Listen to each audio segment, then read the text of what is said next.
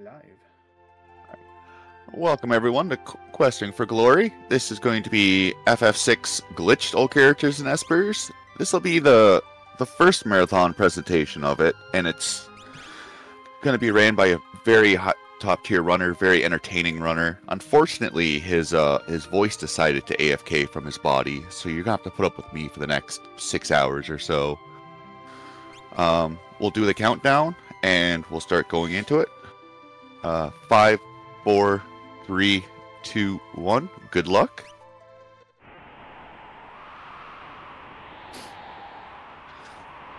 So thankfully the beginning part of the run is kind of like every other run. You are going to see a couple of small glitches every now and then, but the big glitches won't really happen till about 3 hours in.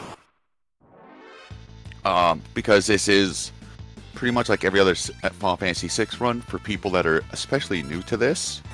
We do use seed manipulation for step route. So these beginning battles here in Narsh are scripted. We're trying to get Vix and Wedge to run away from the very lovely question mark girl. What we're doing here is just kind of funneling experience. So if there's 3 people in the battle, the experience gets divided by 3. So we're just giving all of that to our very lovely leading lady. That little sidestep he did there to the left, in the middle of those sewer grates is an event tile that will trigger 2 more encounters. This will mess up the encounter string, which we'll get into just a little bit later. But for the most part, we don't need that much extra experience. We're really going to be working with kind of what the game gives us. Now, running away in this game, you need to meet 2 different criteria. For the most part, for this early game, every enemy will add 2 to a run difficulty. So since there was 3 enemies on that screen, we need to get a run difficulty to 6. The run check updates every 2 seconds. So we need to meet the run difficulty and have full ATB.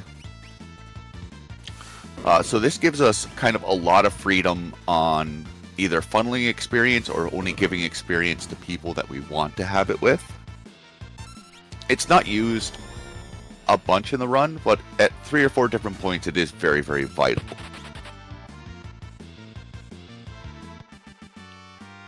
Alright, one of the big stressful parts is over.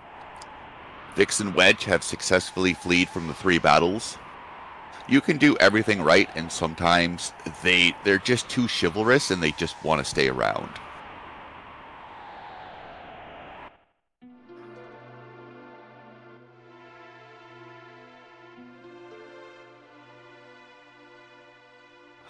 So here, coming up in the Narsh Cave, we're going to end up with the first big boss. And for anyone that's a big fan of meme runs, no, we're not killing the shell. The head has about 1600 HP, the shell has 50,000. And we only need to kill one part of it. So, unfortunately, the head is where it is. This battle is interesting. This is a completely scripted fight if you do this as intended. Only because the head will start with random ATB, but the shell will start always with 0 ATB. So what we're going to do is Tech Missile from Question Mark Girl is by far our biggest damaging ability. It can deal anywhere between 513 to 587. So we're going to get 2 Tech Missiles off. We're going to ATB weight it, and then we're going to Fire Beam the shell. The shell has a 100% counterattack rate. So what this is going to do is the game gets into a kind of a confused state, where it used a counterattack as an actual full ATB move, and now its ATB is frozen for about 20 seconds. Which is important because the call for the head to go inside the shell is done by the shell itself. So you end up, it's about 14 seconds saved if you can skip that one cycle.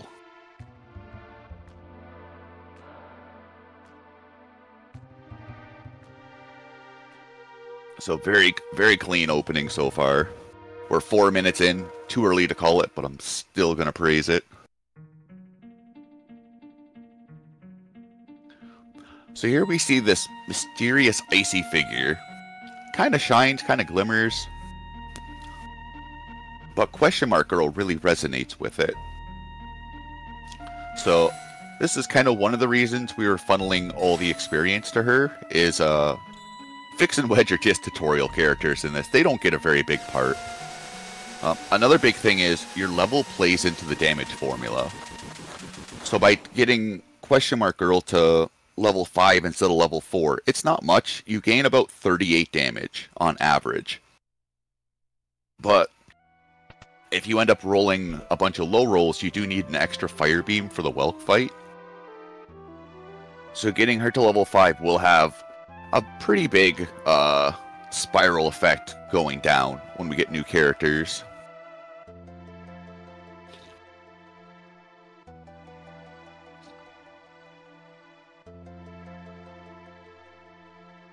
So here we found out she was under the control of something called the Slave Crown, which, as the name intended, turned her into a slave. So for the last however long she's had it on, she's been in complete control of the Empire, which their main goal, like every good empire, is basically world domination.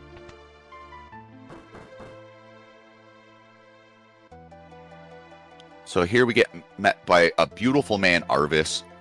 For anyone that's watched a world record grind or a top tier grind, knows you get very familiar with this beginning part of the game, and it's just the nature of speedrunning in the game in general. So because we know where the encounters will be and what they will be, we're going to be getting 4 encounters to get T to level 6. Much like with retro RPGs, we are shortening the names to 1 character. This game does print 2 characters per frame. So by shortening her name, we're saving 2 frames per text box. Which doesn't sound like a lot, but this is a very dialogue-heavy game. In a run like this, renaming Terra herself to T saves about 9 seconds. So once you do that with a much bigger cast, you end up saving a good 2.5 minutes during the run just for a couple of B pushes.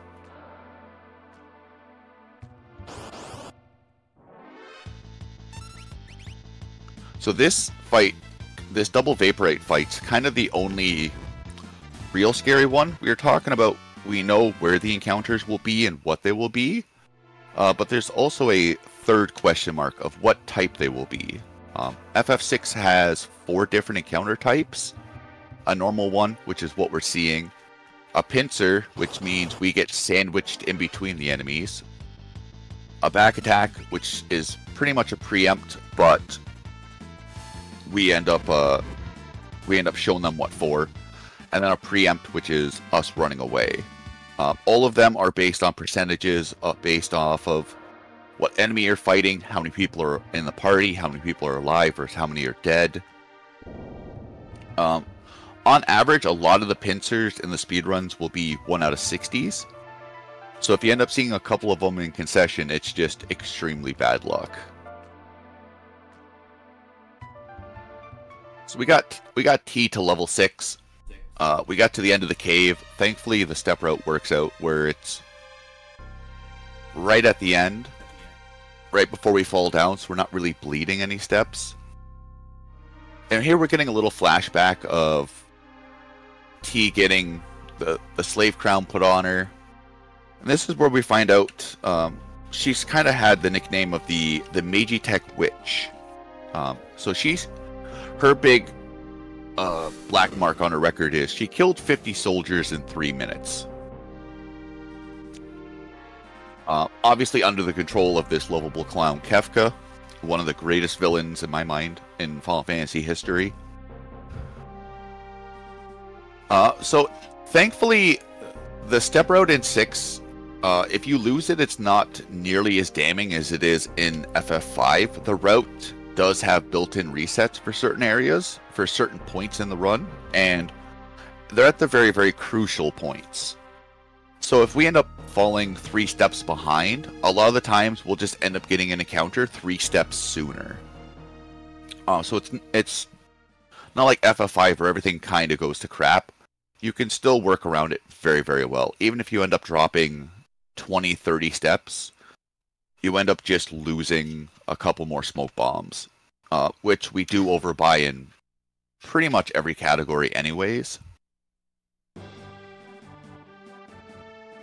For like a glitchless run, the big place to keep step route is up to Velt and then Kefka's Tower. In this run, if you can keep it nice, but thankfully we do get quite a bit of tools later on through the means of glitching, where step route is basically irrelevant.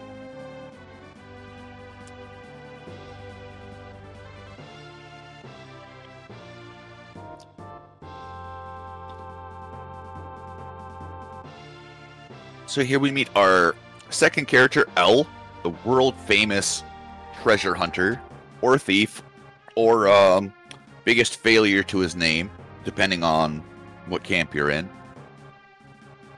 And one of the big points of getting T to level 6 is every time a new character joins, they get an added level boost depending on your party average. So Locke joins at average party level +2. So by getting Terra to 6, Locke joins at 8.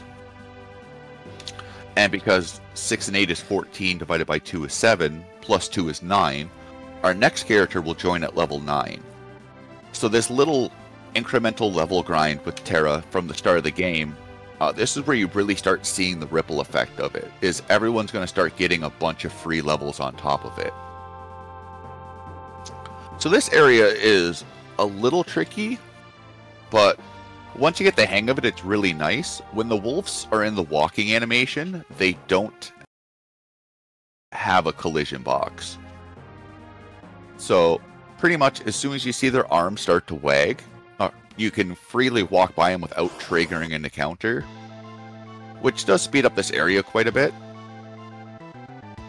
Our main goal in this fight is we're going to run buffer at the start just a little bit, in case the Lobo uses its ability called Net, which will inflict Stop. We don't want Stop to hit Mog, A, because he's a very high damaging character in this, and 2, he's the only Moogle that we can unequip. We can unequip him because Mog ends up in his original character spot. So with these 13 Moogles, every character in the game, when you hit New Game, starts off as a level 0 Terra with the Edgar Sellis palette. So beautiful blonde hair and a green jacket. And once you get to this part, a lot of the characters end up becoming Moogles. And if a character is Moogle, like if you end up skipping recruiting someone by the means of glitches, most often you'll see it as Sellis.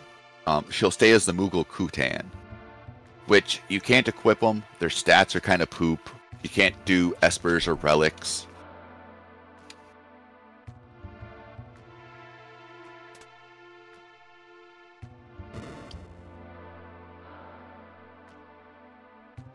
So if we could steal the equipment off the Moogles, we would. They have a lot of high-end gear, especially for this early in the game.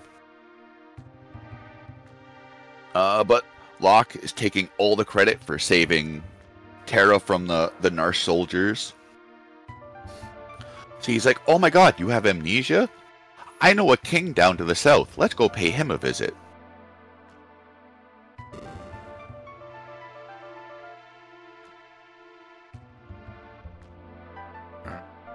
So now we're on the next leg of the game of Locke flaunting his friends.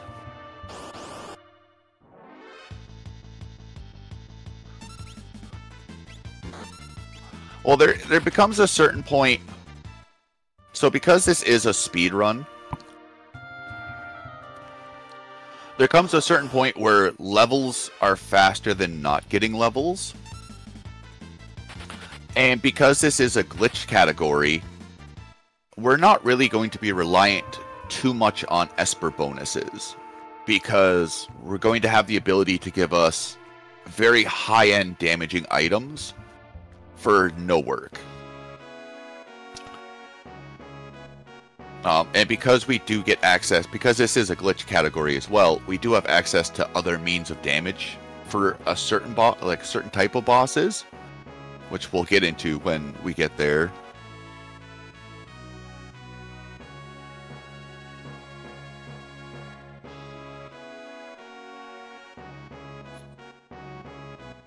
So here we end up meeting the Playboy of the year, Prince Edgar, Prince Ed, or Prince E, depending on which boat you're in. Bdewd is in Camp E, which is never right, but it's always okay.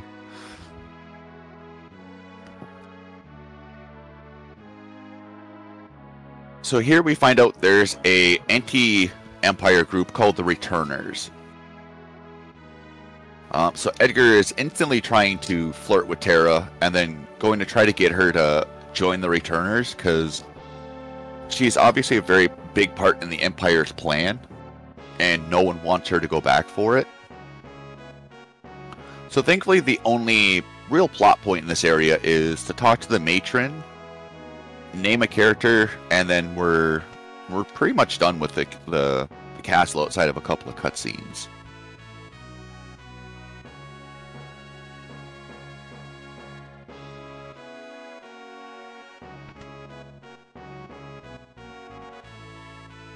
I love the E memes in chat.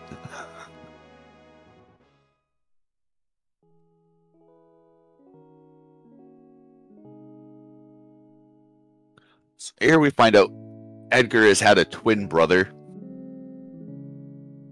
His name is Youth for some reason.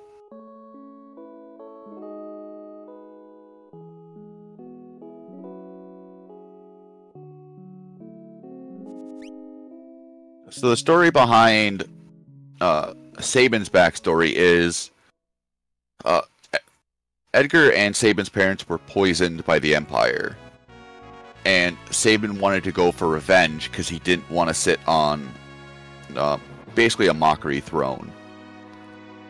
So Edgar ended up tricking him into giving him his freedom, as he ended up taking over his parents' empire, or his parents' kingdom.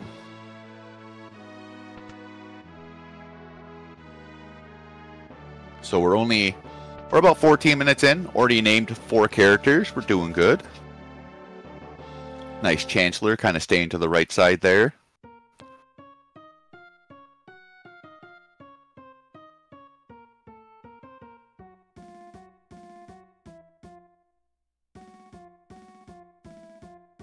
One thing to mention is, in the Japanese script, Kefka is a very crude character. He swears a lot, he's very belligerent, just downright nasty. And it was the Ted Woolsey translation that ended up making him this lovable character that really stood out in this grand scape, which, translating retro games in early 90s, it wasn't a very glamorous job. Ted Woolsey completely translated this game from the script that got printed out from a printer, so he ended up getting none of the context for the lines. So it wasn't until they were playtesting it before shipping it out that he ended up seeing like how his translation fit into the world. I'm kind of sad like Pixel Remaster took out some of the Woolsey lines, because I don't know, to me always it made Kefka stand out a lot more as like this goofy yet like kind of deranged character.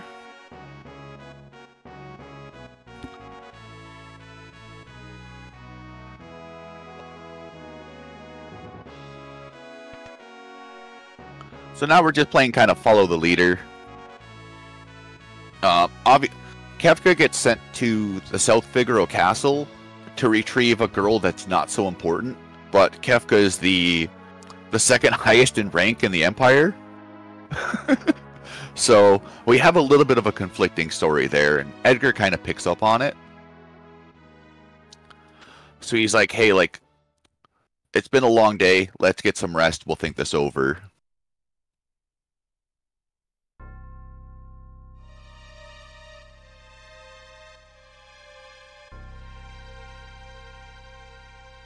I for one trust this Kefka guy. He just seems misunderstood. He just doesn't know how to go about it.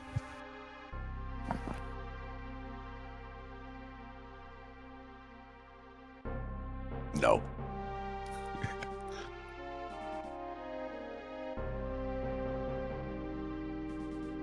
So here we find out Kefka's a genius and he's created napalm. Because this is the only way I can figure out how brick gets caught on fire.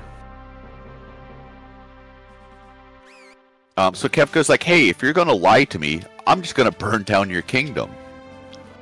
Edgar's like, reverse Uno card. I got this.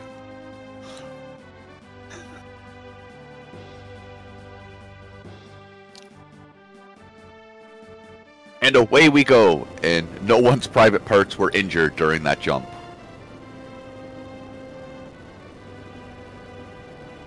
So here we find out Edgar's castle can turn into a submarine that works on sand. Don't question it. We're just going to run with it. Those turbines are just there for show.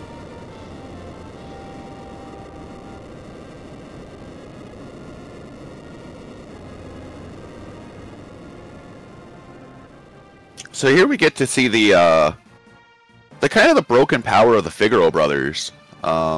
It's hard to find a casual player that hasn't had one or if not both of them in their main party as a staple.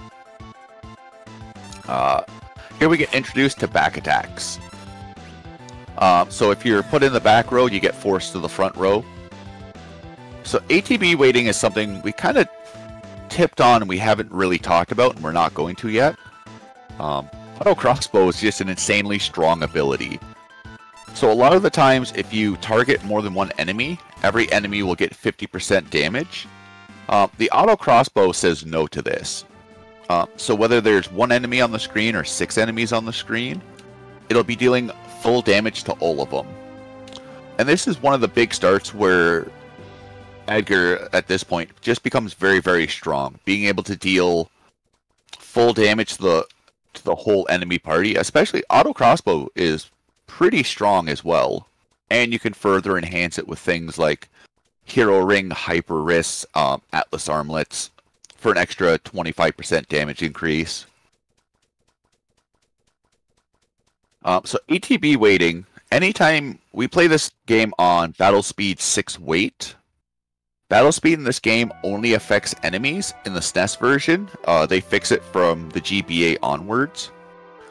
So we are technically doing the run on the quote-unquote easiest settings, because it does take the enemies quite a long time to get their ATB. And we're playing it on wait. So what wait does is, anytime there's a menu open, like magic or item, or if we have an unconfirmed runic, steel, blitz, mimic, ATB in the battle is universally paused, which means enemies and allies do not gain ATB. This is one of those tricks that's very simple but very hard to master, because there are points where you can ATB wait that end up harming you more than they end up helping you. You'll see this mostly in a lot of boss battles to try to maximize the amount of turns we get and minimize the amount of turns the enemy gets.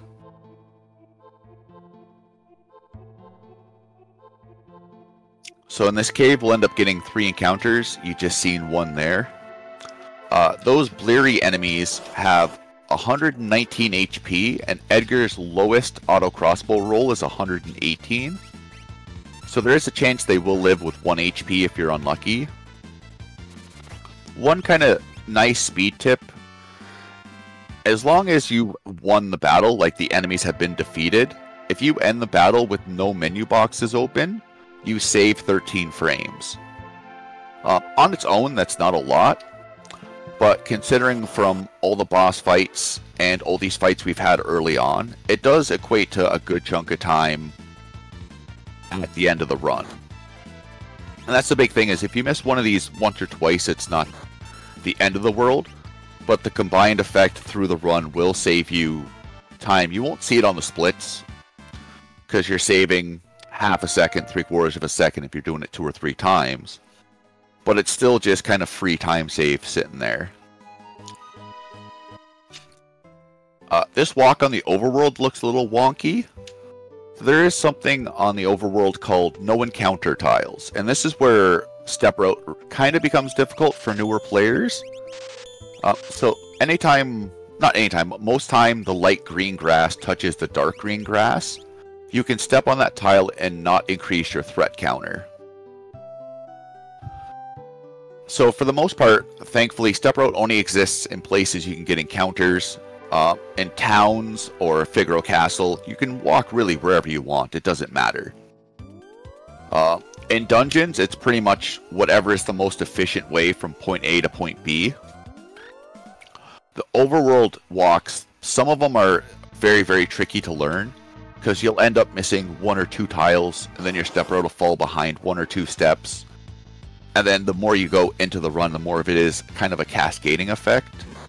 But step route in this game is more of a nice to have, not need to have. So we bought 3 sprint shoes. This will double our walking speed. And we bought a pair of goggles. Not only because we're afraid of the dark status, which prevents Strago from learning lores. And later on, Strago will be learning lores. Maybe.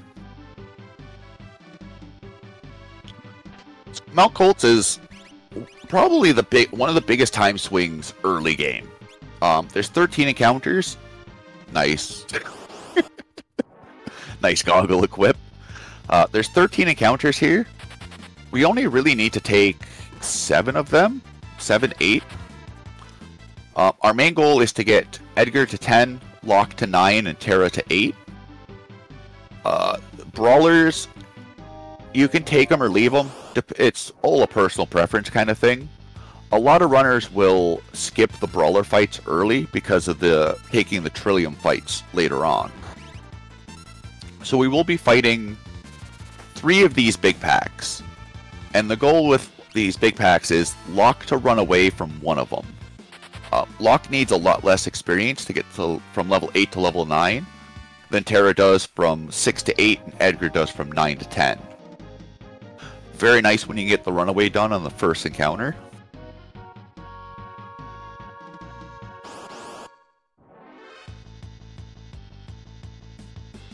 So now it's just kind of clear sailing to Vargas. So we're going through Mount Colts because we're trying to get to the Returner's hideout to meet the leader of the Returners, Bannon, which is everyone's bane of the existence.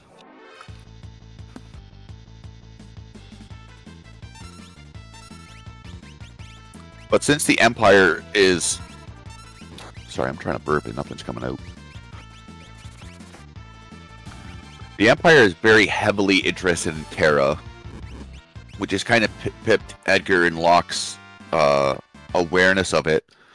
And they're like, alright, I think we're a little bit over our head at the moment.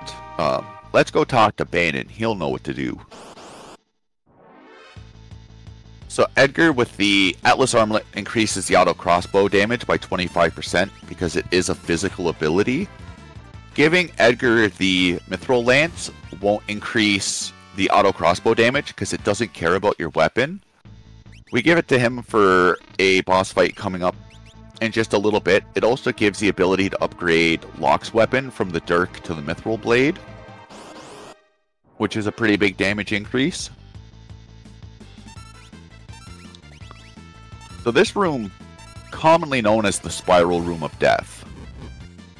It's not dangerous by any means. You do encounter a lot of Trillium fights, and as we just seen in that fight beforehand, Trilliums have the ability to poison. And there's 2 ways to get rid of the poison. You can buy a Star Amulet in the last shop, equip it and unequip it to get rid of it, but you are down money for a 3rd Sprint Shoe, which you can buy later on. Or you use Terra's Antdot, but you need to save 12 MP for this next fight coming up. You can go in with 8. If you don't have 12, it's not the end of the world.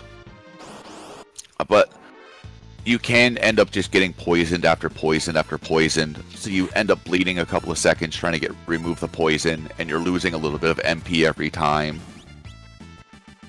This is where Pixel Remaster that kind of makes it a lot easier because you end up getting the Japanese magic table, which is 25% higher than what we have in North America. So instead of Terra having 46 magic, now you have 64. And that 18 magic 16 magic is quite a bit of a difference this early on in the game. So everyone got their levels right before Vargas. Mount Golds was pretty tame, got a couple of preempts.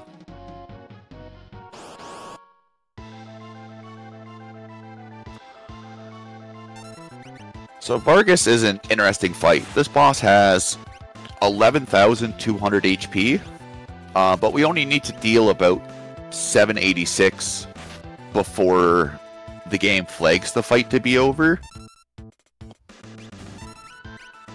I don't know the reason why he gave him such ungodly high HP. I'm guessing it's maybe so you can't skip the second part of the fight, but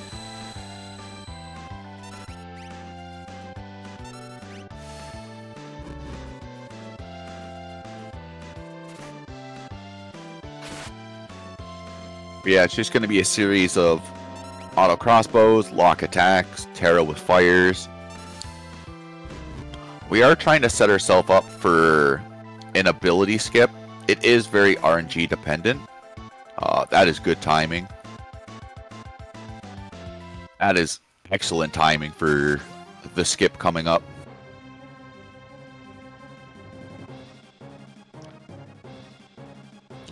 So once we deal the damage, Edgar's twin brother Sabin shows up, and he's like, "Oh my God, you killed the master. Why?" Vargas is like, "He picked you over me." And Sabin's like, "No, he thought you were the better one, dude." So there is an ability where when Vargas gets full ATB, he'll do Doomfist, which will give Condemn on Sabin. Bdewd's a lot better with these little times than I am. It feels like it's like 10-12 seconds. So kind of having him attack right before Edgar dealt the dealing blow meant his ATB was at 0. So Sabin had basically all the time in the world to get that pummel off, which is the flag to end the fight. So blitzes in the game lies to you about blitzes. The game doesn't understand diagonal inputs. So for Aura Bolt, for anyone that's played Street Fighter at all, it's not the Dragon Punch. So Aura Bolt, instead of it being down, down right, or down left, left, if you do down, down left, or down left, left, you will have a 100% success rate. So basically replace a directional with a cardinal. And it ends up making blitzes 100 times easier.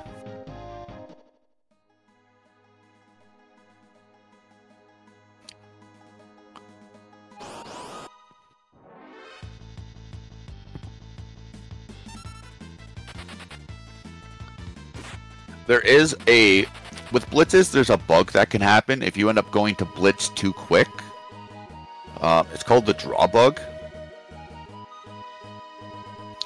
So if you end up hitting down A very, very quickly, it will take your A input before the down input. So you'll click on blitz, and that down input to go from fight to blitz will count as a down input in the blitz. So a good way to get away from that is just cancel out of the blitz and then go back into it. And that will pretty much clear like the input queue.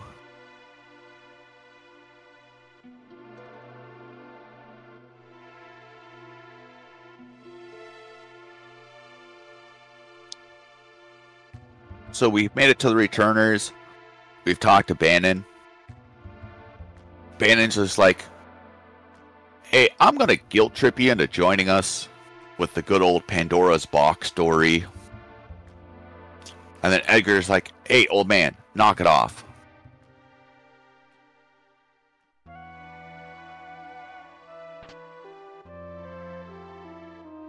So now we're going to go around, loot a couple of treasure chests, talk to some people. We have to talk to all 3 of our party members before we're able to go out and talk to Bannon.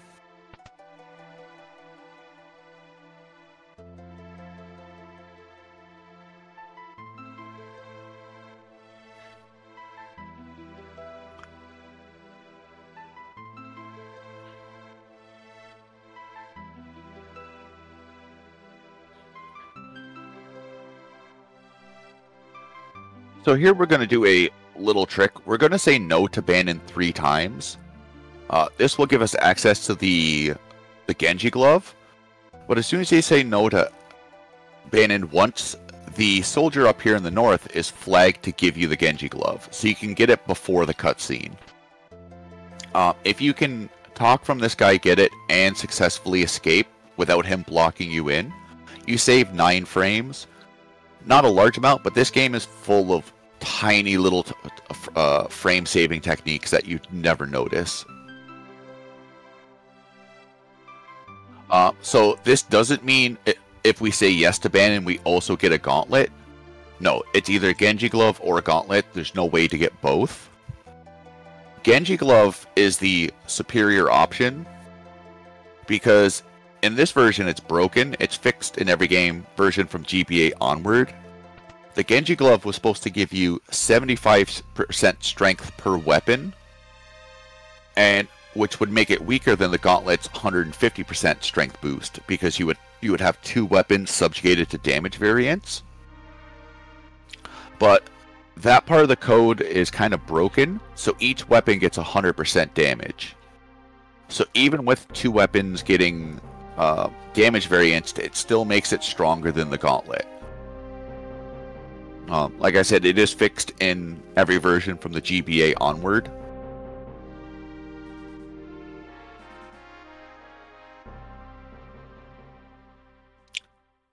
So and this kind of plays into getting that mithril pike off of Mog, because now Edgar has 1 extremely powerful weapon and 1 decently powered weapon. And also with the Atlas armlet giving both weapons a 25% increase, Edgar is a pretty capable physically damaging character. So don't worry, this save and reset is built into the run. We will do a save and then a reset and then a reset on the save screen. And what this will do is this will put us on a much kinder encounter seed for this middle part of the game. It also allows us to manipulate the let river. So as soon as this dude steps on the carpet, we're going to leave the screen. And that will stop the NPC value from cycling. NPC value basically dictates how every NPC in the game moves. So if we did this correctly, we should only see 2 encounters on the Let River, where normally you can see up to 11. If you're extremely unlucky. Unfortunately, because Banon's now in the party, if he dies, we insta game over. So we're really hoping that doesn't happen.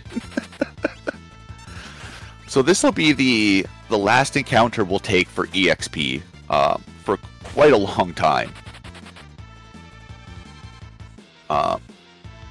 Banon getting a little mucked up. So this 1 encounter will get Edgar from level 10 to level 11.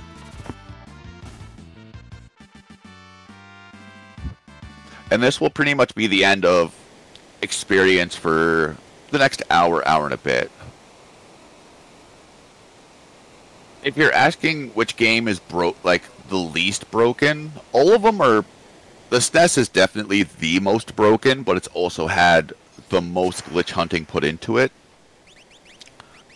The PlayStation is just the SNES ROM ran through a crappy emulator, so those 2 versions are pretty much the same. GBA has its own set of glitches, old Steam has its own set of glitches, and PR has its own set of glitches. I'd say any version other than the SNES, you're not really going to run into a lot of them casually. So they're all good choice. GBA is definitely the roughest. It's hard to tell unless you know what you're looking for.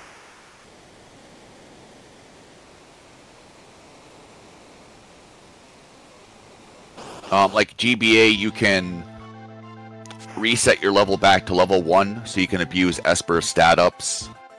You can manipulate slots in the different means. Old Steam, you can give Espers to Umaro and Gogo. There's also some walk-through walls glitches you can do in Dragon's Den and Phoenix Cave. Pixel Remaster has the resize glitch, the morph bug. A lot of them have many extras that I'm not going to get into, but every other version, like, there are things you can run into just by playing the game normally. So Ultros 1 is another completely scripted fight. All the Ultros fights, Buddy is just a champ. We start at full ATB and he starts at 0. Which this fight in particular, there's 2 routes you can go about it. One route will...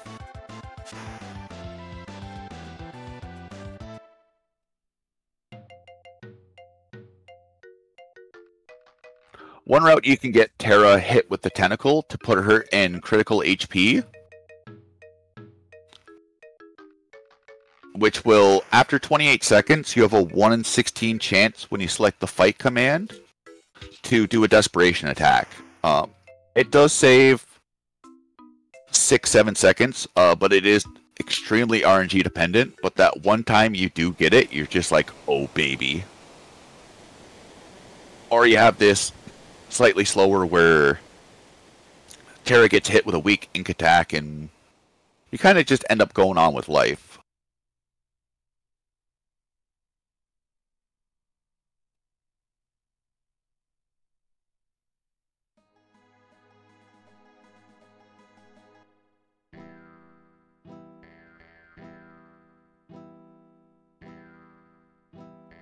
We pick Sabin's scenario first, even though it is by far the lengthiest. It gives us access to smoke bombs. Which is basically, as long as a battle is runnable, we can instantly leave it. So we don't have to worry about building up run difficulty or waiting for people with full ATB anymore. Which is kind of the main goal of everything. Here we pick up Shadow. He's got a couple of pieces of really good equipment. The Imperial is decent to sell, and his Ninja Gear offers +2 to speed, which will get used for a very large chunk of the run. So here we all kind of get separated, and everyone's on their way, trying to find their way back to Narsh.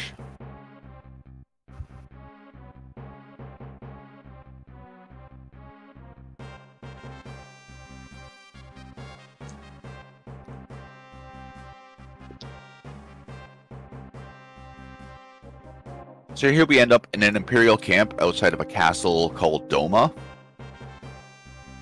And once again, Ermagerd Kefka.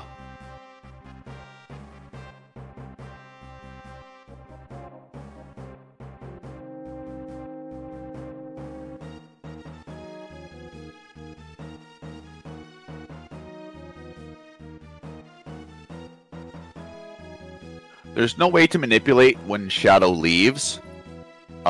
Shadow will leave after the Imperial base and not on... He'll leave on the Phantom Train under certain circumstances, but it's essentially a 1 in 16 chance.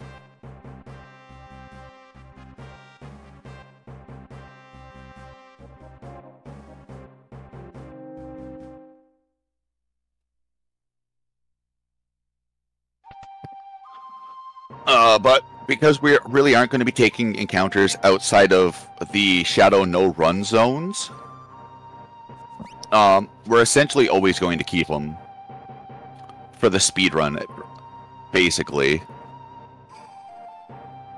What does glitched mean? We're allowed to use glitches.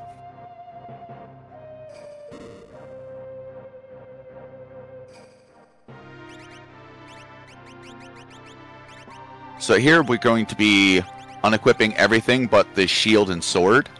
This is to set up for a speedy death later on.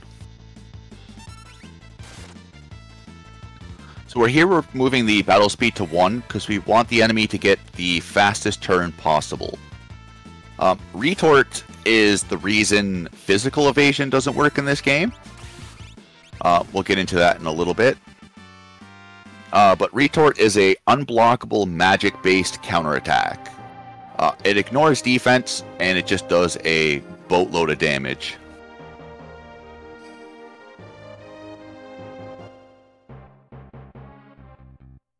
So we're done the Doma area. We got Cyan. The one of the things about, where was I going to go with this? Oh well, I'm going to ignore it.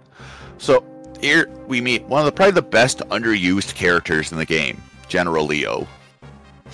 We don't see a lot of him, but he's touched many hearts. So Leo ends up getting a note saying, hey, like, you gotta come back to Vector. You're needed.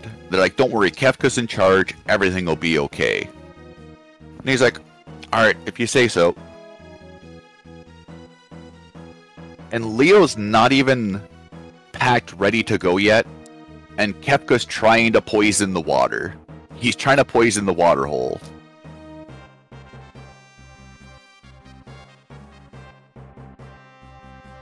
So Leo's like, hey, try not to kill anyone in Doma. They're also people. And Kefka's like, go kick rocks. So Kefka's like, hey, Dad left. Let's have a party. So, even though we're on Battle Speed 1, a cute way to tell what Kefka is, if Kefka is Tiny Boy, he's considered a party member. If Kefka is Big Boy, he's considered enemy. So since he's Tiny Boy, he's unaffected by the battle speed, because he's considered a party member. You can glitch yourself here using, most notably, the airship glitch. And if you come here with 4 characters, there isn't a spot for Kefka to spawn, so you just instantly win the fight. The battle kind of opens up, and then it goes right to black screen. And like, this game, no matter how much you kind of beat it, it is coded extremely well to keep itself going no matter what. There are certain circumstances you can force soft locks, but for the most part, there's a lot of glitches we do in the run that should, in all intents and purposes, crash the game, and it does whatever it can just to keep itself going. You can add Kefka as a party member, but considering he doesn't have code to lead him to a skill window, you just crash. You can do some extremely heavy glitching with the 52 death and sketch glitch to rewrite the internal code. At that point, you're getting into arbitrary code execution to get Kefka and General Leo in your party, but even then, it's still very hit and miss.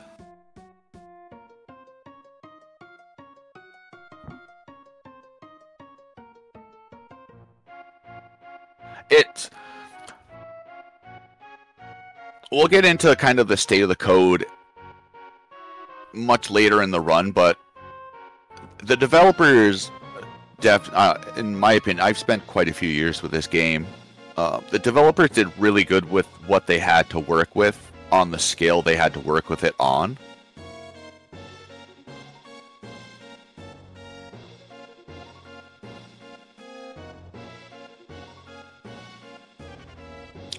So here we find out Kefka has, yes indeed, in fact, poisoned the water hole. So only Cyan and this Doma guy have not drinking any water apparently, which leads me to believe Cyan is an alcoholic. So they're like, hey, let's check on the king. Doesn't even go check on his family first. Goes right to the king because he's so committed.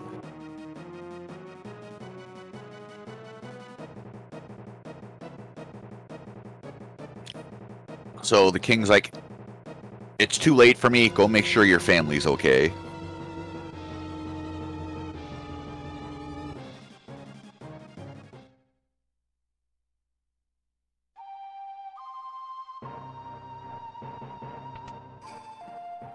All the drinks are safe. He went to one too many Renaissance fairs and just never left.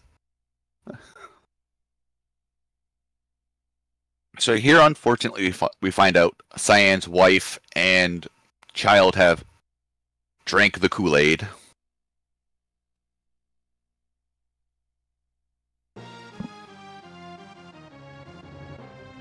which puts Cyan in a kind of a berserk state. He is so angry, he gets his own battle row. He's not front road, he's front road.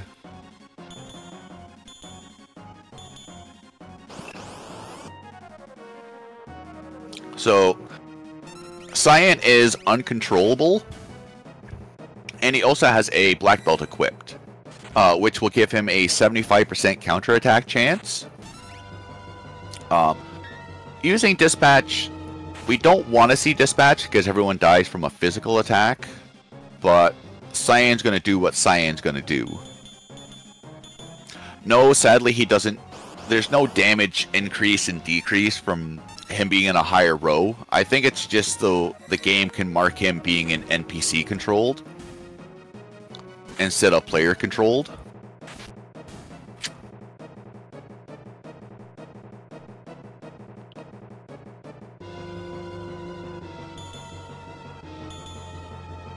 If he dealt extra battle, this third fight here would be kind of sweet. So we're really hoping Cyan... Nice double preempts. Unfortunately, on a preempt, it's very rough for Cyan to hit a cadet. Or a grunt, sorry. Nice targeting with Sabin there. Aurabolt will deal more damage than Pummel. Aurabolt is a magic-based holy elemental. In this game, generally magic stats or magic abilities are much higher damaging than physicals, just because the damage formula leans towards it. So we will be using Pummel if Pummel will kill, but if it won't, we'll use Aurabolt, obviously. Pummel is just a much faster animation.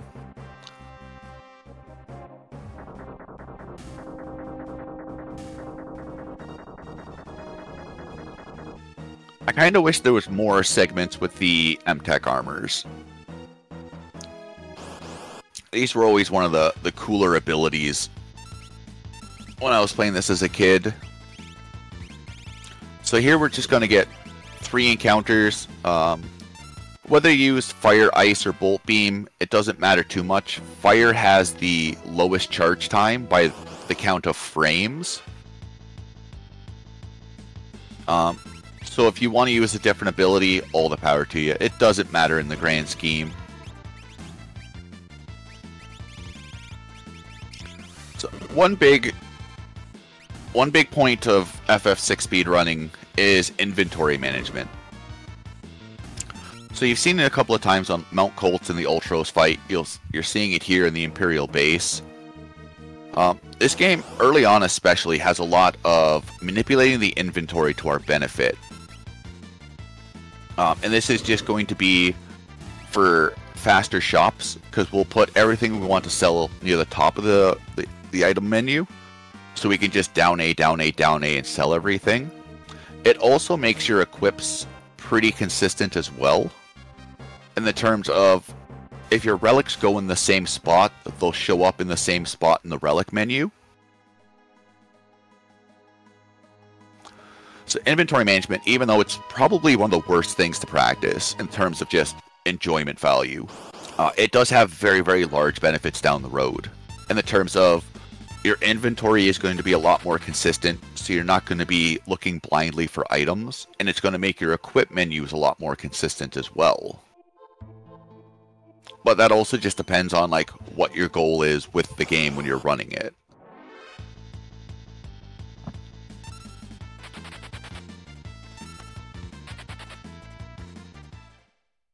So Phantom Train, Phantom Forest is probably the big second for RNG time swings.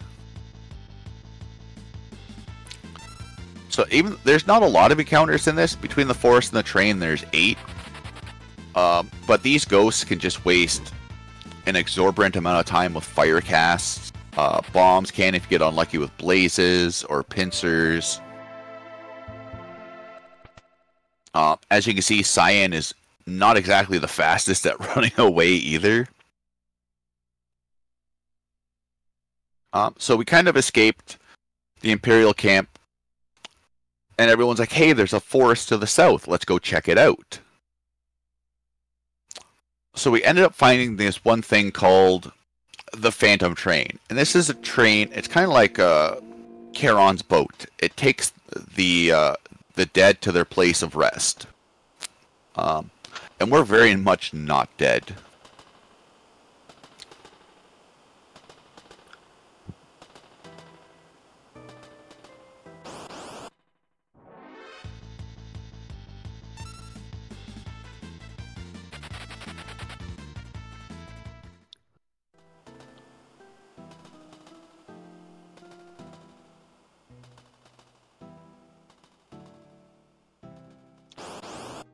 So, this part with the step route, thankfully, we will burn 6 steps. Forcing an encounter here gives us 3 still goings, where if we didn't burn the 6 steps here, we would get a 4-pack of Whisperers, which is harder to run from. They have crappier abilities. Demi is a very lengthy animation. And if we end up running into the 4 Whisper packs, it kind of ruins our Velt manipulation for Gao.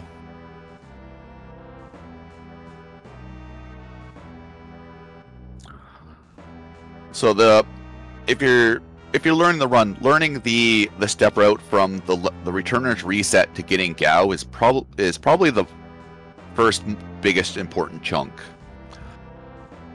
Just because it makes getting Gao quite a bit easier if you get him in the first 2 encounters. And with the 6-step leniency there, it's not the... You do have a little bit of wiggle room to play with, thankfully.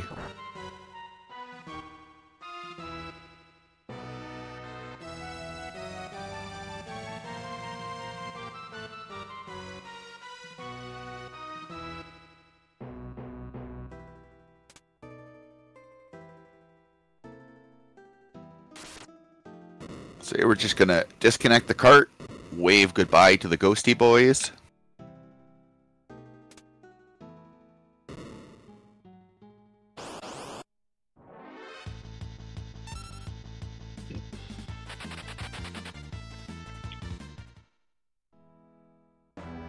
This has been an above average good train, except for that ghost now blocking us. We got the preempt, but at what cost? So, because step route, we don't have the ability to really walk around these ghosts. So you're kind of just stuck there muttering to yourself as they waste time.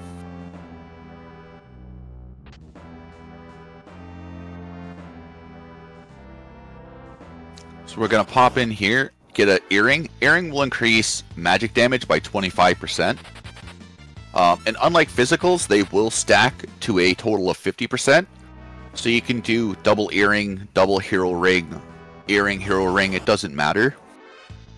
For a character like Edgar, doing a hero ring and earring is the best shot, because you'll give him the 50% magic and 25% physical.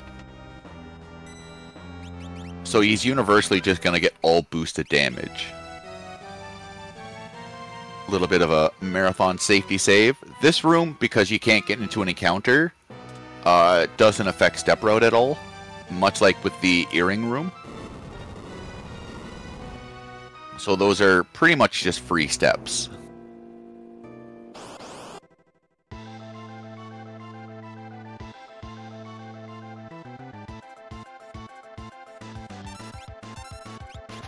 So Ghost Train can open with Evil Toot, or a wheel, or a physical. Evil Toot is by far the scariest one, because it can inflict Berserk, Slow, Poison, Imp, Blind. It is very rare, but there have been party-wide Berserk hits, and at that point your run's just over. You can watch to see if the Berserk team can do something, but anything is going to be slower than throwing a Phoenix down on the enemy. And the reason the Phoenix down works on the Ghost Train, a Phoenix down, an Elixir, Revivify, X Potion will all insta-kill. So the X Potion Elixir will just damage him because he's undead. the Phoenix Down and Revivify will remove the zombie flag, and once you remove that, the undead boss becomes living, which kills it. Kind of wonky set of operations, but it works to our advantage, so we're not going to question it.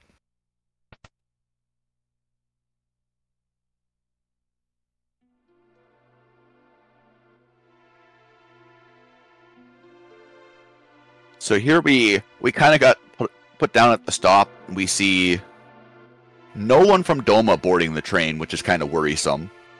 It took me 6 years to notice this, but the only one from Doma that boards the train is Elaine and Owain, Cyan's wife and daughter, or wife and son. Sorry. You'd think that would just make it a living train, but the game has other decisions. So we have about 20 seconds of downtime here, where we can finish up any inventory management, any equips we need to do to get ourselves ready for the next area. Getting that Mithril Shield off Sabin is nice. We do lose a little bit of defense, but the Mithril Shield does sell for 600 GP, which doesn't sound like a lot, but every little bit helps. So this is one of the few Fade to Blacks that will not kick you out of the menu. So it is possible if you lose track of time to just lose a couple of seconds if you're trying to finish up your inventory management. So jumping into this river, we get a full status heal. So once we decide to jump in, all status effects will be removed, or all harmful ones, I should say. And we'll get a HP MP refill. Not like MP does anything, because no one can use magic, but it's the thought that counts. So normally you have to do this very, very boring string of kill the piranha, wait 72 seconds, and then kind of fight Rizopause.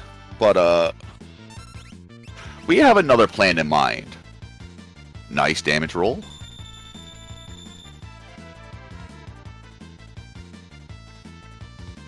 So we're going to set Cyan up for something called the Retort Glitch.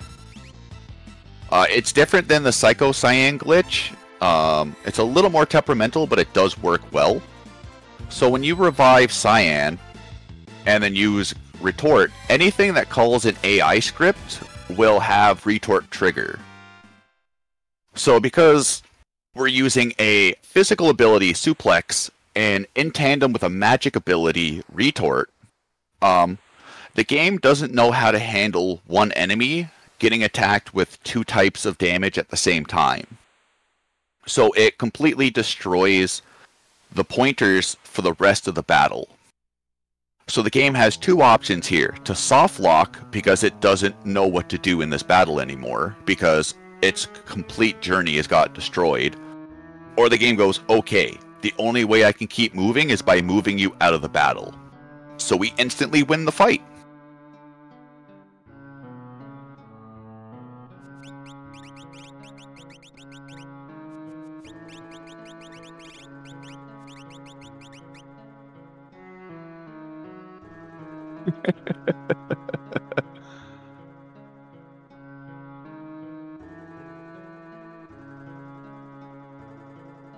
So we do lose out on a remedy.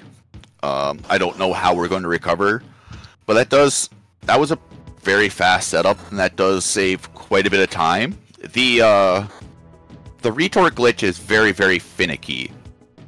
So if the enemy was to get an attack off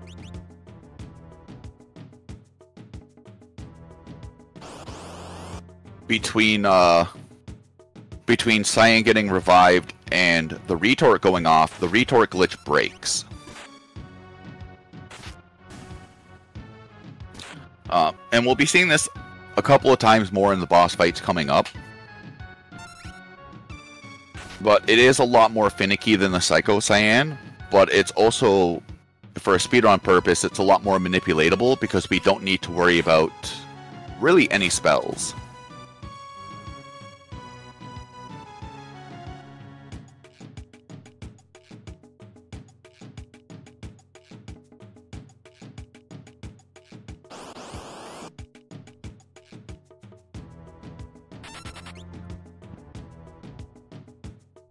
Unfortunately, Cyan's kinda... he's really tired from that waterfall fight, so we're just kinda dragging him by the foot around Velt at the moment. So here we're gonna be selling off a vast majority of our inventory to buy a dried meat. And a Phoenix down.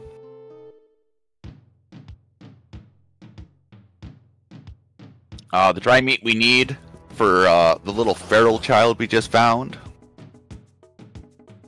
So on step route, thankfully you have 2 shots at getting Gao. Gao is a 5/8 chance to show up on a normal attack. Normal attack meaning you're on the right side, enemies on the left side. You can go to a 3rd try encounter and recover step route, but anything more than that, you're just throwing it to the wind.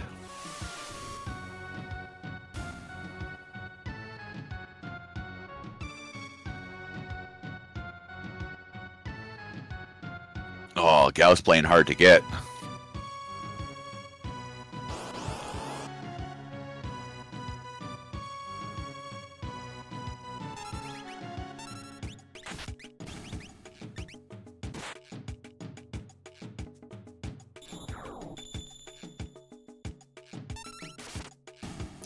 So this fight is one you especially want to avoid.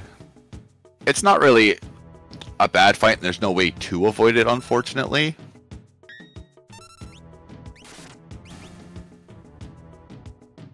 But the 4 enemies, especially with the Volmamist now having access to ice or blizzard, really sucks.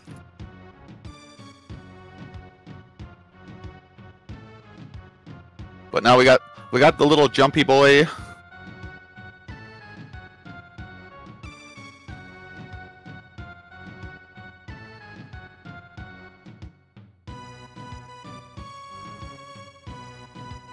So thankfully with this, any cutscene that happens in battle, you can just hold the A button if you don't own a turbo controller. So what a lot of runners will do is they'll put their controller under the keyboard or under the console, under the coffee mug, whatever. And this is a nice 2.5, 3 minutes bathroom break. You can get up, stretch a little bit. The game is going to give us this giant tutorial on how rage works, and we're hopefully never going to use rage.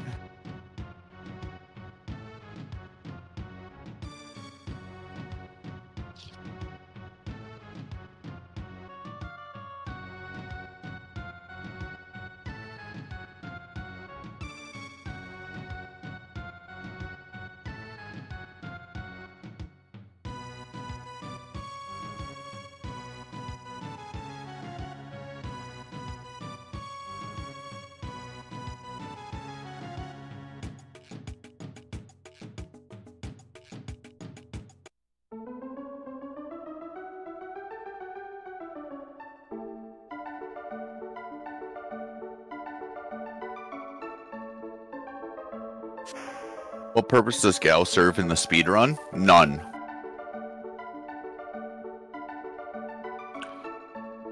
Stray Cat is a good rage in a vacuum,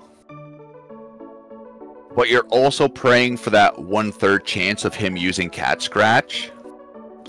Another kind of downside is he just doesn't have the levels to fortify a physical damage consistently. Things like Edgar's tools and Saban's blitzes will always greatly outpace what Gao can do with rages because it's consistent damage. Especially with the physical damage formula because it's level times level. So physicals will get very decent around level 40 because the multiplier on them is very high under certain circumstances. But more often than not, you will get much more damage out of magic with like double earrings than you will out of most physicals.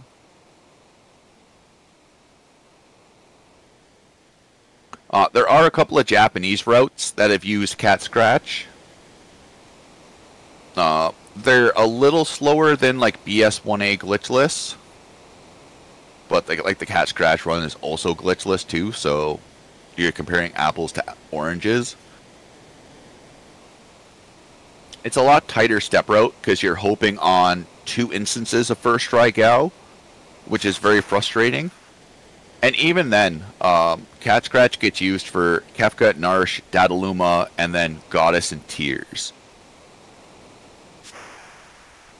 So even though there's a whole route created around rages, it still doesn't get used a lot. The Figaro brothers are still by far the most consistent way to throw in damage for boss times.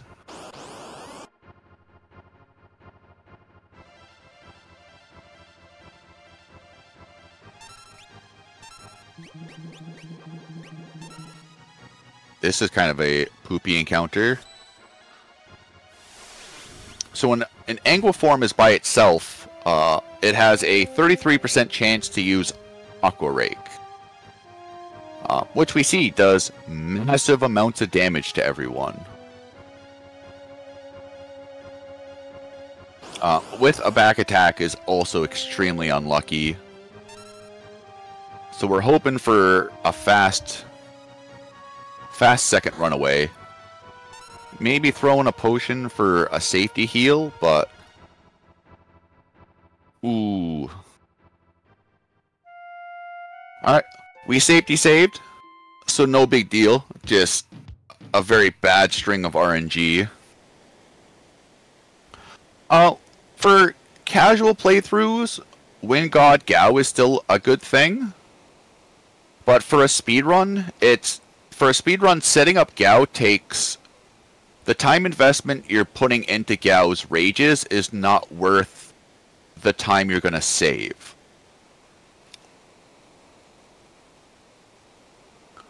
So, and that's one of the very, very damaging things about trying to route Gao in, is you have to route in the time going to Velt, finding the encounter, Gao leaping, fighting until Gao comes back, but then you also have to level him up in some way. Which, since Gao is not a main-based character, then you have to go out of your way again to find him. So it's a very, very big time sink for no real upside.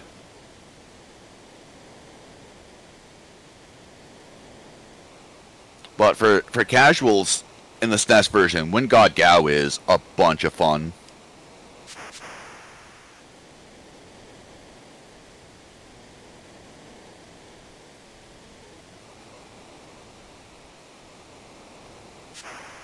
Alright, Serpent's Trench, ×2.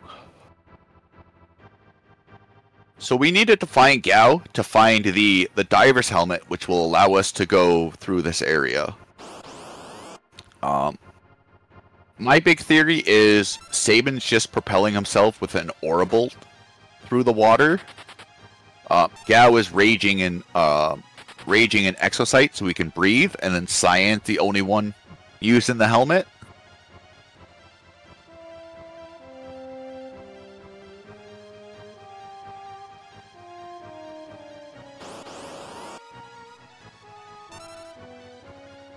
So we will be taking the right path here. This does save us 1 encounter. Hey, where was this preempt before?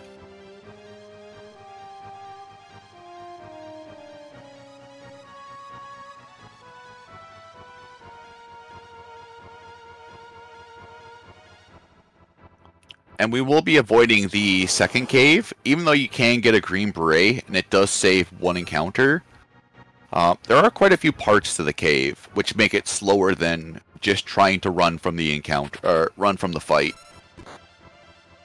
Another thing that makes the Anguiforms especially difficult is they have a hard-to-run flag. So the Anguiform technically counts as 3 enemies. So in this trench here, you're not running from a single enemy, you're running from, if it's by itself, 3, or in this case, you're running from 6 enemies. But we got a preempt, which doesn't care about it.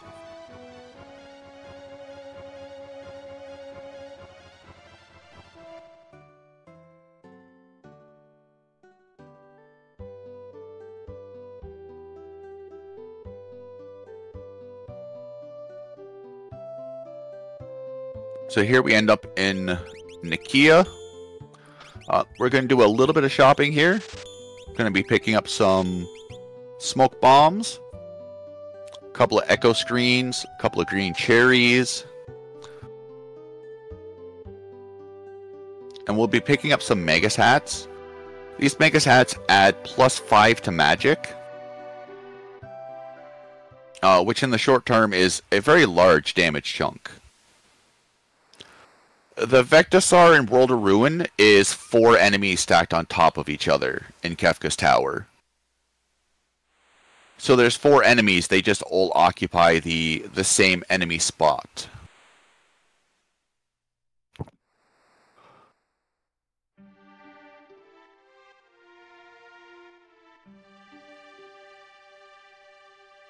So we jump on the boat. Sabin, Cyan, and Gao are on their way back to Narsh.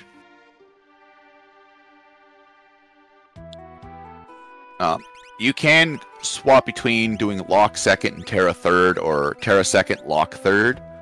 There is a manipulation we can do to make the beginning of Terra's scenario a lot more consistent. So this isn't part of the run, but this is something really fun to do. This is called the Merchant Lock Glitch. It involves Lock trying to steal. So Lock has a 46% steal chance in this fight. Alright, second try. Not too shabby. So there is a way we can keep this merchant outfit for the entire speed run. Or at least until, I don't know if it gets cleared in World of Ruin or not. I've never personally carried it that far. So what we're going to do is we're going to use a menu fade out glitch to phase through a soldier. More specifically, that soldier there on the right. So by opening the menu at the correct time, which is usually 2 tiles before the end of the house, and if you close the menu and buffer the right input, because the game hasn't finished fully drawing the overworld, there is a small section of frames where you can just walk through an NPC. And this saves us... Originally, it would save us stealing the merchant's outfit, getting the wine, giving it to the old man. We can skip all of that, go right to naming Celis, and then just go on with our lives.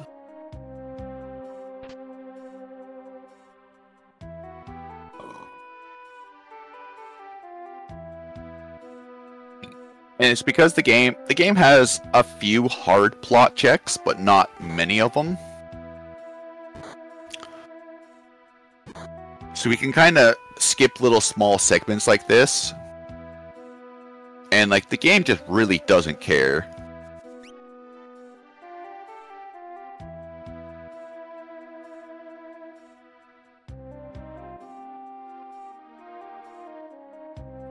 So we're going to be naming Celis, but we're not going to be recruiting her. This will have her with the guest character flag, which doesn't do much in the world of balance. We're still... The main purpose of naming Celis is to turn the Mughal Kutan into a usable character. Recruiting her is just going to take extra time.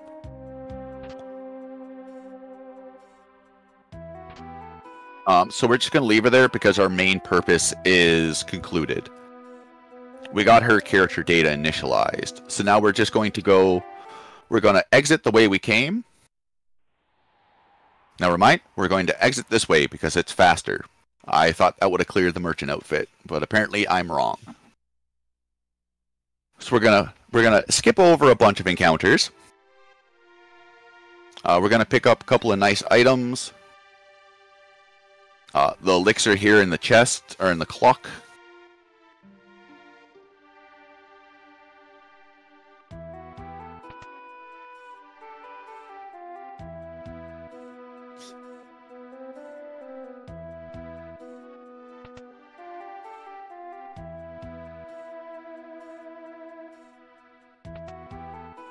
And now we're going to use this good old guard to warp through again.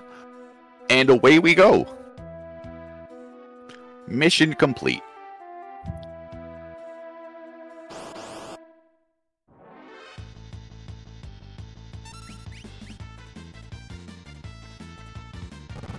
So this does make the cave a little bit difficult. We don't have any antidotes. The trilobites can poison us.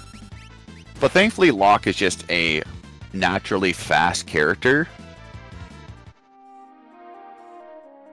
So we have that going for us, and with the power of smoke bombs, we'll be able to get through it.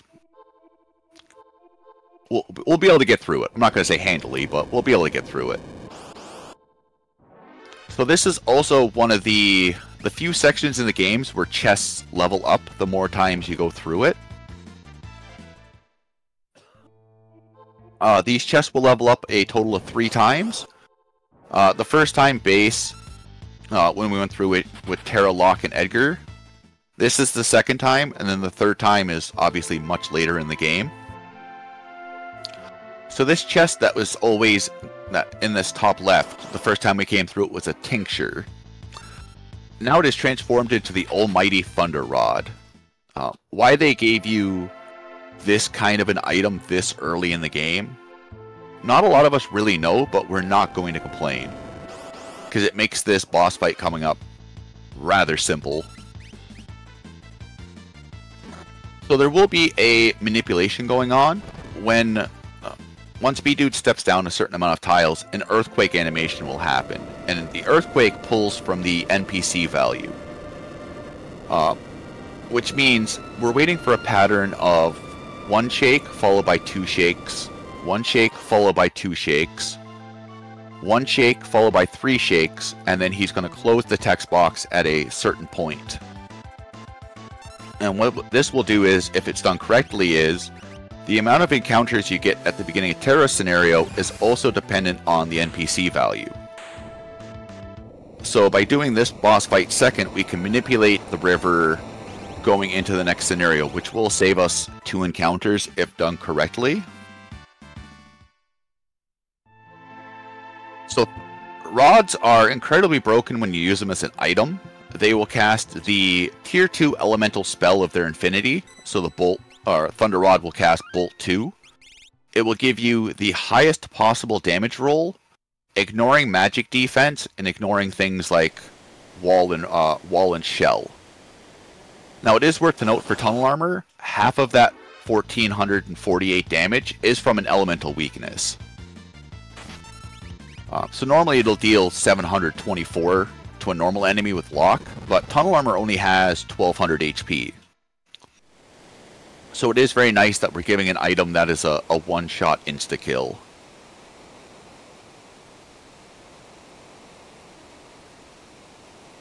No, we still pick up the Hermes Sandals and the Hyper Wrist, even though we did the Celis skip. The Hyper Wrist sells for 4000 GP, and Running Shoes sell for 3500, but also the haste effect on Locke is very nice, because, once again, Locke is just a naturally fast character. The only reason we're bringing him to certain segments is because he can throw smoke bombs. That's really about it. So we're going to try to make Locke the fastest character we can to get us out of battles the fastest. But for how close they are from naming Celis, it's a very, very hard argument to skip those 2 items.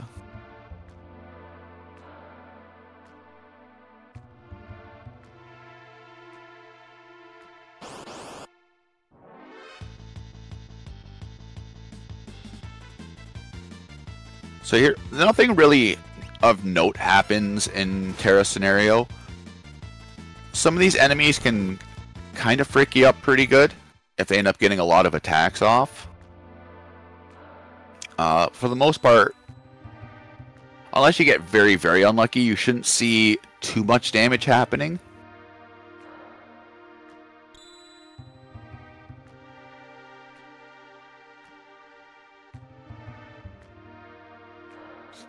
So this test, with this little puzzle here, you can sequence break it, and then once you sequence break it, you're surrounded by the light.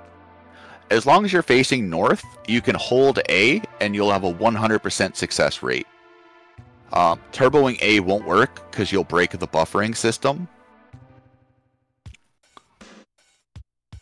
So we can pretty much skip that freely, and every other version outside of SNES, you have to time your input. It is pretty lenient, but it's also a very kind of wonky timing. So going through this cave, you can normally skip this rune edge if you want. It does lead into an extra 2 or 3 encounters in Zozo specifically. So there's a lot on the table to say if it's worth it or not. Grabbing the rune edge, to me, is always worth it. It's worth 3,500 GP when you sell it. And it makes some characters, depending on the route, very viable because of its auto-crit ability. So if a character has access to the magic command, it'll take anywhere between 12 to 19 magic out of their NP pool and guarantee a physical crit. So in the any % glitchless run, this makes Celis a lot more viable for damage. It does put her on a timer. You get, on average, 4 crits. If you get unlucky, it's 3. But for here, it's good selling money. So we've made it back to Narsh. Arvis is always the lighthouse of the beacon to bring us home.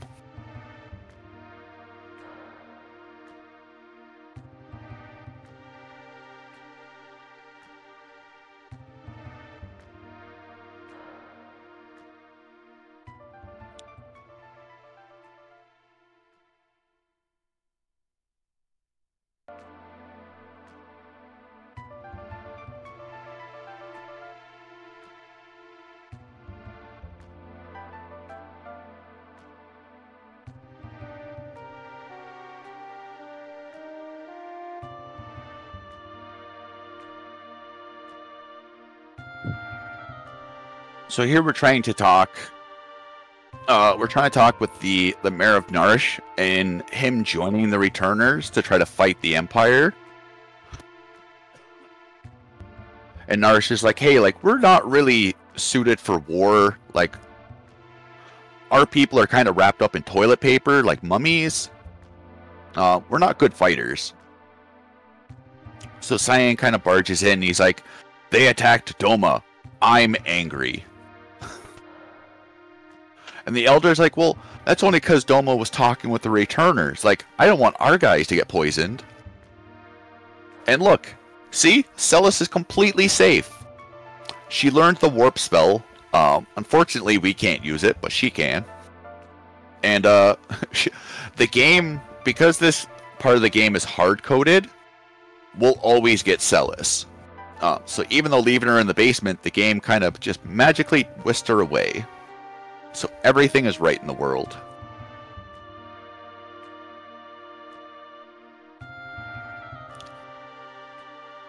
Actually, I'm going to leave you guys in silence for 1 second as I refill my coffee.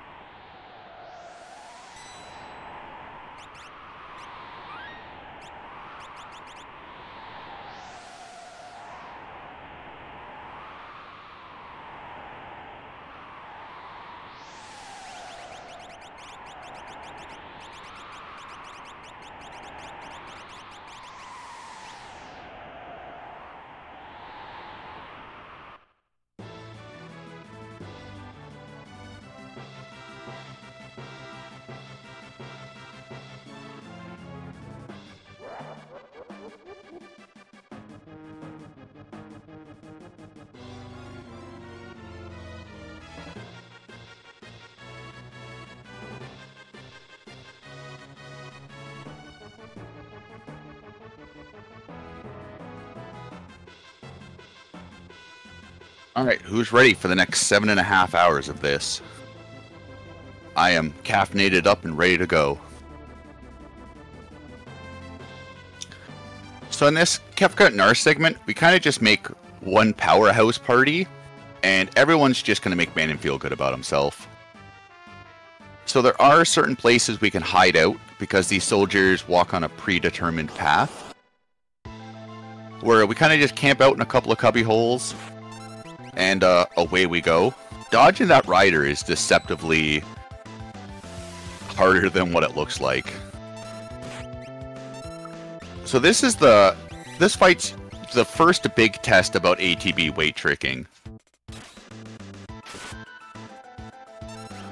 We really want to kill Kefka before turn 3 happens, obviously his turn 3, because it's a 33% chance he will use a party-wide tier 2 elemental spell, which Cyan's not really having a bunch of armor. Please really doesn't have a lot of armor. So there's a medium-sized chance Sabin will live. There's a very good chance no one else will.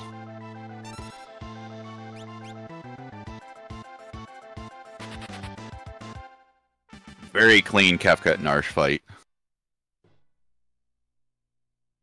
Even with Cyan kind of taking that dirt nap again.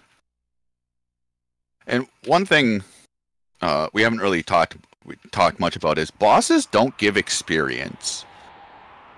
So a large chunk of our crew is still either level 9 or level 11. Or level 10. So and these levels will not be changing for quite a while. We are still doing this at a pretty low level, just a lot of these fights is just abusing the game mechanics and the enemy's AI scripts. Thankfully, a lot of these fights are pretty consistent through all the, I'll call it the 3 major runs. Any percent glitchless, any percent no sketch, and any percent sketch. A lot of these fights will share similarities, so once you've kind of got a good strat for one, they carry over very nicely to the other 2.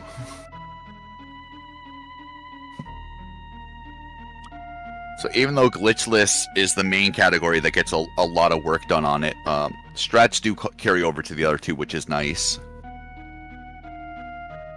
So here, Terra has the second meeting up with the Esper, and she turns into a purple people eater, and then decides to fly off with the most terrifying shriek I've ever heard out of the SNES.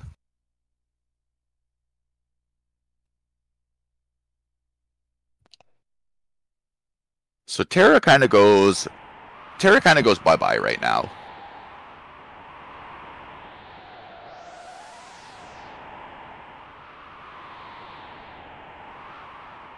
I've always enjoyed this flying sequence from Terra.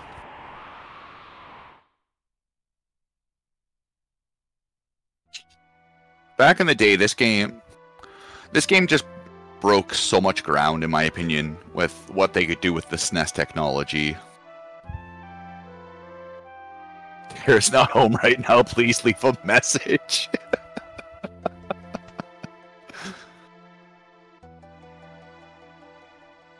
So here, Locke and Celis are having a conversation where Locke's like, hey, kind of what happened? Celis is like, well, Terra kind of turned into like an Esper and kind of flew away. And they're like, well, she went to Zozo, so let's go check that out.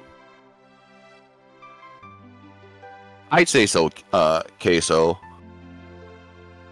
I can't determine like one era. For me, the whole SNES lifespan was just a bunch of bangers. Like you ended up with Final Fantasy IV, which was like a good start. Final Fantasy VI came out strong. Then you have games like Lufia 2. That is also another banger. Illusion of Gaia, and then like later on in its lifespan, you have Super Mario RPG. I also grew up in the SNES era, so I'm also heavily biased. But yeah, like Chrono Trigger, the whole console is just a bunch of bangers.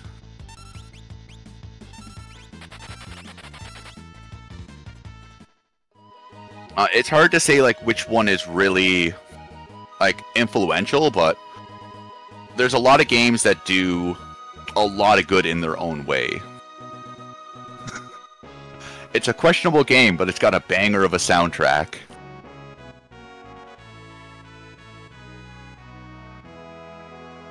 So here we put Edgar as the party leader. If Edgar is your party leader in Figaro Castle or South Figaro, you get a 50% shop discount. Which is one of the ways we can make this shop work pretty easy.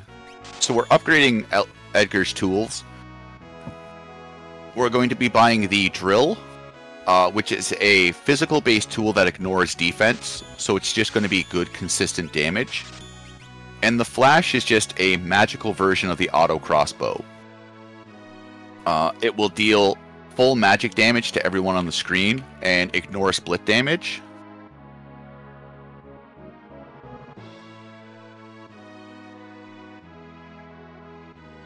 And then we also sold a couple of hyper risks. All the items we've kind of picked up are worth a high amount of monetary value.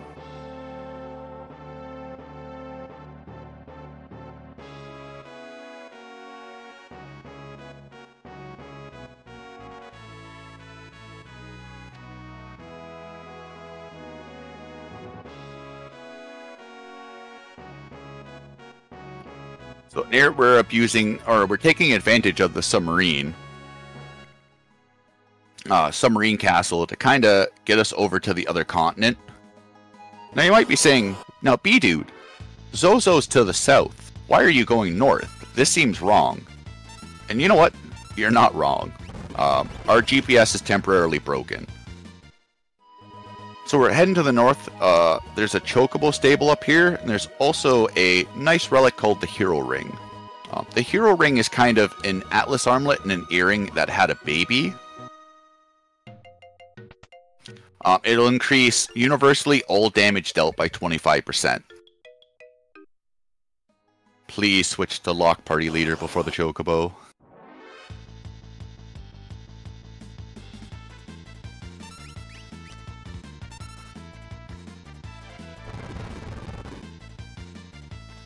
Secret of Mana is another good banger.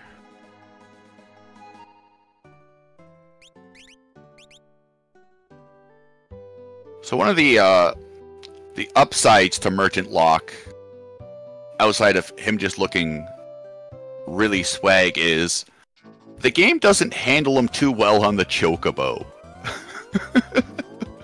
So, because there's no real chocobo sprite for Merchant Lock to grab onto, the game just kind of grabs random garbage data. So as you can kind of see, Lock right now is just 2 arms and a feet for the neck. Same thing happens in Terra scenario. If you walk all the way to the south after the Let River, and put Bannon on a chocobo, something similar happens, just because the developers never expected Bannon to ride a chocobo.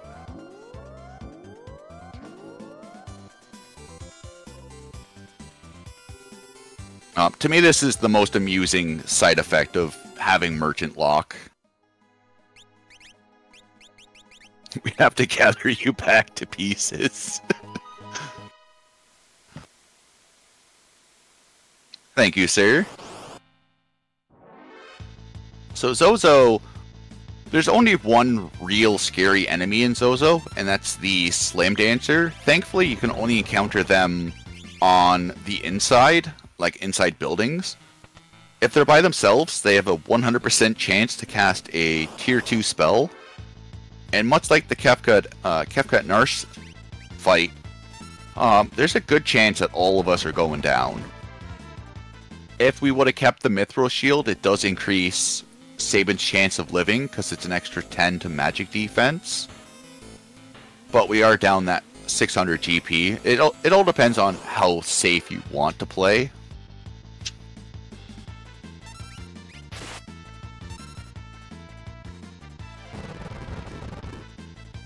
But for the most part, we're just optimally running from point A to point B and smoke bombing every fight we see.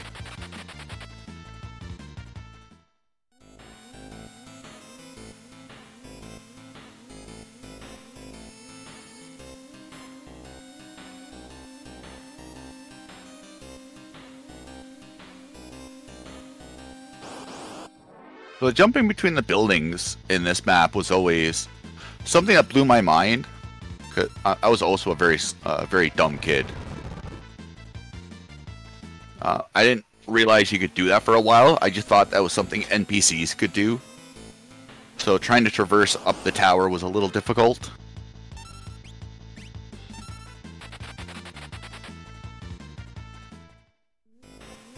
Getting good encounter luck though. That's our third preempt.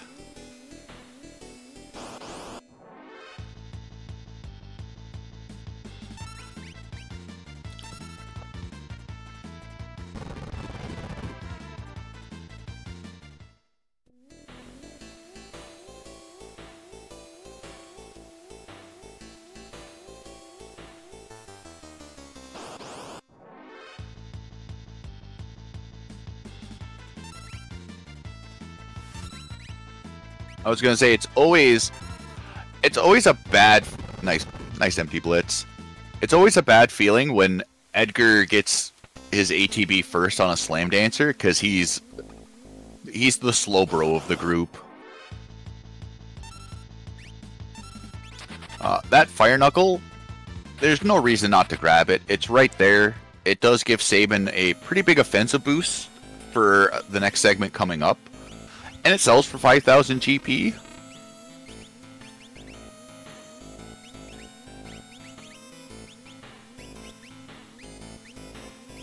Cyan's not healed up. I don't know if that means anything or not.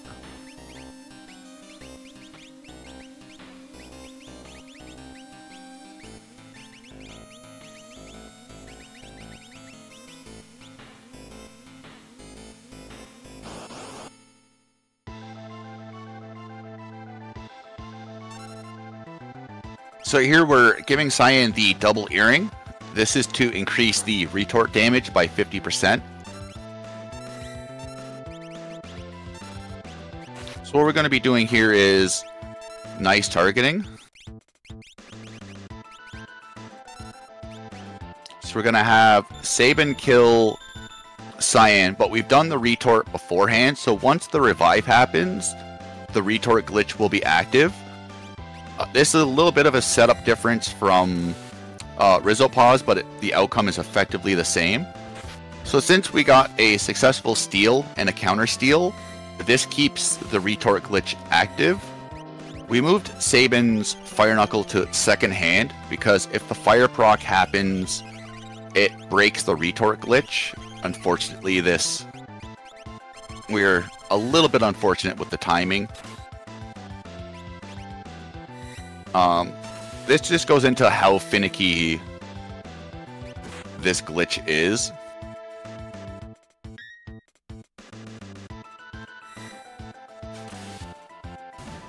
But you can see Cyan outputting high 900s, low 1000 damage is very nice. And because we haven't dealt any direct damage to Dadaluma, his desperation ending, like him disintegrating, is never flagged to happen, which is a good 12 or 13 seconds time saved.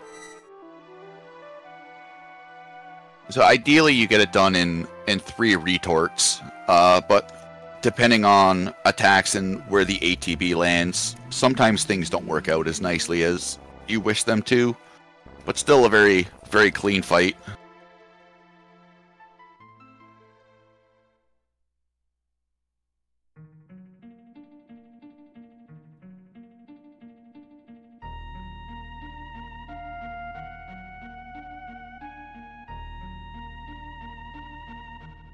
So the retort glitch entails killing Cyan, reviving him, using the retort ability, and then anything that calls an AI script, the game will take it as Cyan got attacked. So it will trigger retort as a counterattack. And there's different, depending on what happens past that, it'll add either a +1, +2, or +3 to the retort counter. The +1, 2, or 3, there's no way of knowing other than if Cyan just keeps counterattacking or not. So with Locke stealing and then Bdewd counter stealing, we're adding 2 to the retort. We lose 1 from Cyan using retort, and then the second one will keep the glitch active. And then with Sabin attacking, that will also trigger the retort again. So it gets this kind of like messy hill. You can get to the +3 where if Locke attacks Bdewd counterattacks and then Locke dies, you get 2 counterattacks and the glitch still stays active. It's a very temperamental version of basically the Psycho Cyan glitch.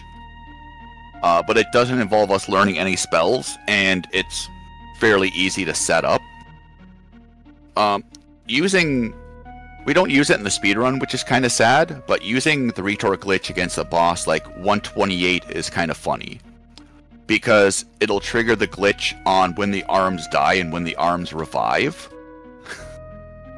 So out of nowhere, he's just going to start counterattacking like left and right. Unfortunately, everywhere leading up to that with Cyan is slow, but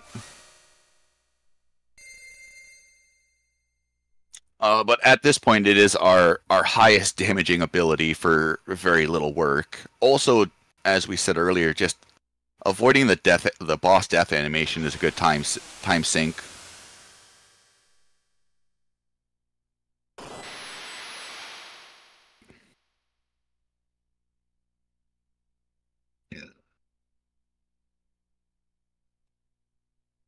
So here we have Ramuh teaching us about the power of Espers. How he was telling us that Terra is an Esper, but not an Esper at the same time. Him, Ramuh, Kate Sith, Kieran, and Siren have escaped the Magitech research facility where they're captured Espers and trying to drain them for their magic. He also says at this point that their technique is wrong. The only time you can fully transfer an Esper's power is when they choose to turn into a Magicite, which is what these 4 Espers do now to try to help us out. And this is our first opportunity to start learning magic. This is also the first time we get access to stat bonuses. In FF6, the only stats that increase on a level up is HP and MP. Any other stat increase is done through either equipment, which is temporary, or Espers, which is, for all intents and purposes, permanent. Unfortunately, none of the stat boosts at the moment are really good. Kieran has plus 10% to HP, but that kind of feels like a trap because it's 10% on the HP you gain from the level up. So when you're only gaining 20 and 30 HP on a level up, that extra 2 or 3 really doesn't do much. Because this run will be using the sketch glitch in about an hour and a half or so when we end up actually being able to use the ability sketch, most of our magic being learned is to manipulate the universal magic table because we want a certain spell to be in the 28th magic slot. So there will be some spells learned for the ability to use them in battle, but the majority of the spells we're going to learn are just to help us get us in that magic spot, which we'll touch on more when it becomes relevant.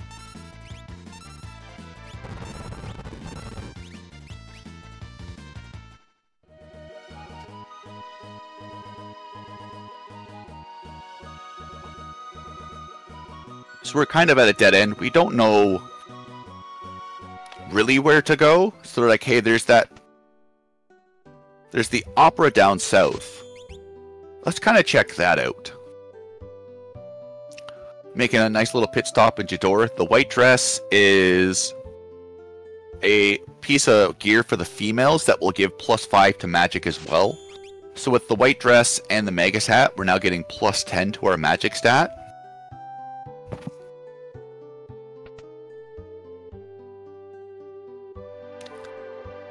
Which these two pieces of equipment we will be getting quite a bit of use from. They're going to be a hard carry for the next couple of hours at least.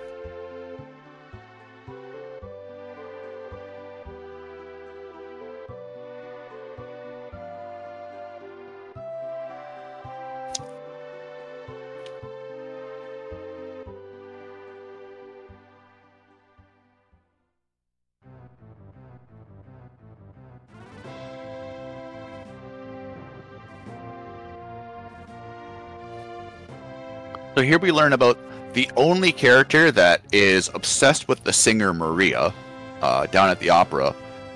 And he's the only person in the world with an airship. Edgar has been slacking so hard.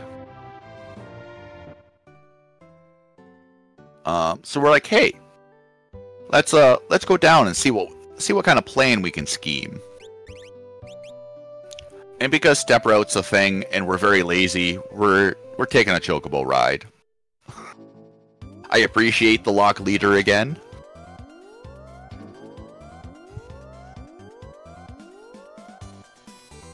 Aw, Locke, you've never looked so beautiful.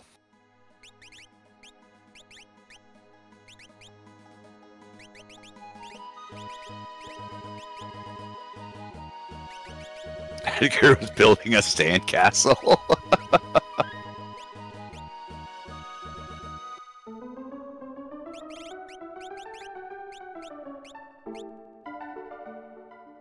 So Edgar got Stray, Locke got Siren.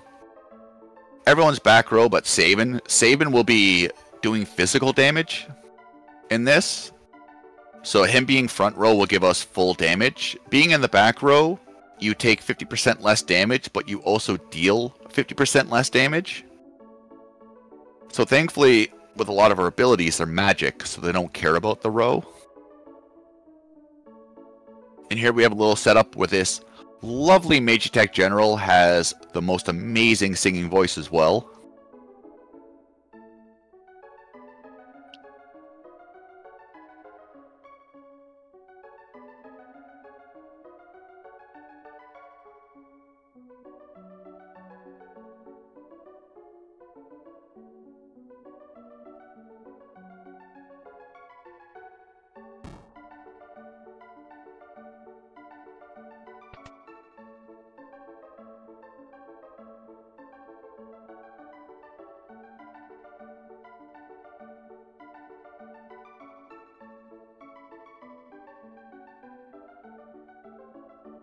And ship beats airship.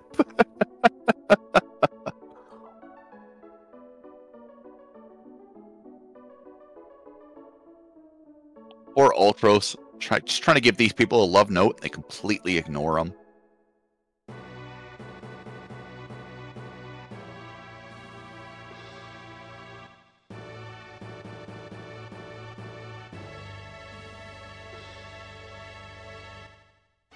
And now we get some beautiful opera action.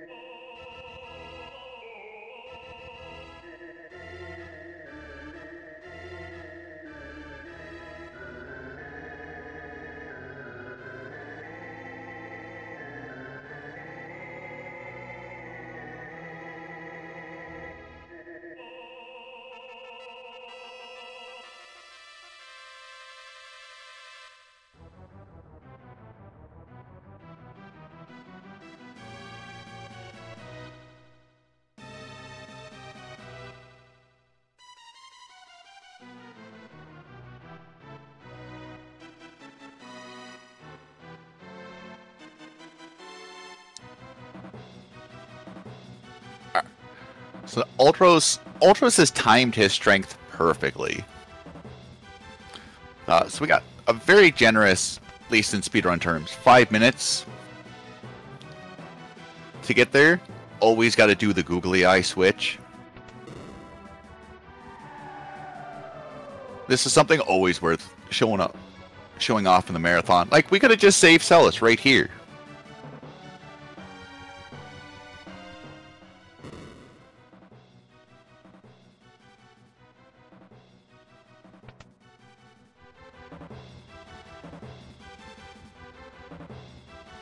So here Edgar's going to get a good use out of his brand new tools we bought him. They're still shiny in the box.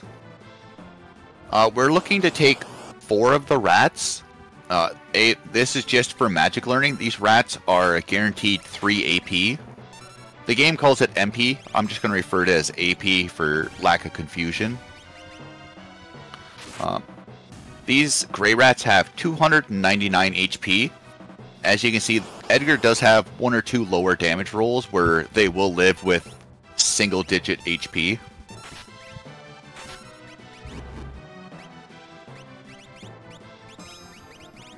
Fire Brock is just a little bit of a waste of time. So this is where getting Edgar level 11 back on the Let River really comes into play. Because if Edgar comes in here at level 10, there's a very, very high chance that you just won't kill these fools. So that extra level is just a little bit of added insurance. That's an unfortunate damage roll, especially since that left one lived with 1 HP. So we're just gonna give it the good old sky high.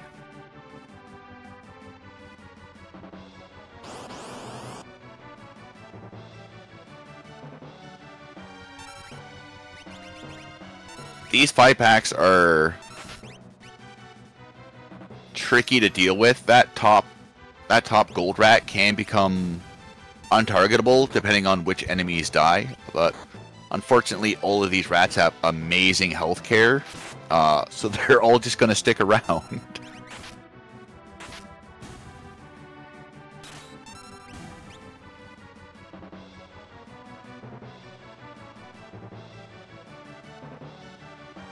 So Bdewd's choosing to go right to Ultros. We're going to save Celis by crushing the 2 leads.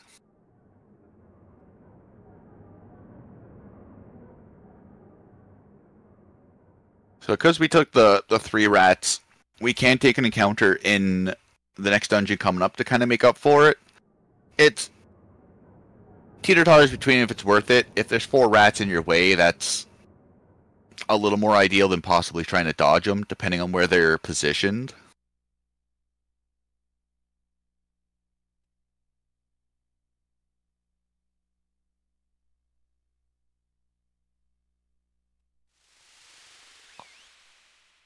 But the one thing to really pay attention to is we don't want to overlearn magic that's in a different row than the magic we're learning. This is where like the sketch route and this glitched run become a little worrisome for newer runners because it's always something in the back of your head. So Ultros fight. Once again, he starts with 0 ATB. We start with full. Sabin is a very competent damage dealer. With the Fire Knuckle, Ultros takes double damage from fire. Also being attacked from the backside, he takes double damage. So Sabin, with those multipliers and the Atlas Armlet, is dealing about 4.5 times normal damage. And that's why you can see the very big spike between his first attack and his second attack. Ultros has a very unique AI script where if he's hit with Blitz or Sword Tech, he has a counterattack. This Opera Ultros is also very troublesome for casual players. So even though he's got a little over 2200 HP, there will be certain points after 3 or 4 turns of battle where he'll physically move locations to a different spot on the battlefield. And when that happens, he'll get a full HP refill. So this can happen up to 4 times. And then if he moves a 5th time, he just won't get the HP refill. And Ultros has some very, very heavy-hitting attacks on Tentacle, level 3 Imp, or level 3 Muddle, Imp Spell, Flash Rain. Casualties, unless you burn them down really quickly, casually you can find yourself in quite a bit of trouble here.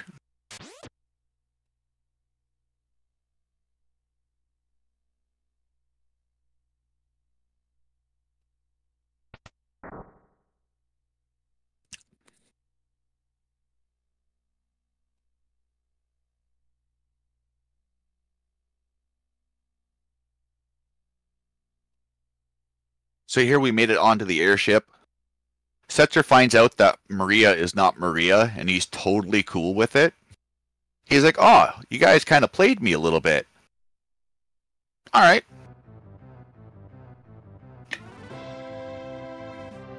So he's kind of slightly embedded to the Empire, not because he's loyal to them, but just because they give him a boatload of money. And he's kind of like, wait, what? The Empire is evil? No way. You guys are lying to me. So Celis ends up making a bet with Setzer, where it's like, hey, we'll flip this coin. If it's heads, you help us, and if it's tails, I'll marry you. So Celis goes for Edgar, because he's the only man with coin on us.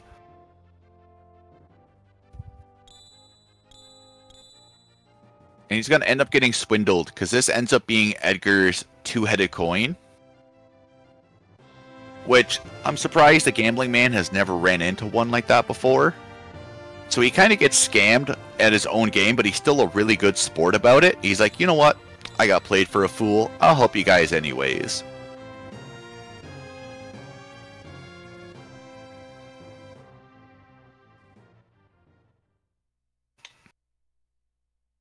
So now we get our free taxi ride over to the southern continent, which has Albrook, Tazen, and more importantly, Vector, the Empire's capital.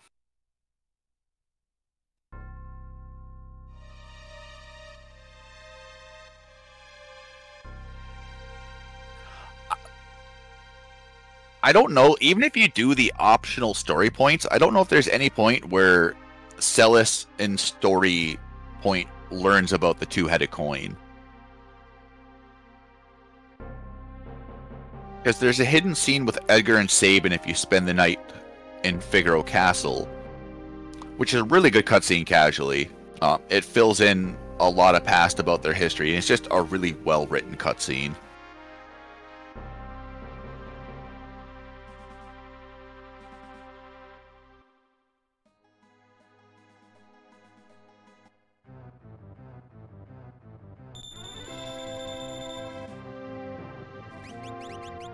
So here we're just going to take a little bit of an HP MP refill. Going to buy a couple of warp stones and a couple of more smoke bombs.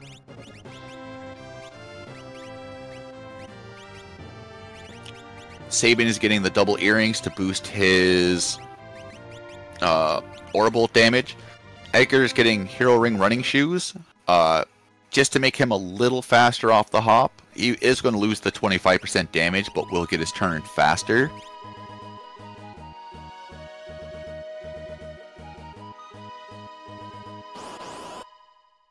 And Locke really doesn't need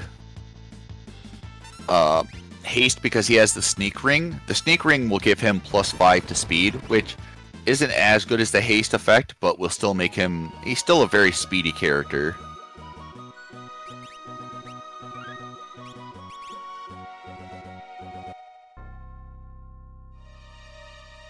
A little bit of a marathon safety save.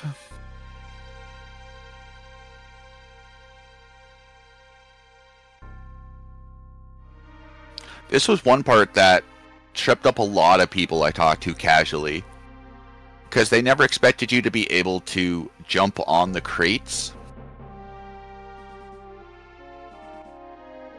Because this is really the only part in the game where you have the ability to do this. Which is a neat little effect of the game.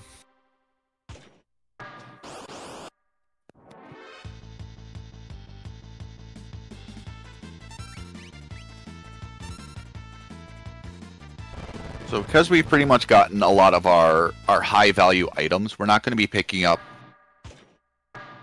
any of the chests here. There are some elemental sabers like the Flame Saber and Thunderblade, which have their appropriate elemental affinity as a physical attack, but they also increase your magic by 2. Unfortunately, with this run, we're not that desperate for the extra magic power. Mainly because by the time we need it, we're going to have access to much better abilities.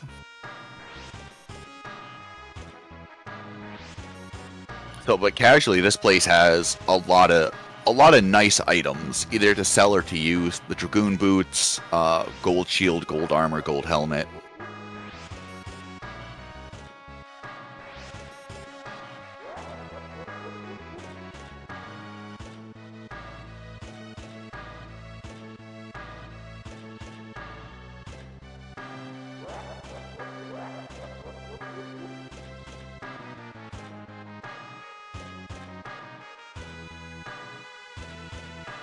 So here Kefka's kind of just boasting about how he's sucked the light, completely drained the energy out of Shiva and Ifrit here, and now he's kind of just disposing them down the pit. But little does he know, they're actually still alive.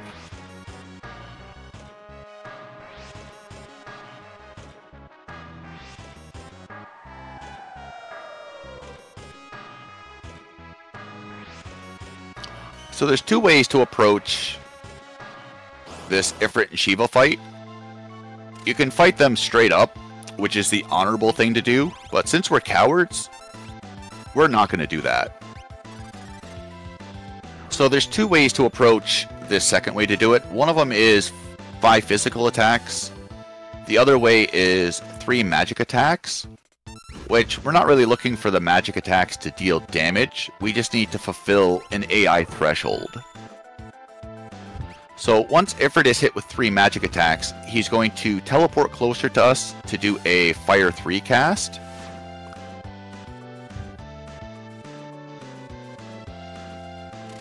And when he teleports to us, there's technically no enemies on screen, so the no run flag gets lifted. So we can just safely leave the battle, and the game's like, ah, touche, you beat me again.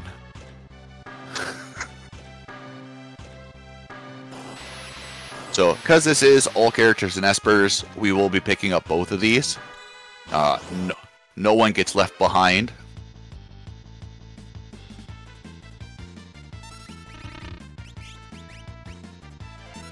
That timing for the runaway is pretty tight. You can end up getting a little mucked over with the timing if you put your run check in the wrong spot, because it'll happen just slightly before Ifrit teleports, and then it'll happen right after he reappears. The one nice thing about the magic strat over the physical strat is at least you get 2 shots at trying to run, where if you're doing the 5 physical strat, Ifrit will transform into Shiva, or will bow out and Shiva will come in. And in that turns, you just hopefully live through to do another 5 physicals to try again. There's many arguments back and forth on what's actually faster. They're both within enough time. One of them could be slightly faster under like the most optimal of conditions, but it's so rare you're going to see that in a run. For something like that, consistency is what a lot of runners will go for.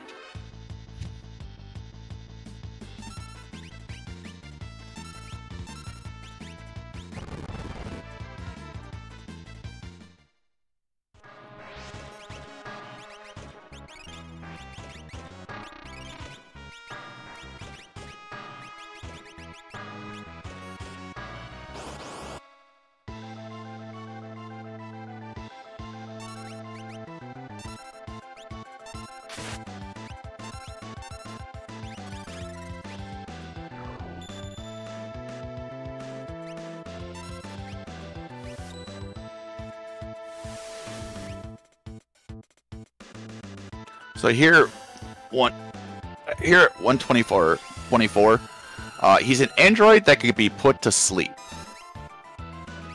And when an enemy is put to sleep, as long as you pelt him with magical abilities, the magic abilities themselves won't wake him up, but physicals will. The game does have an in-game counter after 26 seconds of active battle time of the enemy being asleep. It will summon a little puppy named Fenrir, and Fenrir will end up waking the enemy up. This will happen for both enemies and allies. So it is kind of nice the game has a failsafe where you're just not stuck asleep till the end of time. Just missing a little bit of damage there. Unfortunate damage rolls. And that's 124 very handily. It's not really a scary fight. The start of it can be scary if he uses an ability called Overflow. Overflow will cause confusion to whichever party member it hits. And if it's your sleeper, then all of a sudden now you're losing 2 party members. On top of just wanting to get sleep off, 24 is on a timer as well. Every 30 seconds, it will switch its wall barrier, meaning it'll be weak to one element, resistant to one element, and then nullify the other 6. If you get to this point, you can kind of pray for the 1 in 8 with it being weak against Holy. If that happens, it does save about 14 seconds, because Sabin will end up dealing 1600 damage. And when a boss only has 3200, dealing pretty much half of its damage in one attack is very nice. No one actively tries to go for this in a run because it's a very large Hail Mary, but the odd time you kind of stumble upon it if you've had a bad opener is really nice.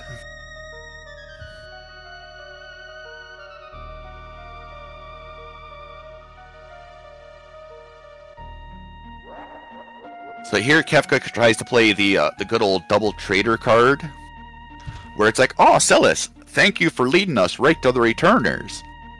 And Locke, being an idiot's like, my god, I can't believe you did this. And she's like, you fool, you believe him.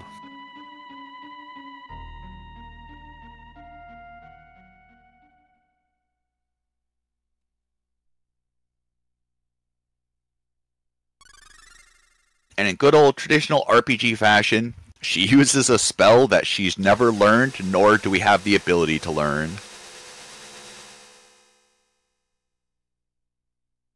So now Celis is kind of just taken out of the party. Which, okay, we didn't like her much anyways.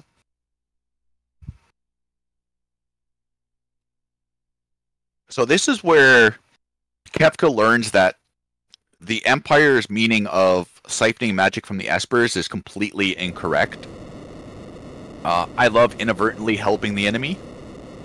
So he's like, oh, hey, we're doing it wrong. We need to turn them into Magi sites. Thanks, guys. And because of the fight, this room becomes completely unstable. So we're going to follow the Banana Man.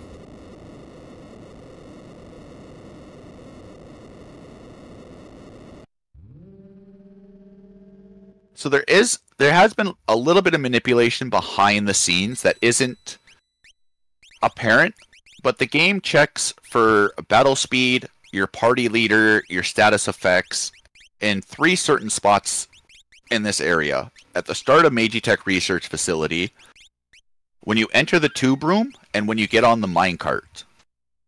And that will spit out a very specific encounter string for this minecart area. So this is why we end up putting Sabin to the leader.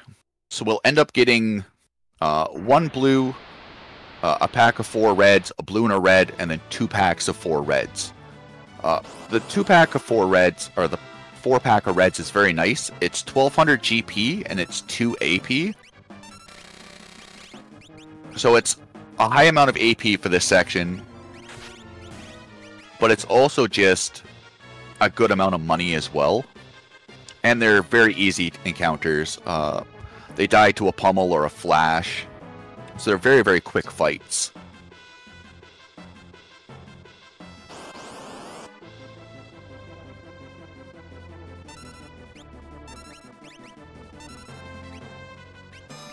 which is another reason to give Edgar the running shoes. The extra damage is kind of nice for the blue mag rotors, but getting his turn as fast as you can. The blue mag rotors, if they live for a little too long, can be sketchy because they end up using tier 2 fire spells, which will deplete a large chunk of our HP because we don't have that much HP to play with.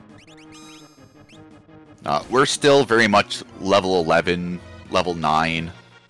Locke might have got level 10 in the Opera, depending on your encounters in like Mount Colt and the carryover experience from things like that.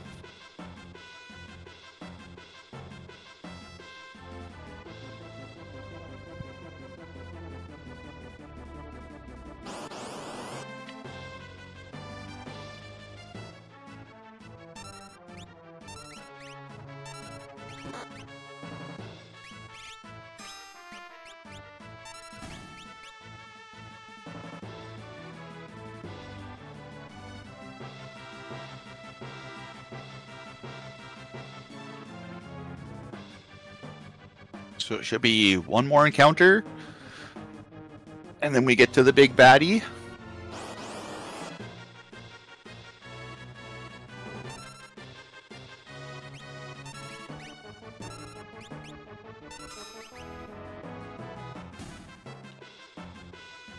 Overall, pretty smooth minecart.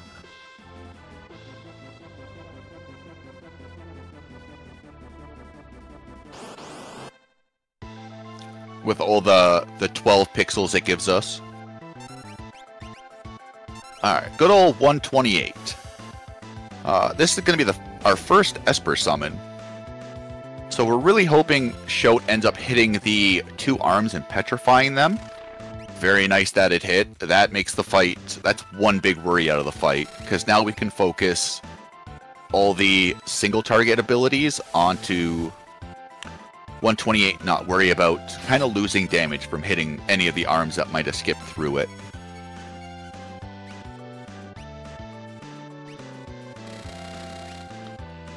So we want to dispel this haste as fast as we can with the slow spell. 128 having haste is scary because A, it gets its turn faster, and B, it will increase the rate in which the arms regenerate. And it does have different AI scripts for whether 0 arms are alive, 1 arm's alive, or 2 arm is alive. And depending on which state he's in, he gets access to some very damaging abilities. Blizzard, Shamshir, Atomic Ray, Net. But once again, just a very clean fight. You can't really, outside of the couple of red feasts that happen, you can't ask for a better fight than that.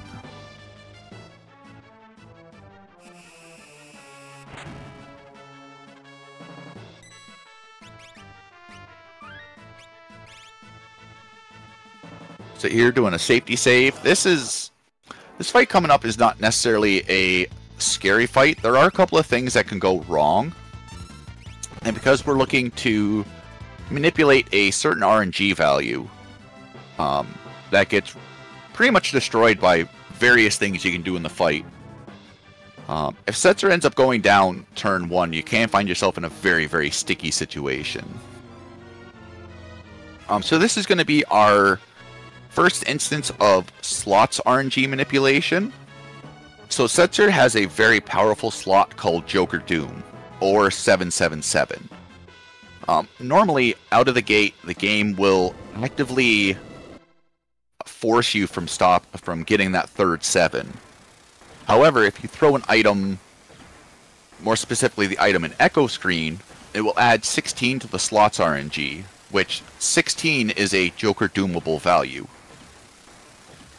Items like Phoenix Down, Auto Crossbow, Sleep, Blind. There's a lot of abilities that will add different values to this, and this is where it makes it sketchy, because if you need to revive Setzer, you kind of put yourself in a non-Joker Doomable slots value. So you're hoping he makes it through these first 2 attacks. If you end up seeing any attacks at all. So once that Echo Screen animation is finished, we're going to pause buffer the first 7. You do not want to pause buffer the second one. So the slots has a built-in homing feature, where once you select the first reel, it takes 60 frames for the slots to go completely around. Once that homing feature is activated, you have a 20 frame window, so 1/3 of a second, to select the second and third slots. So it is infinitely easier to just sit there in an emulator and kind of try to get the feeling for it, or on console if you have a save file set up, to try to get that timing, because as soon as you pause, you break that homing feature for the other 2 reels, and you end up pause buffering for the second and third. Which is still doable, just quite a bit slower. But overall, easy game.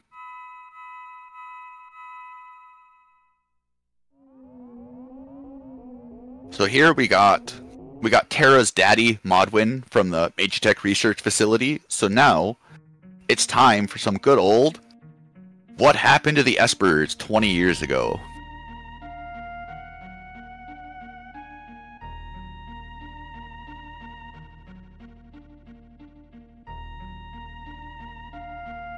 So the Joker Doom being so easily used, we get this question a lot in Glitchless about like why Joker Doom is banned, even though it's not a glitch.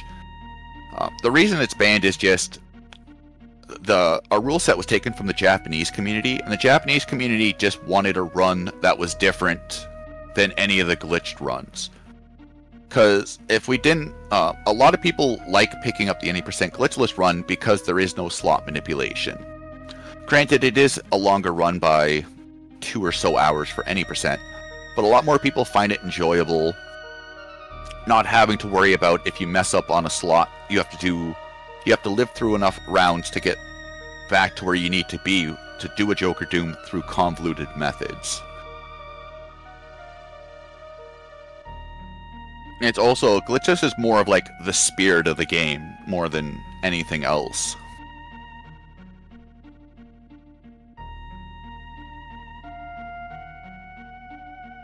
So here, for some reason, the Espers just left the door open to their world. It's a little pocket dimension. So she kind of just walks in, and she's like, alright, fine. I'm not needed here, so I just kind of disappear. And what we learn is, when a human and an Esper love each other very, very much, they go dancing, and those dancing create stars. And those stars create an Insta-baby. And what ensues from the Insta-baby? Nothing but drama. So, 2 years old, Terra is still a baby.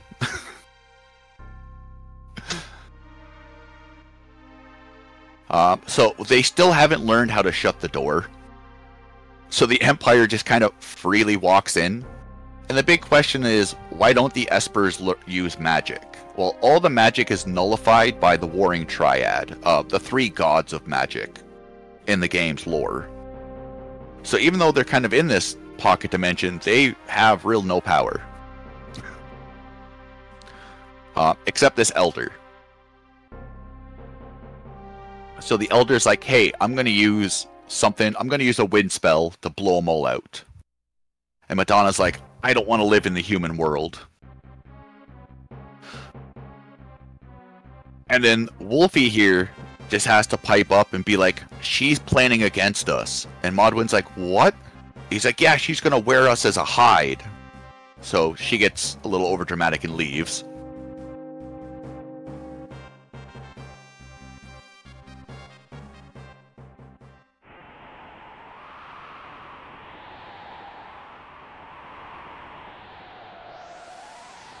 Everything bad that happens is because of that wolf.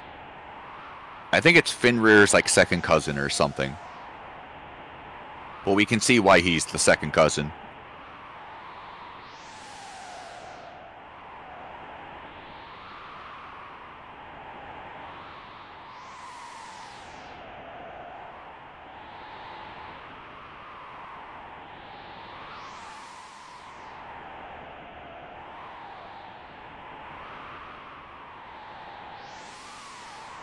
The Erika Shawl, Modwin takes mortal damage from being thrown out of the Esper realm.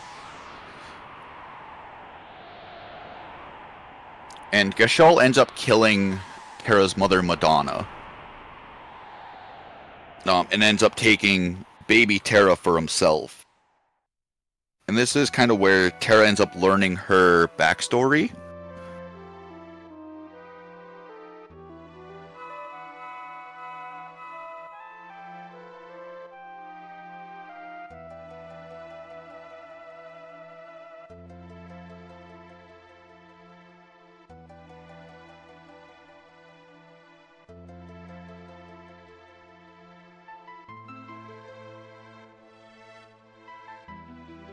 So Locke comes to the realization that Celes can also use magic because an Esper got sacrificed to give her that ability. So a little character backstory. Kefka was already kind of a mentally unstable person, and Kefka was the first person to get assigned with the Magitech infusion process. And because it was a very rushed process, it ended up breaking his mind more than it was already broken. So it kind of, because of the rushed and the imperfection of it, kind of pushed him over the edge and made him this psychopathic enemy that he is now. Where when they finally got around to giving it to Celes and other characters, it was much more perfected and it didn't harm the person's psyche as much.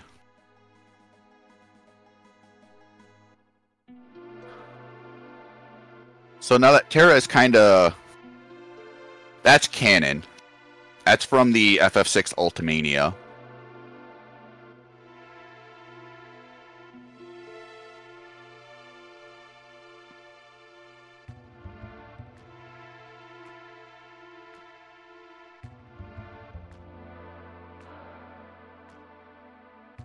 If it's a headcanon, I'll say that.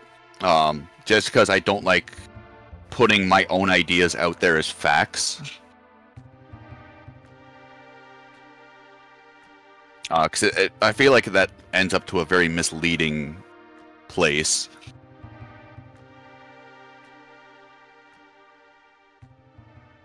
So here we're kind of still pushing Narsh to join the Returners.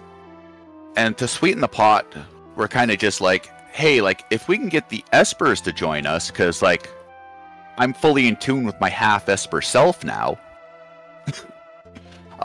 Like, we can really tip the side and start waging a war. And the mayor's like, you know what? I like that idea. Let's do it. So, off to the sealed cave we go.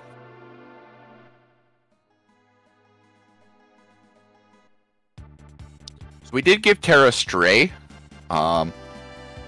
We do want Terra to learn some spells. The nice added bonus is Stray is magic power +1. So it's kind of we're kind of double dipping here for a little bit. Terra you do need to have in your party. Locke will add just because he's a naturally fast character. That's going to be the excuse for... Locke is either here because he's fast or the story makes him be with us. Those are about the 2 points for Locke. I don't know to feel bad for him or feel happy he gets more screen time than he really should.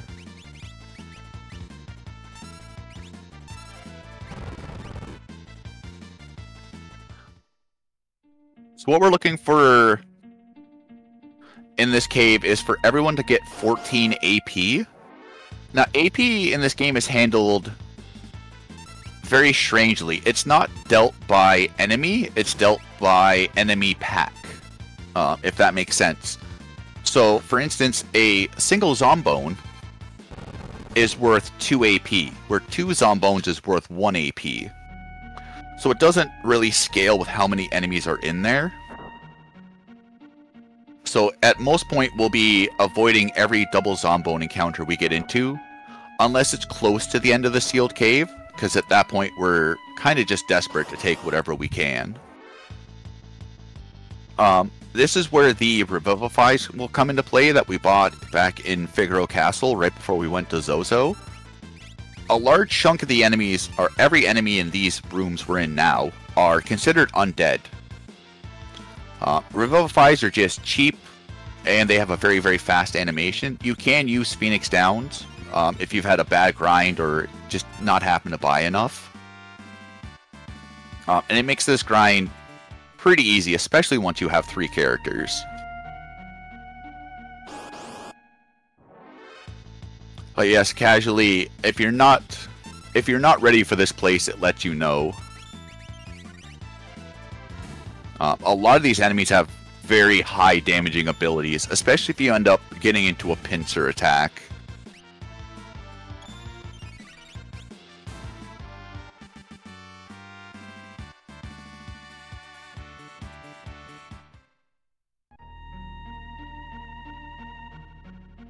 So Terra learning Drain there naturally. Us playing a little bit of peekaboo behind the mountain.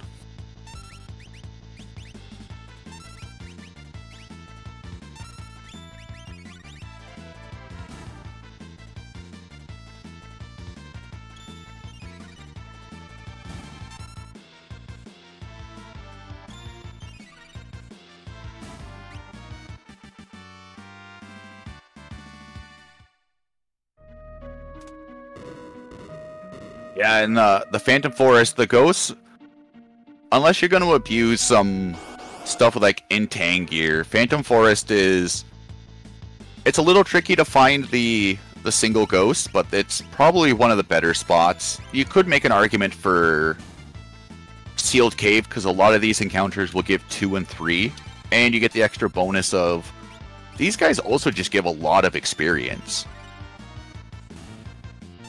More so for the speedrun because you are low level, so 800 experience carries a lot harder.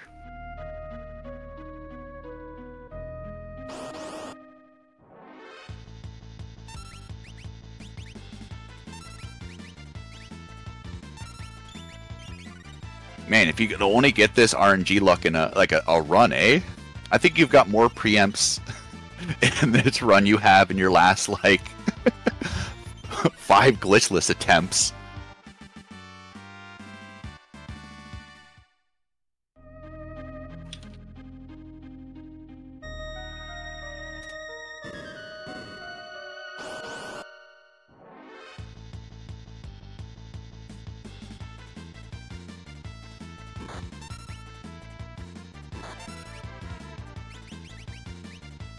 Okay, never mind. The game's correcting it.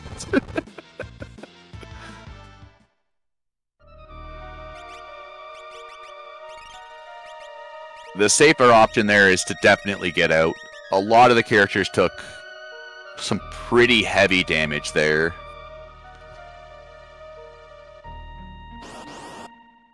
You could get through it. You could probably revive Locke and hope for the best, but that would be more of a time sink than just getting out. Yeah, that was 100% commentary curse. I'll take all the blame for that.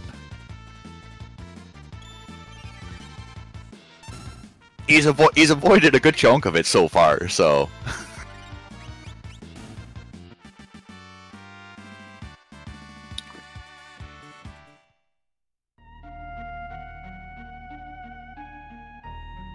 So that's 12 MP. We need one more encounter.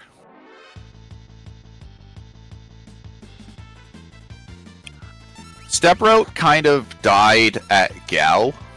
Gao was a 3rd attempt. But like we said, it's not the end of the world. Hi, Terra. At most, up to this point, Bdewd's gotten an extra 2 encounters over what he would have if he got a second try Gao. So that just goes to show that losing step count step route isn't the biggest thing. He's gotten 1 step-based encounter in South Figaro, which you're always going to get no matter what. And then the extra 1 here. So this is still a very solid pace for a marathon type run, especially with what happened with the 3rd try Gao and the wipe in the Serpent's Trench. This is still an extremely good pace.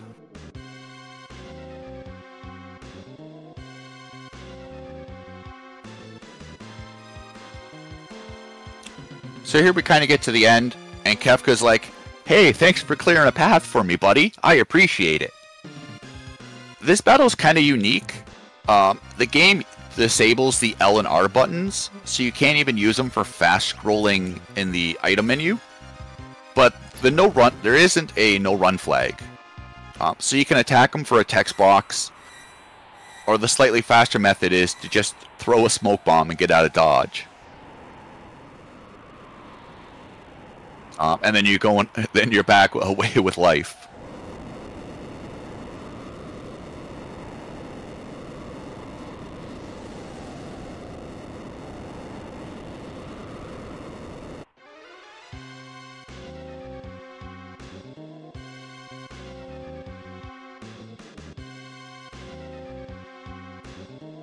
Yeah, this game is held with.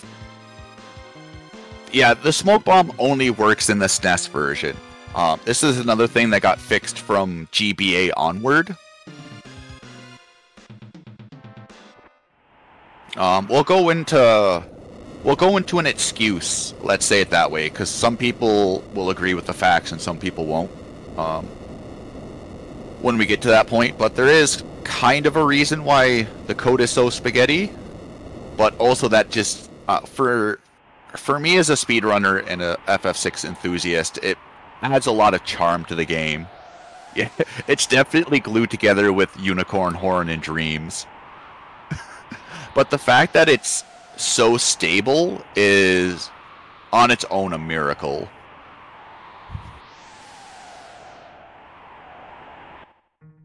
I'm trying to avoid spoilers for people that haven't played this game. You know, for everyone that just want to see the 30-year-old spoilers.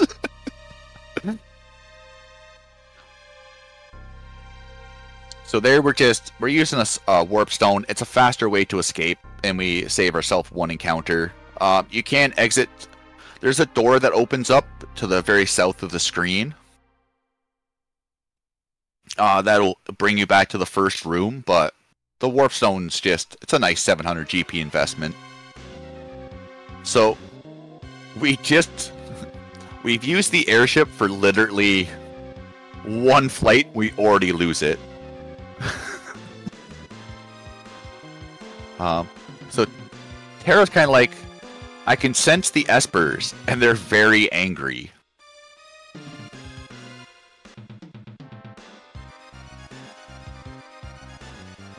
So the Espers are kind of now attacking the airship. We just bought the Cadillac, already got 4 flat tires.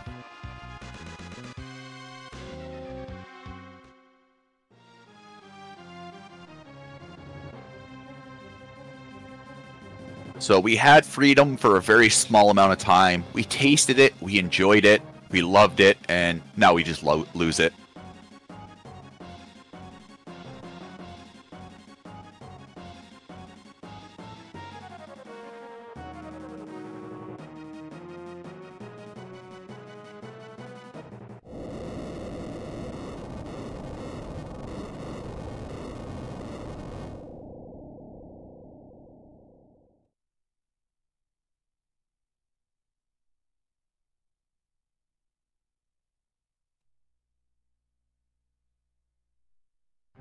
So we have, if our smoke bombs were looking a little low for this point in the game, like under 12, let's say, you could end up buying some more before leaving, but we're still at a very healthy supply. I did not know this Chocobo stable existed. I used to be a plebeian and just walk all the way to Vector when I could have rode my Chocobo.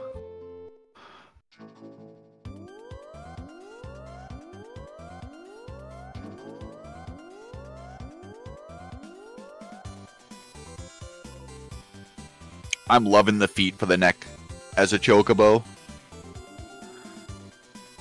For anyone joining in, we kind of glitched ourselves into keeping the merchant outfit from the lock scenario.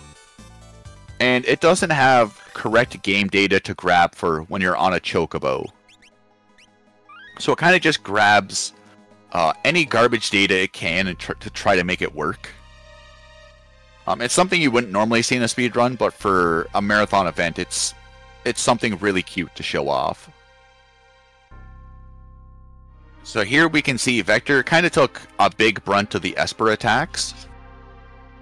We even got some of the Narsh here doing some relief. This is kind of a nice little time save that only works in SNES.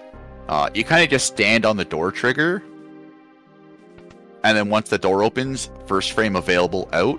Same thing with this. If you redraw the room, you don't have to wait behind the one retainer to walk all the way up. It saves about a second and a half once you include the screen transition time. So in this version of the glitched run, we will be going for basically full completion in this area. You only need to talk to 23 guards, and this area is kind of a...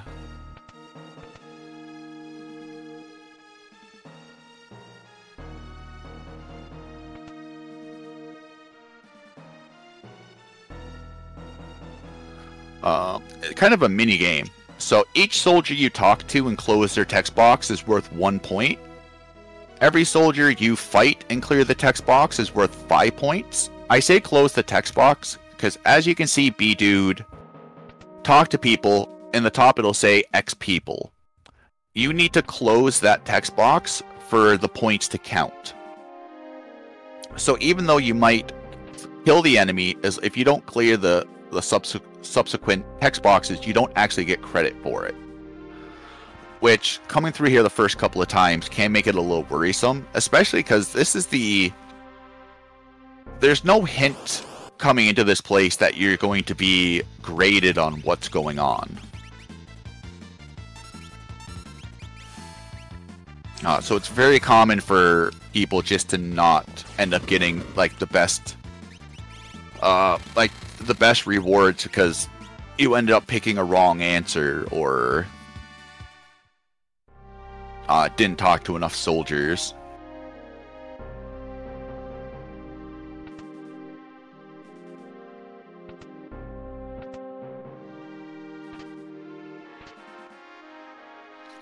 So we will be making detours. The back guard is nice. The back guard will completely disable pincers and back attacks. Why does Locke have... Locke still has the merchant outfit from the Locke scenario active.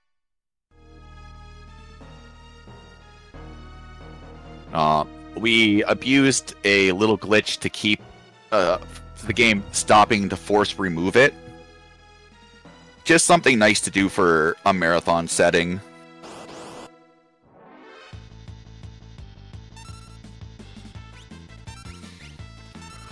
So the only guy I can see fighting us is this guy on the toilet. Just because I'd be kind of annoyed too if someone just barged into the bathroom when I'm in there.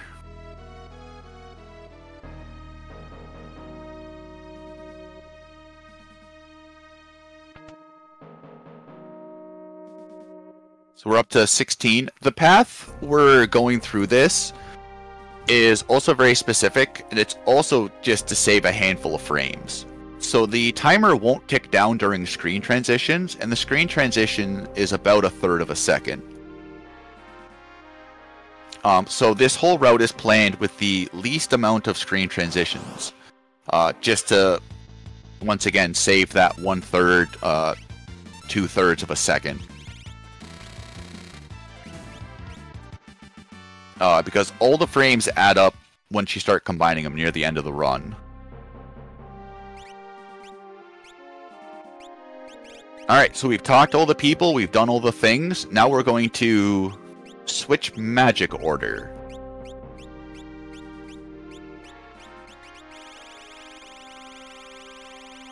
I don't know if Bdewd has me muted, so I'm going to wait till the end of this.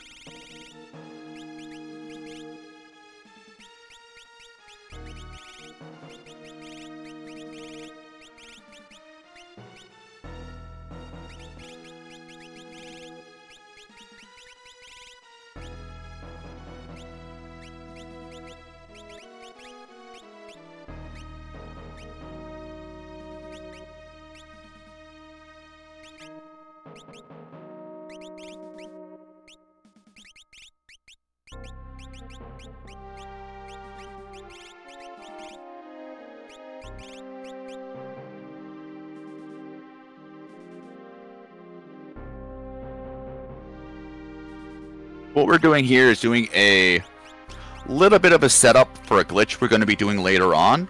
We threw the goggles in the 184th slot. That is important. We threw the X potion into slot 7, just so we know really where it is. Unequipped Edgar, because after this area we really don't have a need for him anymore.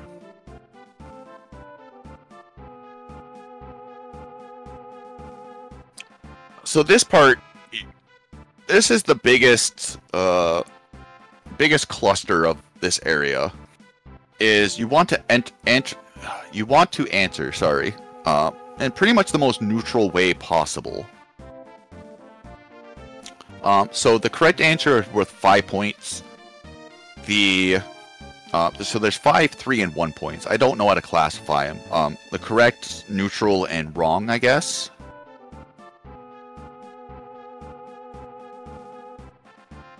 And in the speedrun, we aim for just enough points to get the charm bangle. So if you end up answering one of these questions wrong, it's pretty much run over, because there's no way to recover like 4 points if you end up losing it. You can make up 2 points by asking a third question, but after that you're locked in pretty good.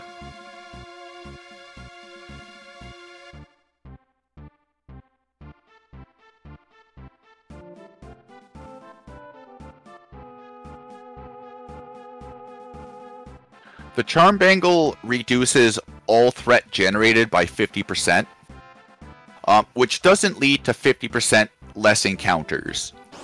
On average, it will give you anywhere between 32 to 45% less encounters, depending on what seed you're on. But just because it decreases threat doesn't mean it will decrease the encounters, because they work on 2 totally different tables.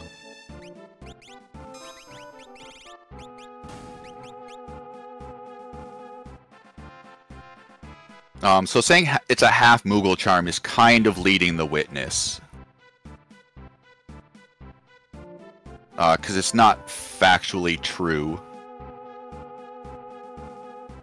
But it's also just the ward bangle itself, or charm bangle, is also just worded very poorly. It's kind of like the Gale hairpin. The Gale hairpin will say it doubles preemptive rates. But at most you get I think it was a 22% increase in preempts, because the original formula that dedicated whether you got a back attack or a preempt is broken. Surprise, surprise. So every encounter in the game was supposed to pull from one universal table, but because that table kind of got mucked up, everything ended up separately. Assassin 17 has this giant write-up on it. It's massive.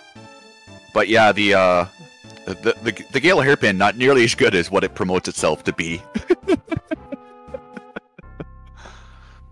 If the Gale worked as it was supposed to, I'd keep it in my glitchless runs. Going from a 14% preempt to a 28% is too big of a gap.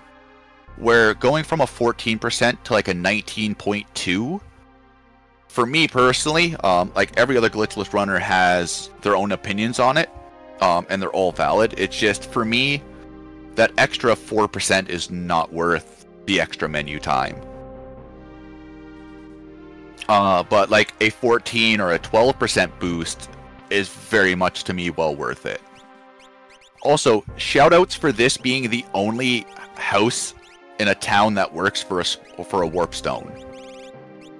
So our Lord and Savior LCC found out through the taskers that you can warp stone out of Vector in this one house, and it prompted him to visit every house in the game to see if it would work anywhere else. Sadly, it doesn't. But our belief behind it is Vector is, for some reason, that one house is considered a dungeon. So that's why it works. It does save a little bit of time, and it is nice that you can also get your menuing done as well.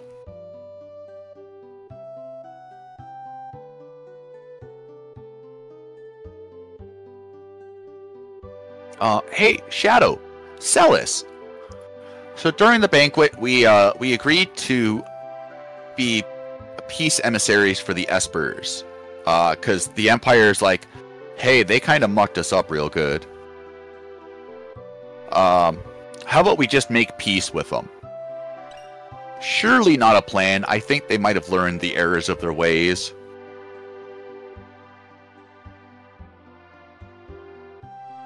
So now we get a free night in. Locke's still trying to mend himself with Celis. Because when I'm attracted to someone, I instantly accuse them of treason.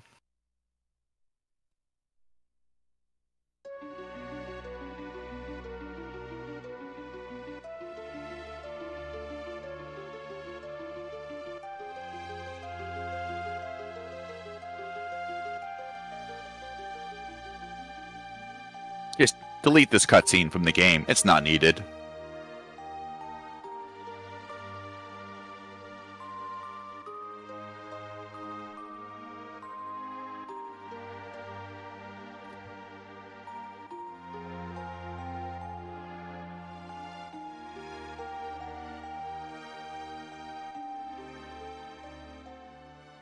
There are ways to glitch Leo into your party.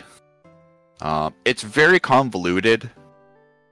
It involves making a save file near the beginning of the game, playing to the world of Ruin without saving, and then death warping back to the world of Balance.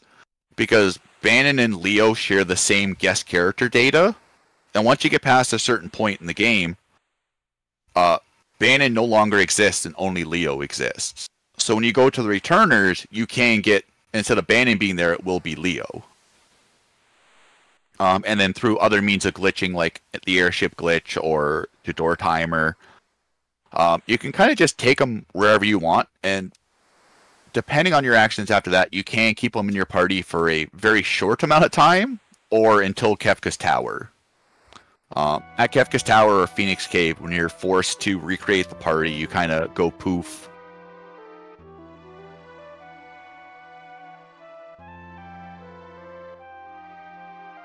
So here we get a very heartwarming cutscene between Leo and Kefka,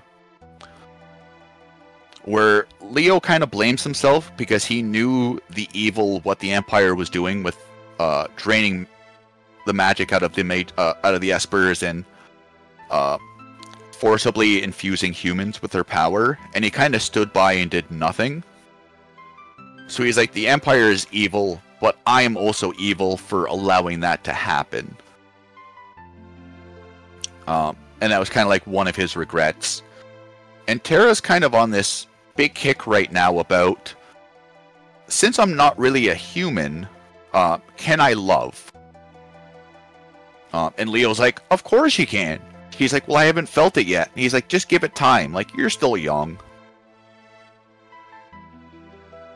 And then Locke's like, hey, I don't do well at sea.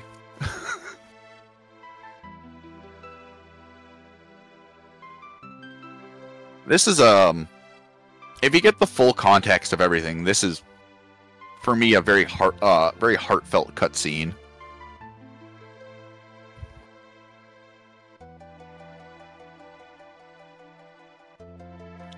Locke very much ruins a touching moment.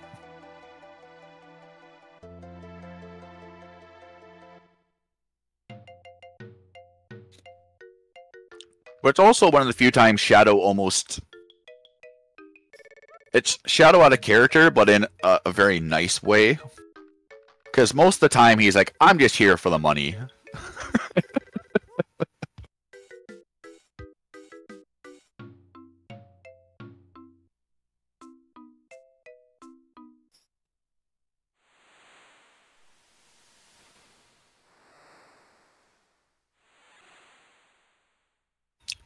So now Leo's like, hey, we'll break up into two groups.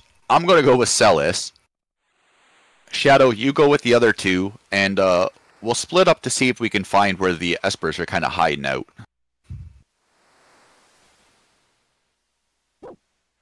And Locke has the perfect opportunity to fix things with Celis, but instead, he ends up being a big meanie and gives her the cold shoulder.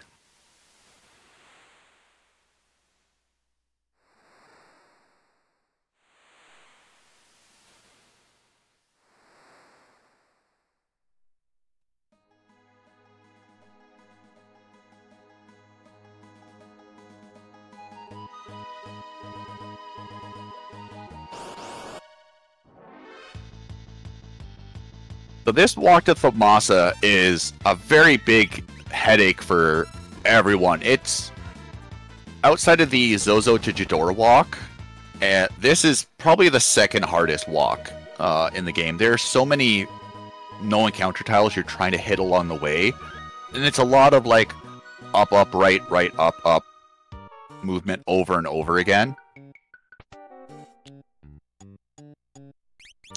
So here we're just going to sell a couple of items. Tinctures, tonics, Rune Edge, Fire, or Flame Knuckles.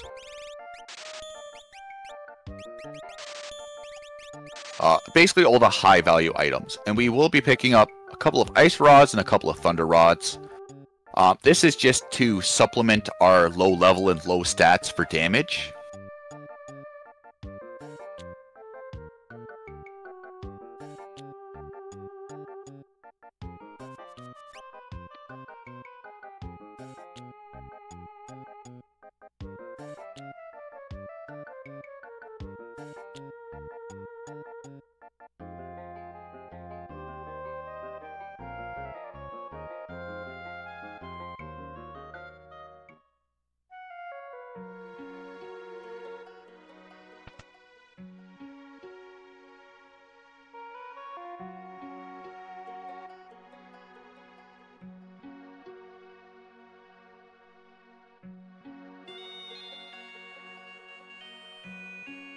So here we kind of get two characters. One is in fact a character in this game,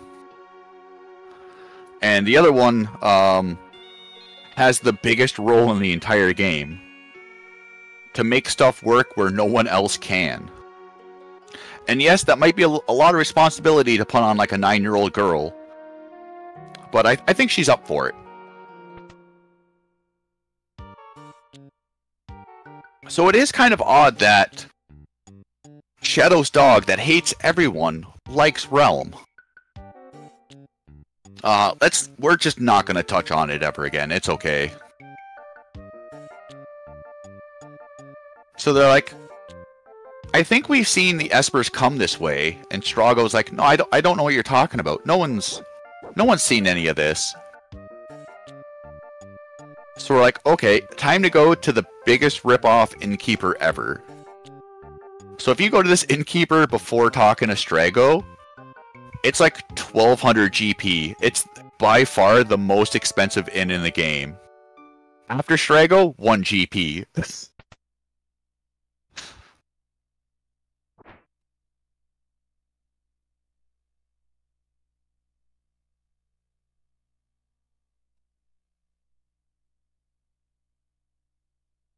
Yeah, I too have seen a top speedrunner not have enough money for this inn and have a mental breakdown.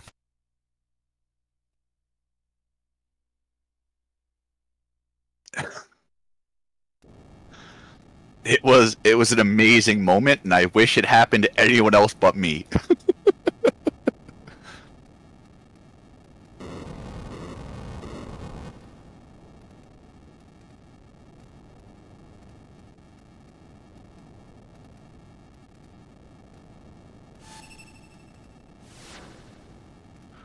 So here, Realm was playing in this little boy's house, and for some reason they stashed all the fire rods we didn't buy in this house. I don't know why, but I keep moving my mouse like I can highlight it. I'm gonna get it off the VLC. So here we kind of learn everyone has the ability to learn magic somehow, or use magic, I should say.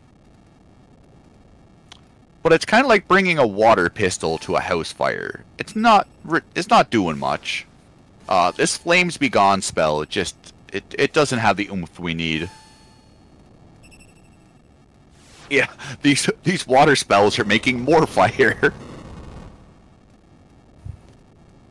So there is a fun little manipulation you can do for the flames inside of this house. You'll see Bdewd entering and exit the first room repeatedly, and he's looking for a specific pattern. He's looking for the first fireball to go up, right, up, right.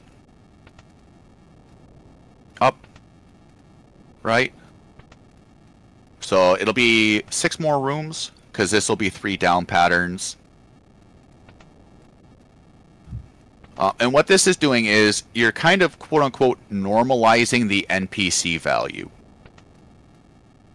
So when we enter this room, we know exactly how the fireballs are going to move. Kind of bonked a little bit there in the first room, which ruins it. Not the biggest of deals. It was a pretty quick setup regardless.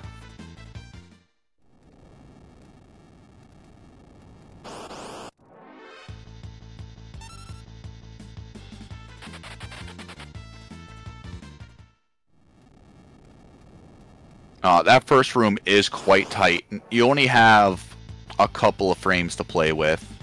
What makes dodging these fireballs so much trickier compared to like the wolf enemies at the beginning of the game is the fireballs don't have a clear indication on which way they're moving. And just because they're moving to the right doesn't mean their hitbox is moving with them. Their hitbox kind of stays on their original tile for a little bit, and then gets transferred over once the travel animation is done. So it makes them very difficult to try to dodge. Now, if you did YOLO it and got through with less than 2 encounters, it is the same as pretty much a manipulation as fast setup as what we've seen here.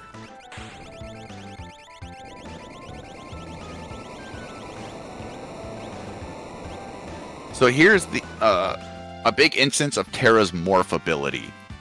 Morph will universally deal double damage, which means it'll increase physical and magical damage by 2. And it also decreases any magic damage she takes by 33%. You do need to generate 8 AP before you get access to the Morph gauge, and it maxes out at 128. So all the AP we got through the sealed cave and a little bit that we got through the banquet sequence kind of primed us all just for this Flame Eater fight. And even then you could see how fast that bar starts to go down. It's not until you really get like 40, 50 in the tank that you can get like some really good use out of it. But doubling the damage and then getting an additional double damage for exploiting an elemental weakness. If damage wasn't capped at 4 9s, that rod would deal about 13,000. Which is pretty impressive for a level 15 Terra. Level 15, level 16.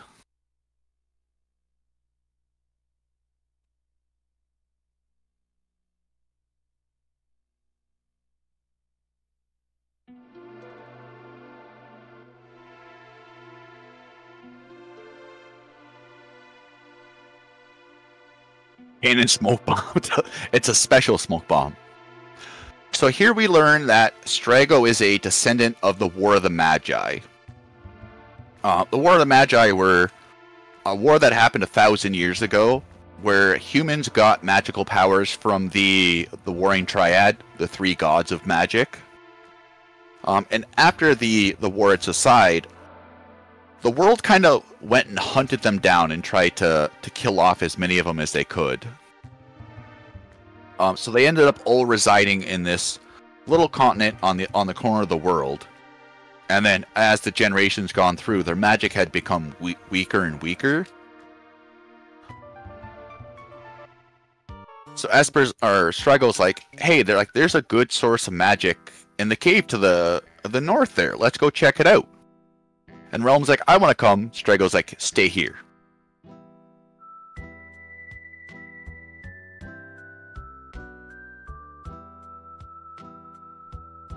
So we got Shadow for a grand total of about 38 seconds.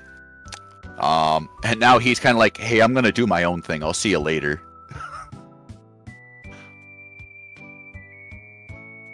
Shadow is such an amazing character, and you just don't get a lot of times to use him in the game at this point.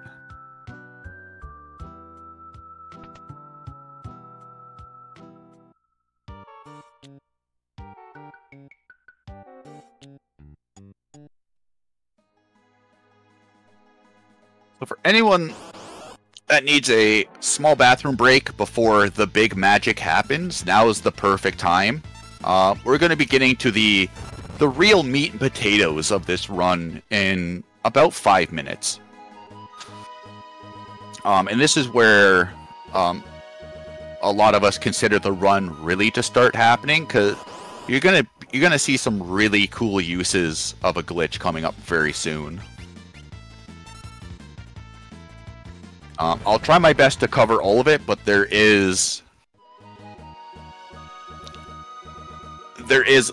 will be a lot of stuff going on, so there might be a lot of pins put in stuff.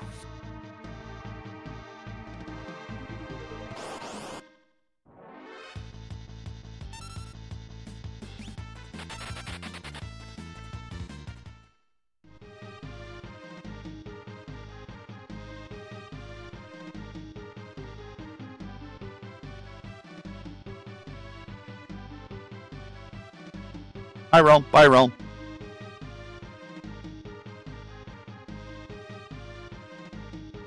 So this is where we learn primarily about the goddesses. So these statues aren't them, they're just recreations of them. So they're like, hey, we must be on the right path.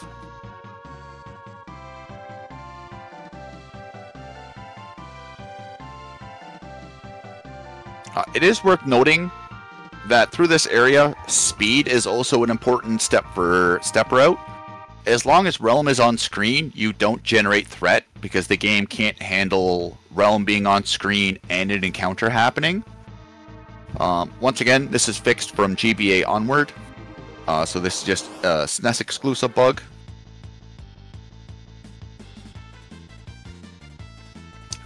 Ultros, once again, scripted fight. We start with full ATB, he starts with none.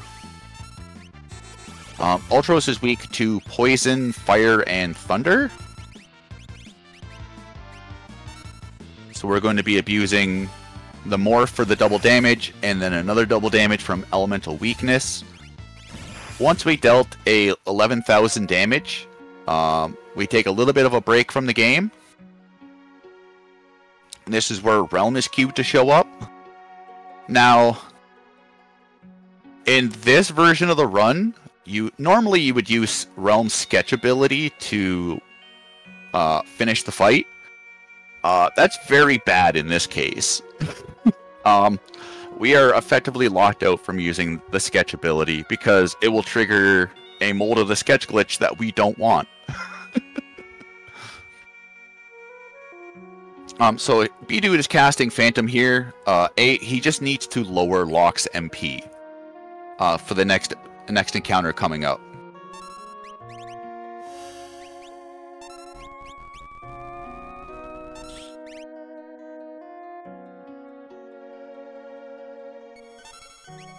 So I'll start explaining what's going to happen, what happens next. So all the magic we've been learning with Locke and Terra up to this point has been to manipulate the universal magic table. So when you learn a spell, it's not character to character window specific. It goes into the universal table and then it kind of spits out a location for it depending on what characters learned what spell. And in this case, our spell in the 28 slot for Locke is Break. Now, the sketch glitch has been a very noticeable glitch in this game for a very long periods of time. We will be doing a save and reset coming up to manipulate encounters, because we do want a 5 Slurm fight. we will be doing 3 different instances of the sketch glitch. All of them will be performing different purposes to help us achieve an overall result. So the sketch glitch takes a lot of variables into play. One of them is what spell is in the leader 28 slot. Can that leader cast the spell? Can he not cast it? How many MP curative items you've thrown, whether you've been imped and unimped. And all of these manipulate data in different ways.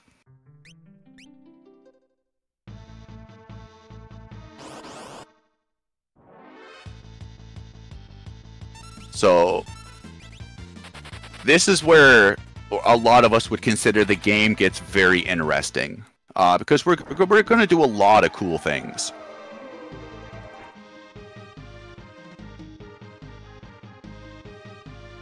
So for this first mold of the sketch glitch, we need to start off with Locke having the MP to be able to cast Break. So we're going to be using Phantom to get rid of that MP, so now he can't, which sets the flag from a 1 to a 0.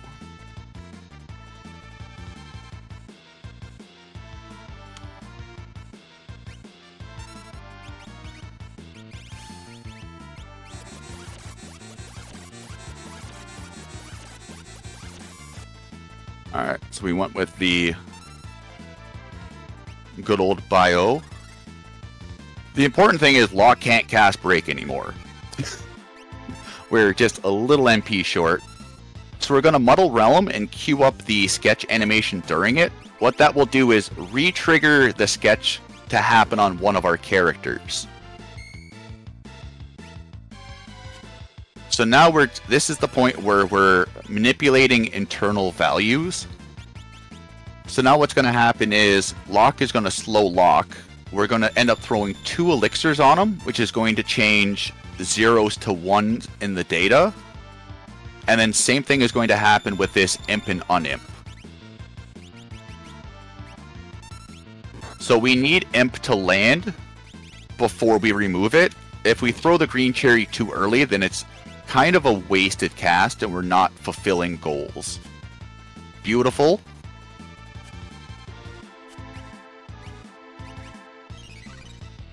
Off to a good steady start. So this is the final point. This will be the second mold of the sketch glitch we're now doing. So as you can see in our inventory, we have a boatload of sword breakers, we have bard hats, we have mithril armors, green cherries, cure rings. So the first sketch glitch ended up just giving us a bunch of items in our inventory. This second part of the sketch glitch is we are going to be changing the property of the goggles from being a relic to being able to be equipped as a weapon.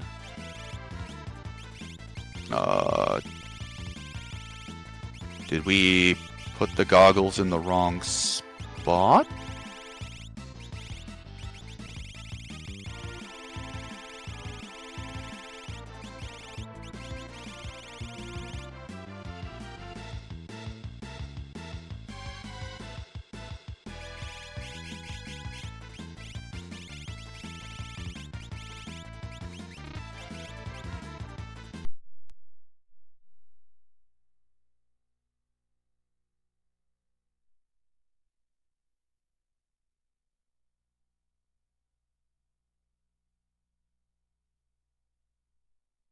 Alright, we're going to give this a second shot. We ended up putting the goggles in the wrong spot, so the goggles ended up turning into cure rings. So the way the sketch glitch works is it picks many amounts of inventory slots, and it'll say whatever is in this inventory slot is now item Y.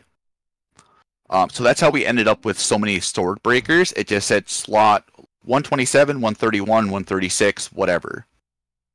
In this version of the sketch glitch, we get close to 1,300 sword breakers and close to almost 400 force shields in total.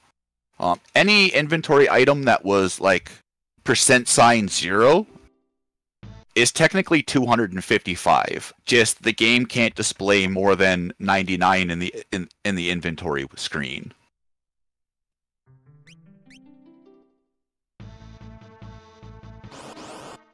So you've seen the first glitch was to give us all these items. The second part of the glitch is going to be changing certain items' properties. So we're going to be making the goggles equipable as a weapon. And then after that, the third sketch glitch is going to give us Moogle charms that are able to be equipped as a weapon. Which means, past this point, encounters really aren't a thing. Because, yay Moogle charm.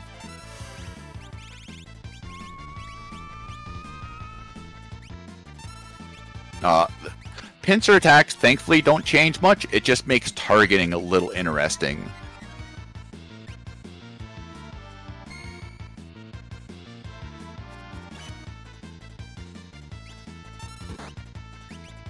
Alright, you queued up that sketch a little too early, or the sketch a little too early. So you need to queue up sketch during the muddle animation. If it happens beforehand and you end up breaking the muddle, then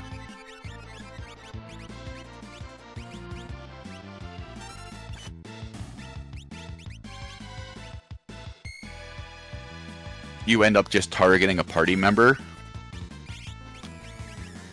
So there we go, from Morphed Terra to Shadow.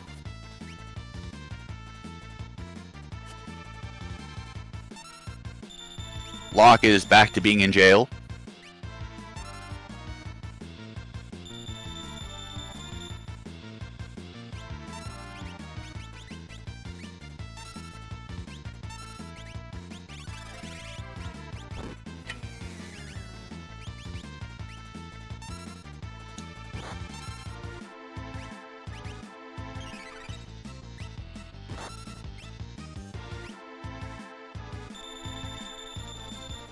So now we're getting ready to get back to where we once were. This is a very finicky glitch.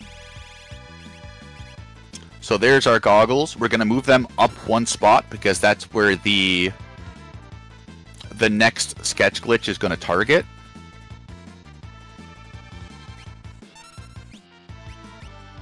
And then, like I said, this sketch glitch now is going to change the goggles so they can be equipable as items. And we're gonna just get a little more graphical glitches going on. Setzer is now here.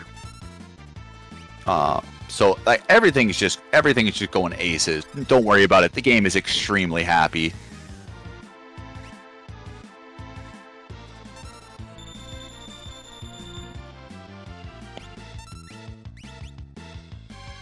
Because we don't have another green cherry. Unimping also works.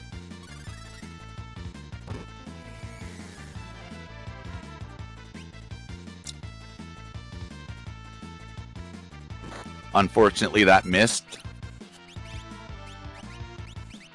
Ooh.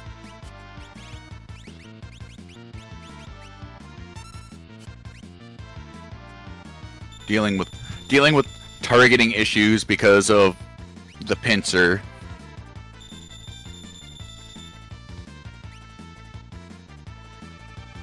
We'll get Realm/Strago up one of these days.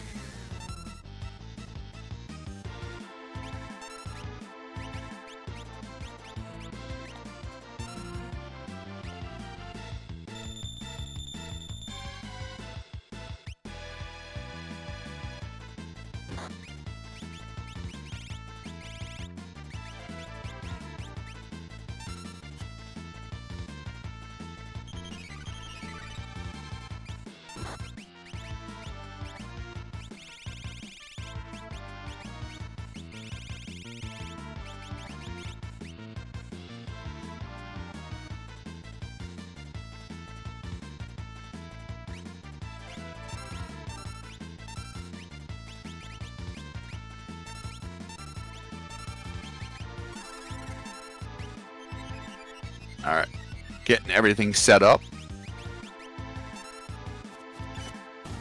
The third and final glitch. Beautiful. I love the Terras. It makes me all warm and fuzzy. So now we've equipped the goggles as a weapon. And we're also going to be equipping the Moogle Charm as a weapon. This will completely avoid all encounters. Don't worry about that debilitator. That's just one of God's many gifts. Equipping the debilitator as a weapon gives us max magic defense. This is something you see a lot in the Japanese runs as the equip anything glitch. Equipping items you're not normally supposed to as pieces of armor or weapon. Not all of them, but a lot of them will give a insanely high amount of defense or magic defense. You can see we're stocked on dirks and sword breakers. So now encounters are no longer a thing. Because normally Mog can only equip the Moogle Charm, but because we've rewritten the data via the sketch glitch, they're now just considered weapons, and we can go on with life.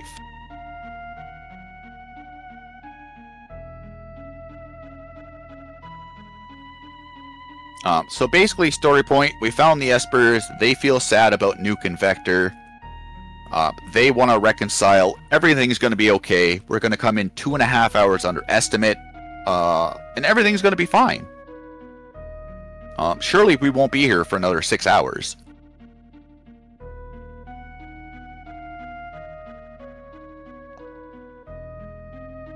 So it is worth noting that because Terra will be able to do a physical attack with the Debilitator, but because the Moogle Charm, attacking with the Moogle Charm Relic will pull so much junk data that the game will actively softlock after the battle. We were talking about how the retort glitch kind of destroys pointer paths, and the game can recover from it. The game cannot recover from the Moogle Charm. It's too strong. So you can finish the fight, and then you're just perpetually in the black screen until you hit the reset button. I'm completely joking. We got, yeah, about another 2.5 hours left. It's just to see in chat who's paying attention.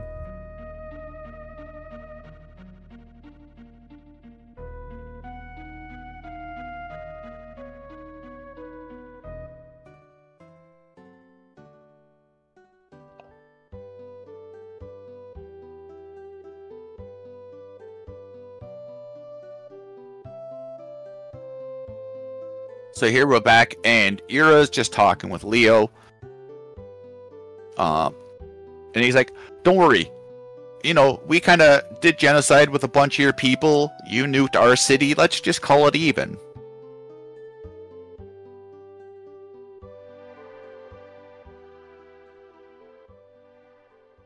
So Celis and Locke have just magically fixed their little tiff they had going on.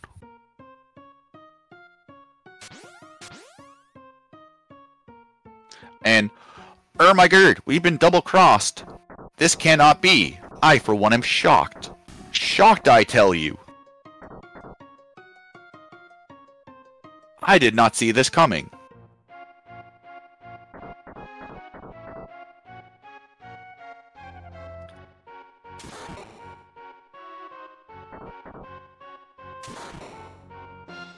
Everyone eats a fire beam to the champ like a champ. There are no timers involved. This category hasn't had a whole lot of work put into it. There is some stuff you could definitely route in with the Jador timer or Zone Eater timer. Even the Gao camera glitch, there's definitely the potential there. Bdewd and I are primarily the big runner, or the only runners for this, outside of the creator Oxido Reduction. And the Gao glitch takes a lot of the fun out of it. Is our feelings. And that and laziness is really about it. Like, I got no other excuses. I have thought of a couple of spots where a couple of the newer glitches could be used, but the motivation to route them in has been extremely low.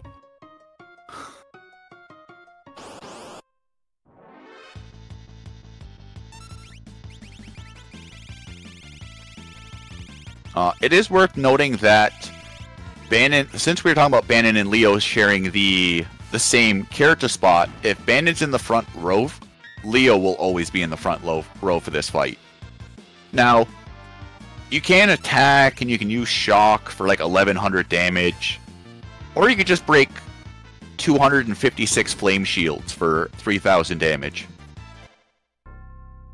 Shields have the same properties as rods when they break, except they'll cast the tier 3 spell, which is a much higher potency. But it'll still highest possible damage roll, ignore magic defense, ignore shell and reflect. And we just have more than we'll ever need.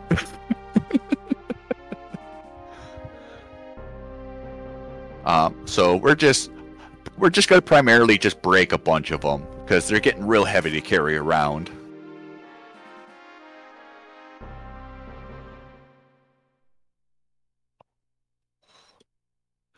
There is a sketch mold I'd like to look into for this run. The Sabin, very, very long-standing community member in the FF6, and probably the most, or one of the most knowledgeable people of the sketch glitch, created an old boss's speedrun. But instead of generating force shields, he generates paladin shields with his sketch molds. And that would be one interesting thing to look at, just because of the Paladin shields having 50% magic evasion, basically ignoring all elements. And the time difference between learning spells could possibly be worth it. Like, the sketch glitch has over 8,000 different possibilities. Reading the spreadsheet is pretty difficult unless you know what you're looking for. And then trying to correlate all the items in a necessary spot to do them what you need them to do is quite a bit above my small monkey brain.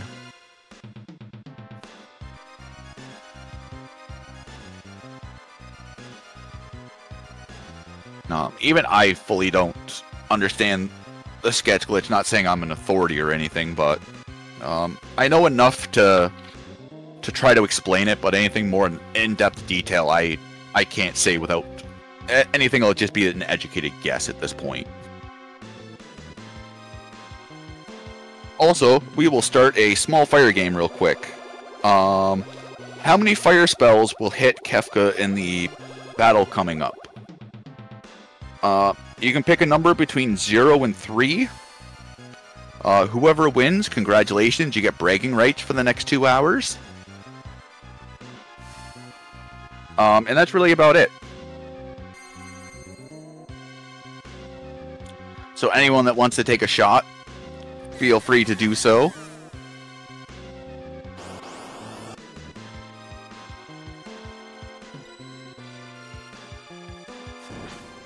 We got 0, 1, 1. Congratulations, everyone that guessed 1. You are the winner. You get artificial bragging rights. At least for the next 2 hours. So if anyone tries to prove you wrong, loom that over their head.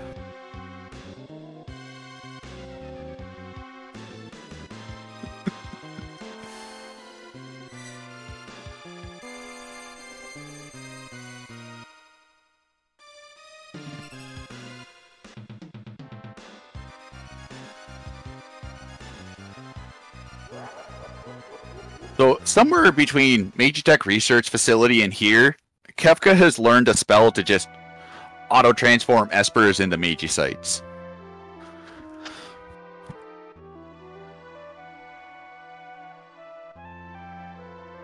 Unfortunately, Leo has passed away, F in chat. This world was too pure for you.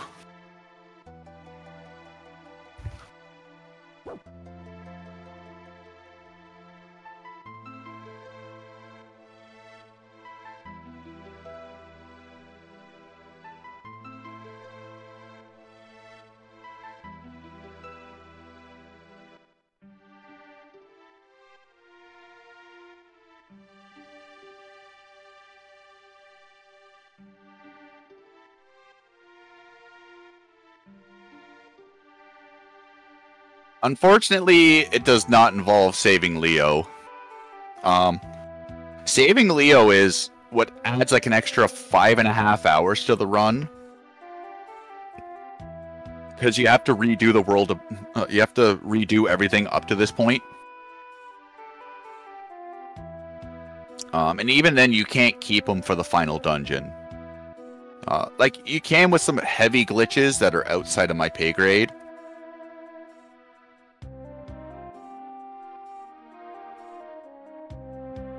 If we don't save Leo... Nacho, stop asking the impossible questions.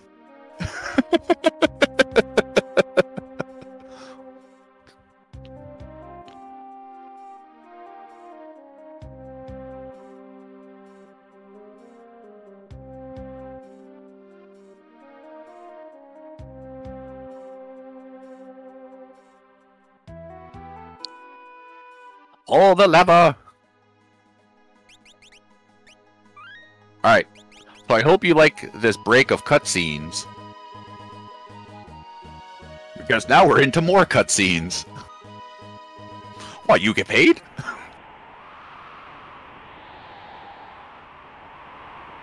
We don't get imp, sadly.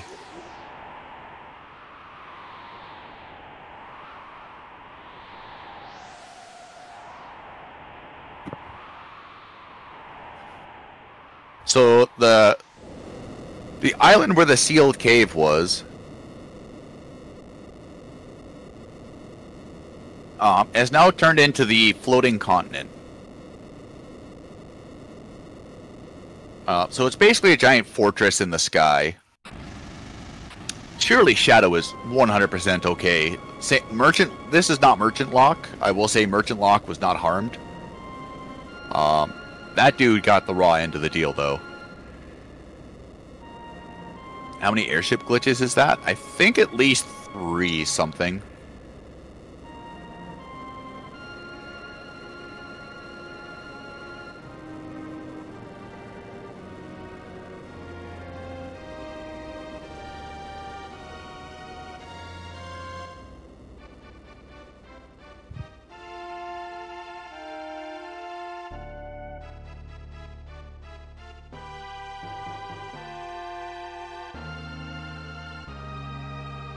So here we actually get to see the 3 goddess statues from the Warring Triad.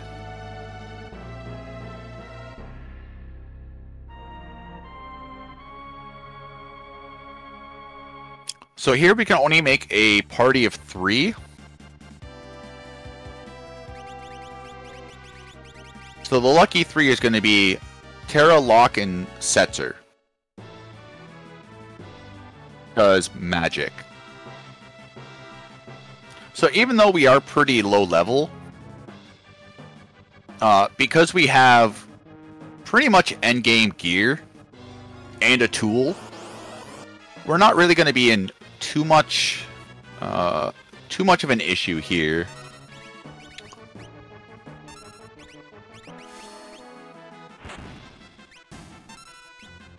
Thankfully, we're given this mass amount of flame shields. And they just kind of nuke everything. The Demon, the Goddess, and Doom. Or Fiend, it might be.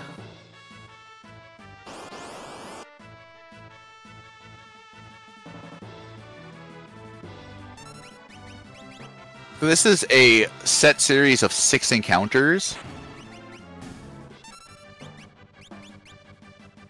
There's nothing you can do to skip any of these. These are all forced encounters based on a timer. If you're ever looking for a fun glitch or challenge run, what you can do is you can enable a save anywhere glitch, and if you save on the airship in between IAF fights, and then highlight that or reset the game, highlight the save file, and then hit new game, you can fight IAF with a level 3 Terra and a level 5 Vixen Wedge in the Mage Attack armor. And if you can get through that, I want to see it, because it's a magical case of a scenario.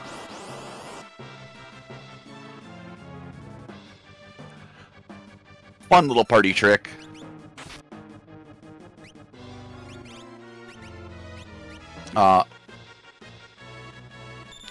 So Terra has really high magic defense, but not really any physical defense.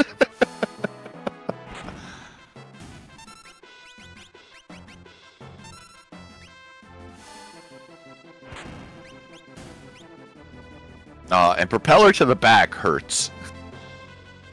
If that was an absolute zero, we would be laughing it off.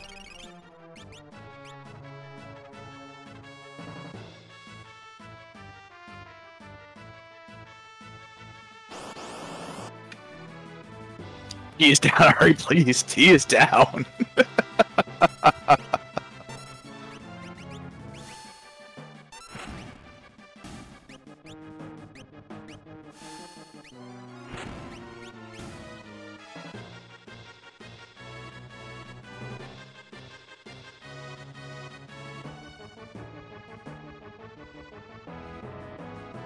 Hello, Chupon.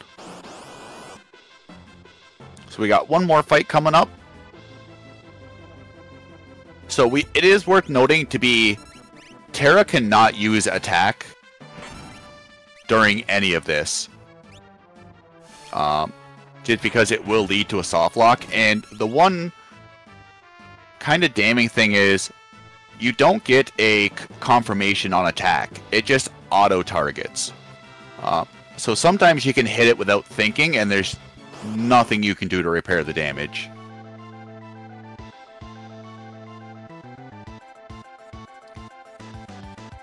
So now we're going to see the true power of the goggles. Because it's going to be some magic. So what we're going to do is something called the menu merge.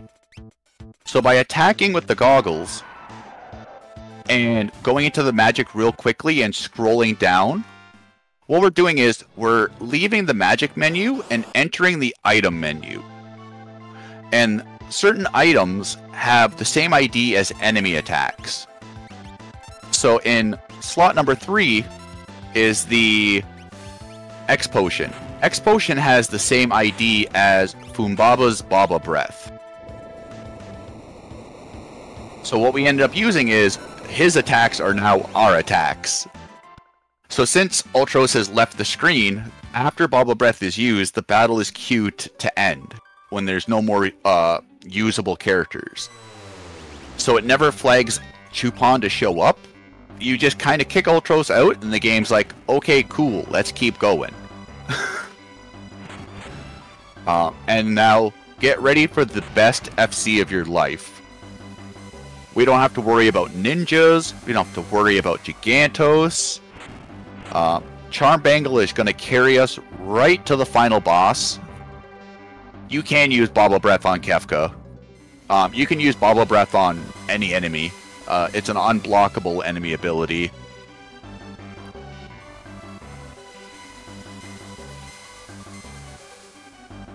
Which makes it so good. And another bonus is, even though we have one X Potion, every time we use Baba Breath, it doesn't use the X Potion.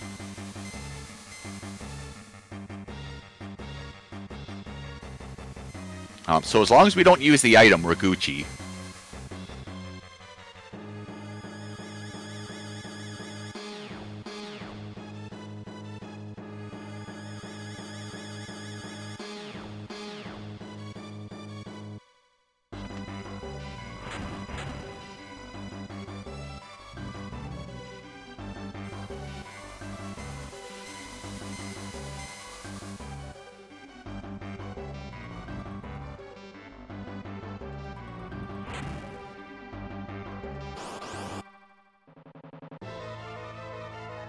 Alright, Atmo weapon.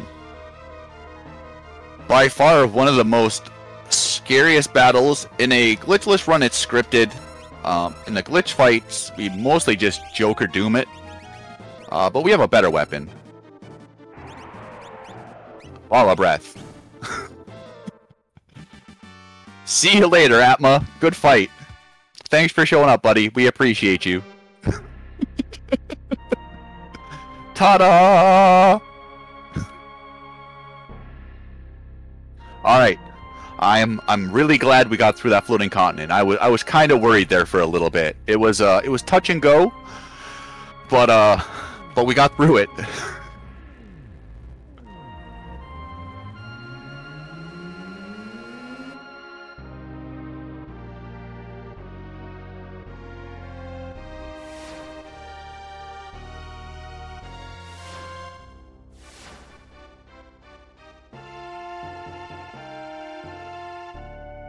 So here, for some plot reason, the statues are deciding to listen to Kefka. I don't know if it's because he has the highest magic potency, or just he was here first and he's been talking to him for the last 10 or 11 minutes as we've been fighting IAF and blowing Atma weapon away. But Celis comes here if she's not in your party. We also had the option to recruit Shadow, but there's just no real reason to recruit Shadow outside of just making him feel welcomed. So here, Celis kind of does the right thing and does the stabby stab with Kefka, which puts him into a slight downward spiral because now he's starting to bleed his own blood.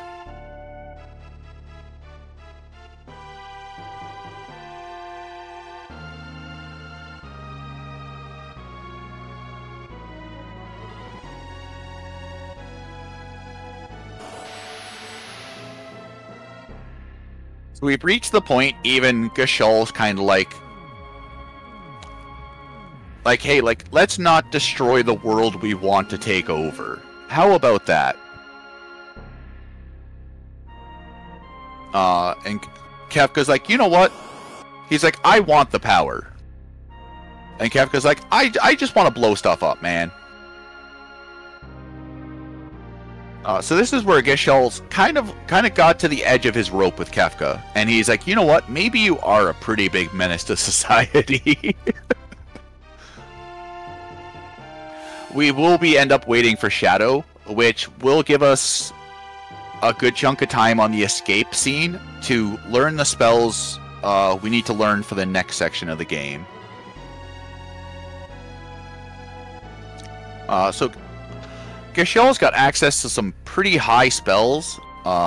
Merton, Blair, Bolt 3, and just never coming through. So it turns out, because Kefka is in the field of the Triad, it's negating all the magic. So even though Geshal knows a lot, it's not a shower. But now we got bolts from the heavens. We got some good old gigavolts. Targeting's a little off, but we'll work on it.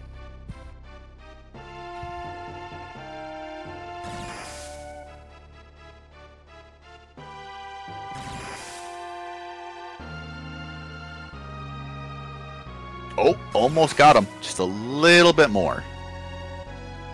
Zap. I think Geshal is now well done.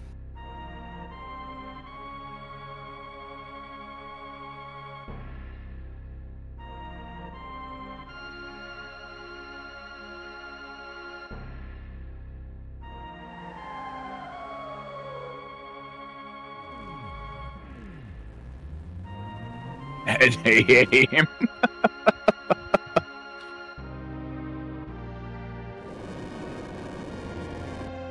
So the statues have officially recognized Kefka as Papa. And the reason they were set in that distinct pattern was they neutralized each other's powers, while moving them out of alignment is kind of starting to create some chaotic energies. and all of a sudden, Shadow.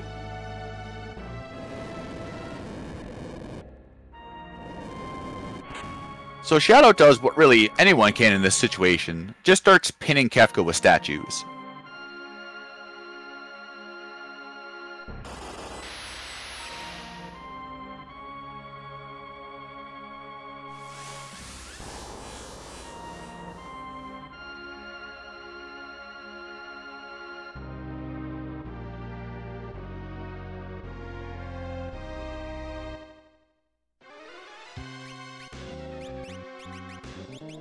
So here we're going to be removing Terra's Moogle Charm.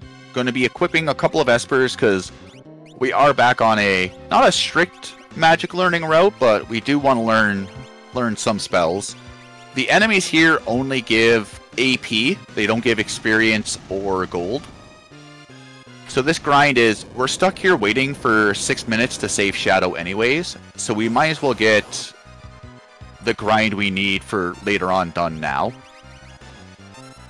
These enemies are also just weak to fire. Thankfully, we have 300,000 fire shields at our disposal. Terra got optimized, which means she can safely use the attack ability again.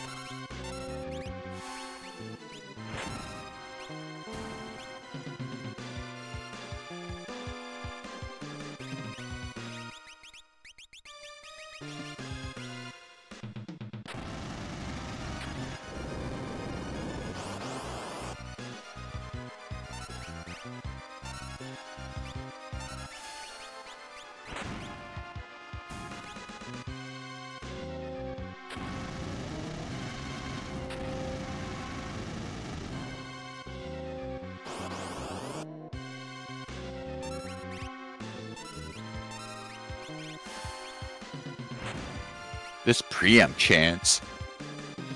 Bdewd's informed me with 4 people in the party, you have a 60% preempt chance. Which I guess kind of makes it hurt if you don't get a preempt. So unfortunately with Narapa, we can't use a flame shield because Narapa absorbs fire. But they are weak to ice and bolt, which is where the Thunder Rod's going to come into play.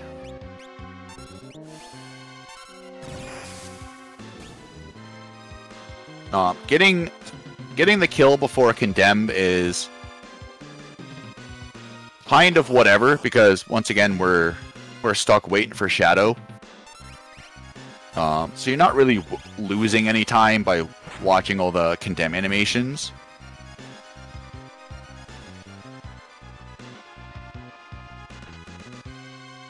So we're going to be at this grind until Celis pretty much learns Float. Float is taught at ×2.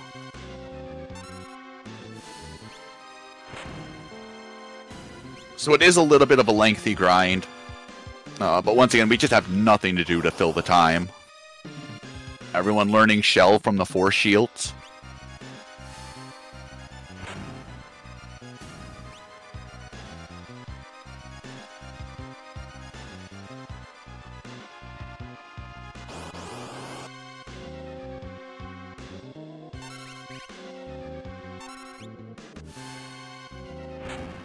I like how everyone's got that nice green glow.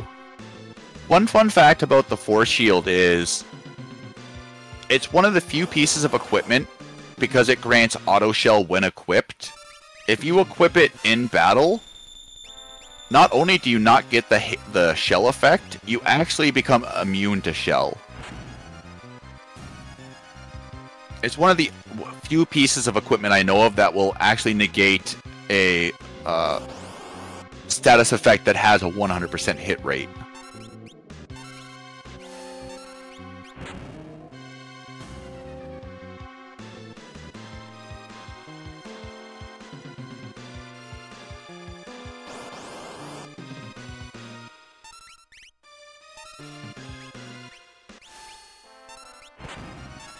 Oh, we're down to +8 flame shields. I'm starting to get worried.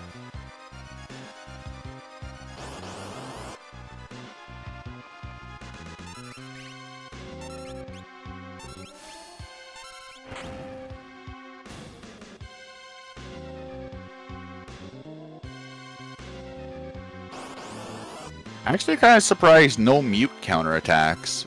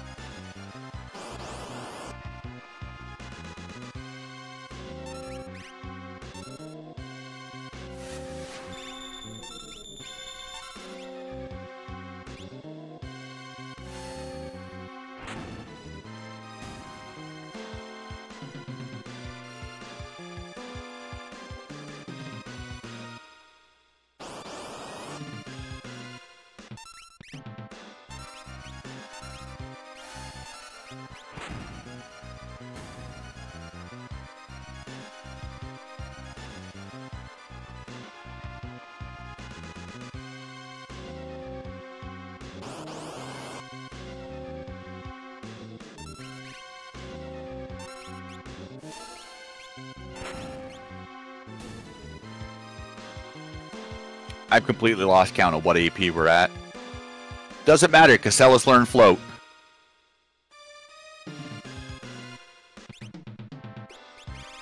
Alright, so now we just sit there and wave to our friends. Doing inventory management here, you have to be very aware of your time. Shadow will show up when the timer is hit 5, but if you're in the menu too long, this is another place that won't kick you out of it. So if you spend too long in the menu doing like item management and stuff like that, you can just end your run and die here because the timer will tick to 0 and the continent blows up.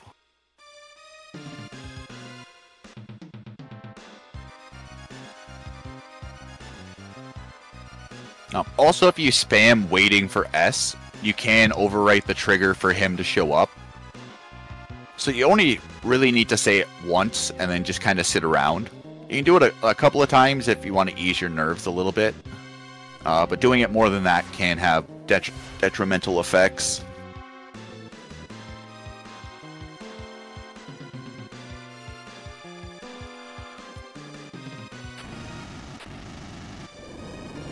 Alright, now the world goes bye-bye. We are officially done with the quote-unquote world of balance, and we are now entering the world of ruin. So a fun development history on this game. The world of ruin was never originally planned in the game. Obviously, like things like Daryl's Tomb and Fanatic's Tower were supposed to be in the world of balance. But unheard of in the game industry, they were ahead of production schedule. So, since they were so far ahead, they created the World of Ruin and moved a bunch of the assets over to that to complete it. That's why a lot of the World of Ruin is not really a complete story, but a lot of short stories. And obviously, like, Floating Continent was supposed to be the final dungeon. So the game grew into a much bigger state than what they originally planned, which led to them having a very, very high crunch time during release because they kind of overreached. So Q&A kind of fell apart a little bit, testing fell apart and things like that. So it's one of the reasons why the game ended up in the state it is. But I think without the World of Ruin, because at this point, like, the bad guy kind of won. So it really set it's a big emotional scene for a lot of people that have played this game. Just because, to my knowledge, it's one of the first games where like that something like that has happened. And you get to see this world you were trying to fight for kind of just go to poop.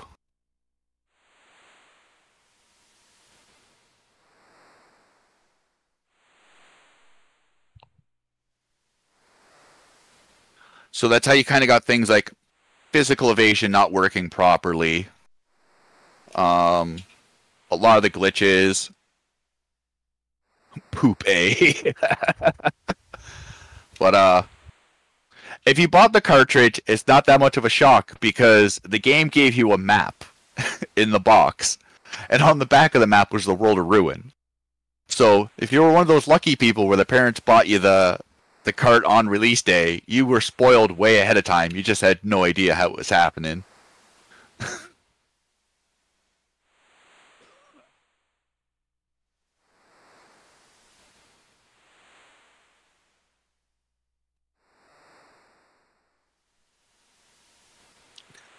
All right, chat, unleash.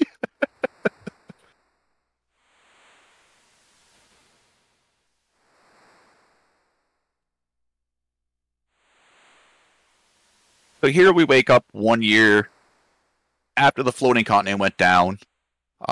Sid has been baby duck feeding Celis fish.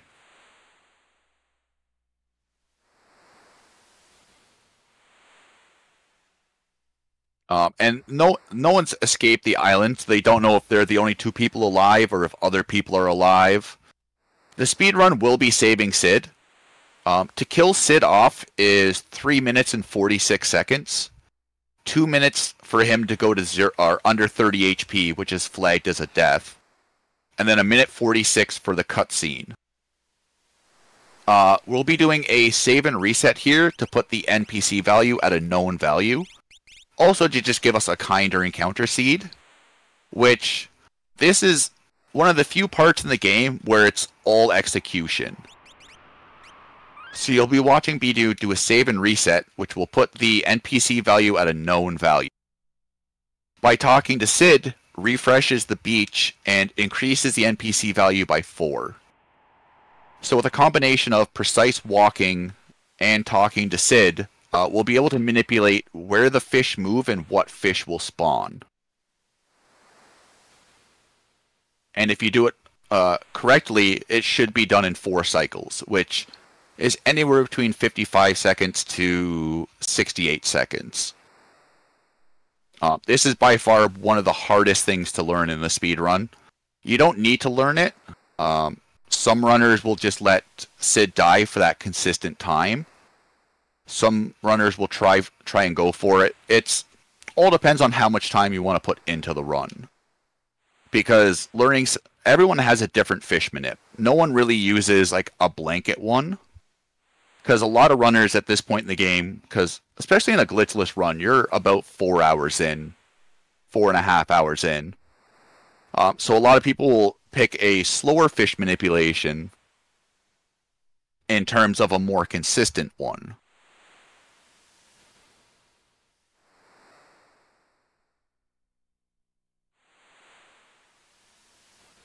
Add a little bit of a whoopsie here. Might not have talked to Sid, or might have talked to him a little too early and missed a RNG refresh. And that's it. Sid's saved. He's happy.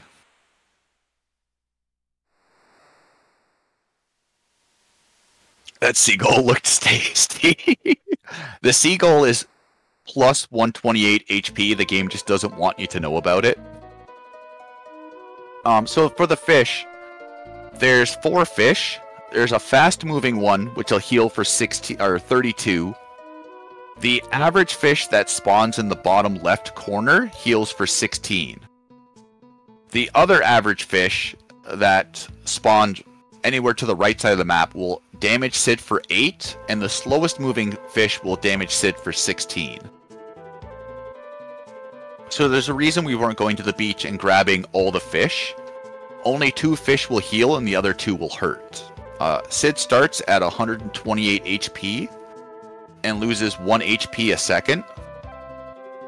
And then you need to get him to 256 to end basically the little mini game.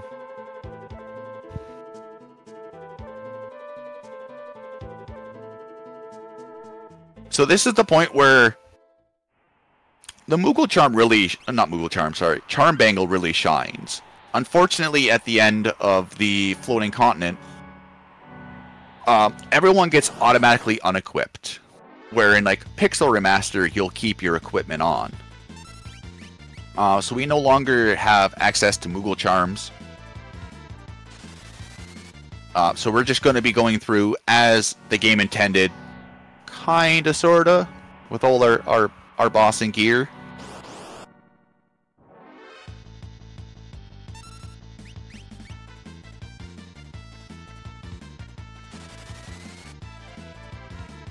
Warp Stones will be favoring over Smoke Bombs. Warp Stones are 86 frames faster than Smoke Bombs. And on top of it, the game just gave us 255 of them.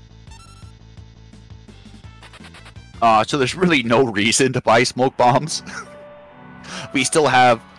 Now we have a slightly faster means to get out of battles.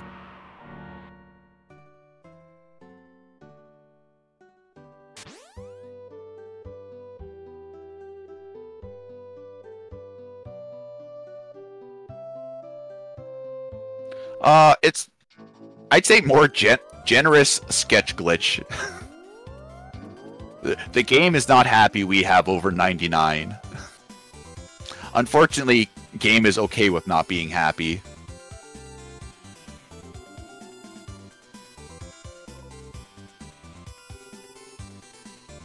So now we're taking a nice chocobo ride. We're totally skipping over that town to Zen. There's nothing of importance there yet. You can grab Sabin there. Sabin does kind of ruin party averaging a little bit with equipment, and on top of it, he doesn't add anything to the battles coming up.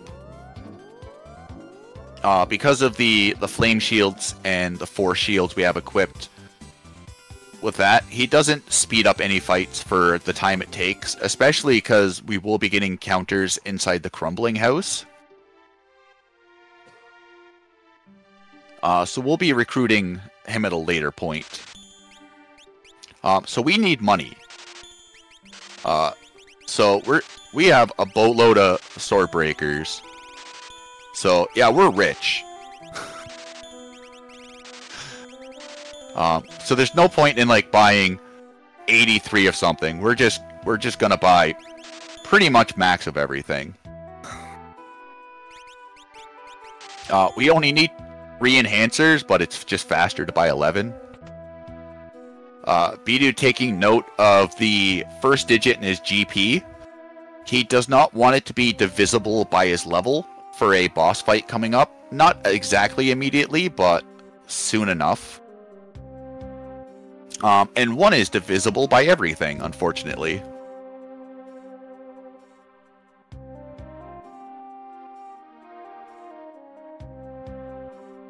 So here we meet this very swag-looking Bdewd. He kind of looks like Edgar. You know, with a little bit of new clothing and some dusty hair. But he's just acting like he doesn't know us. Maybe he's not Edgar.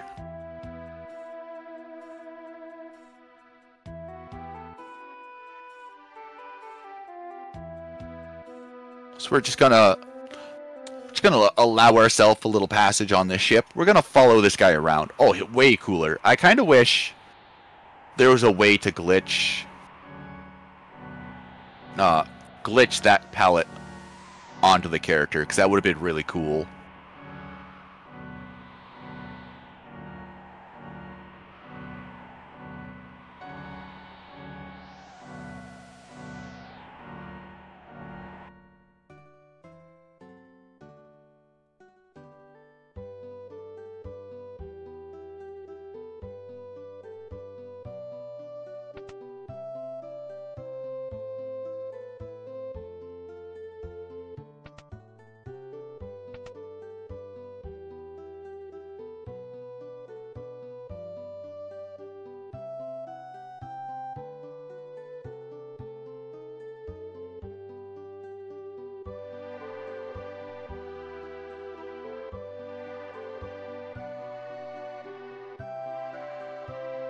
Alright, so now we just triggered the next aspect. Is we needed to talk to Edgar to open up the next plot point. So once again, taking a chocobo just to save on steps. This cave, even though we are a solo player, this cave in any category that's got to go through it is rough. There are enemies. Any enemy except a Dante has the ability to confuse you. Especially the Harvesters and the Humpties. Oh, this is... We are in a little better spot because we have a lot higher magic evasion. But you can't end up just in a perpetual cycle of being muddled and then hit, muddled then hit, muddled then hit over and over again.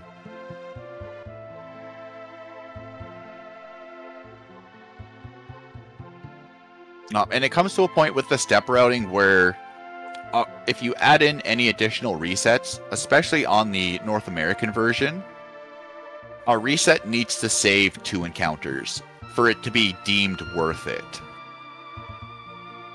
So if you're doing an extra like reset after Sid fishing, for an example, and you're getting the same amount of encounters, you're still losing 12 seconds. Which makes it a very rough routing point where what makes resetting so slow is in the North American version sees the splash screen, the giant FF3, where the Japanese version doesn't. It goes directly to the save slots. So one of our resets for North America, the Japanese version can reset 11 or 12 times. Which makes their route really unique because they just end up throwing in like 35 to 40 resets wherever they want and everything's okay. Where with us, it's like anything more than 6 and you're starting to lose time, unfortunately.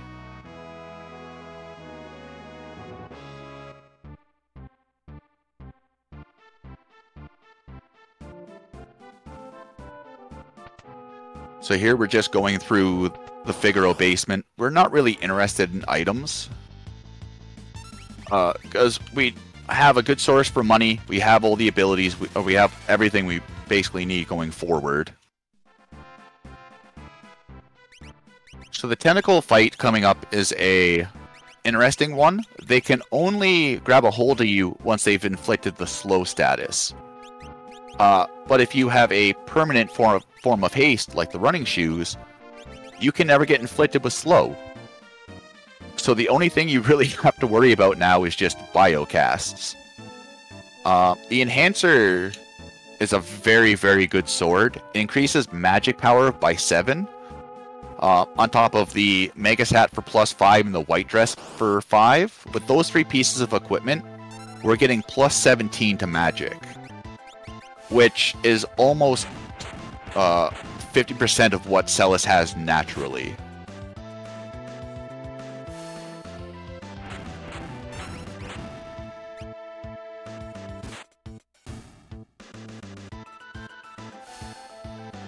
So the tentacle fight is just break flame shields until the 3 that can die, and then we're going to be using ice rods for that bottom right one there.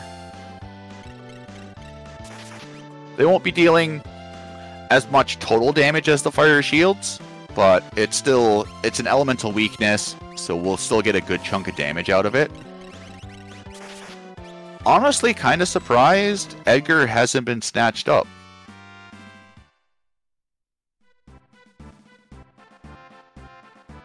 And that's the tentacle fight.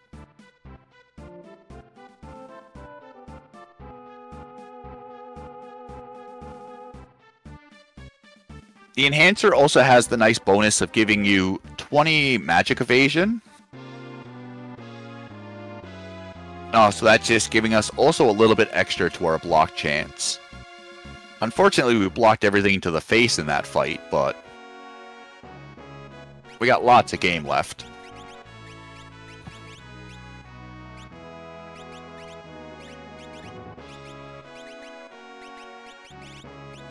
So here we find out Edgar was just posing as Bdewd to use the thieves to get access back to his castle, because his castle was stuck underground.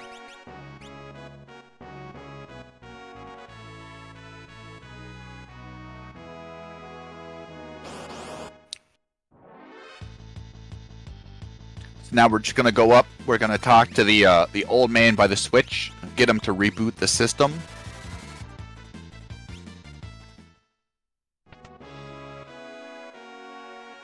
And we're going to be making our way over to the Western continent.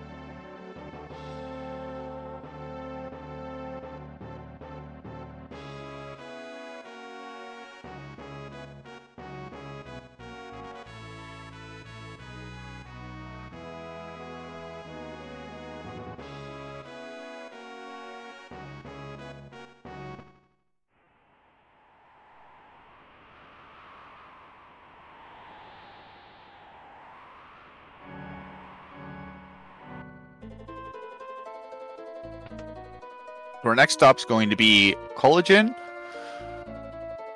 It's just the city right next door. And oh, look! We found ourselves Setzer.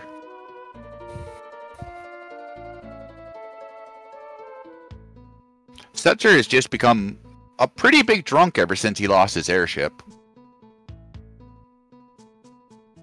Although I don't know how long he's noticed his bottle of wine is empty, though.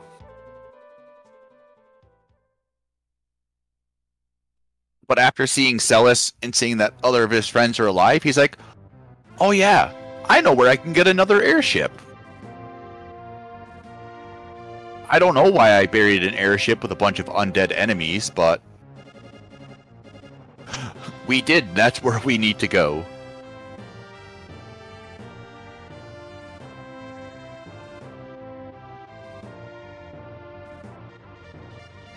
Can I blame him?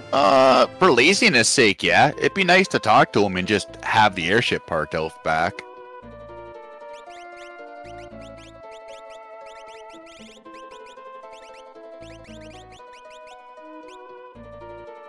It would be kind of convenient just to be like, hey guys, don't worry, I've been waiting for you, let's go.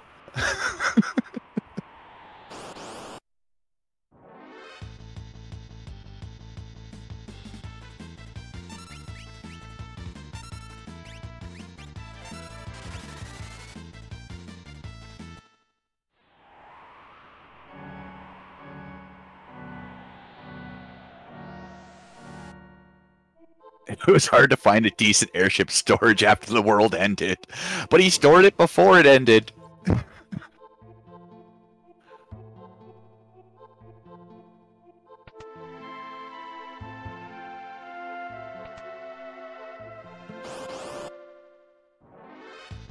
This dungeon is pretty straightforward. Thankfully there's not too many rooms to explore, which makes it quite easy. We're just gonna hit a couple of switches to open up some paths. We're going to ride another turtle. One thing to watch out for in this dungeon is the exo rays have an ability that can turn you into a zombie. And depending on how many revivifies you left the sealed cave grind with, you can end up in a slight pickle. Because especially if you end up with none. And you haven't realized it until this moment, you're too far deep to really do anything.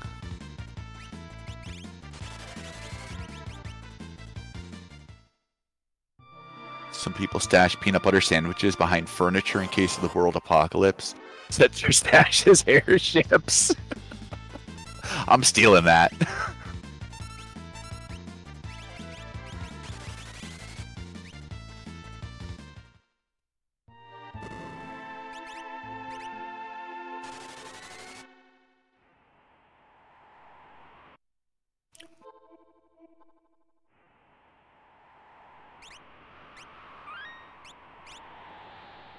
Just using a warp stone after that switch, it's not exactly time efficient, but it is step efficient.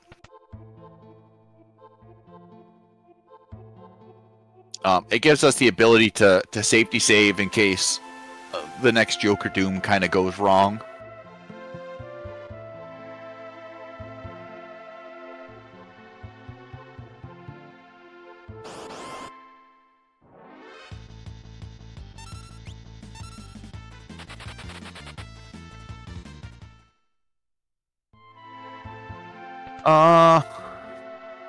For the fan theory,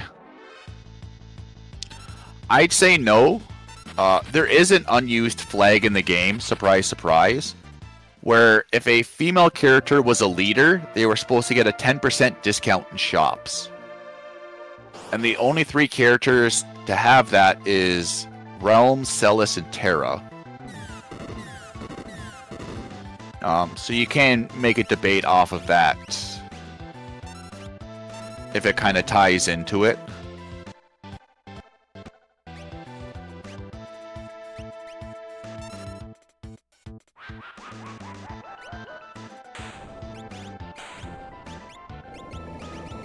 We could break flame shields, or we could just Joker Doom. One shot kill and be done with it.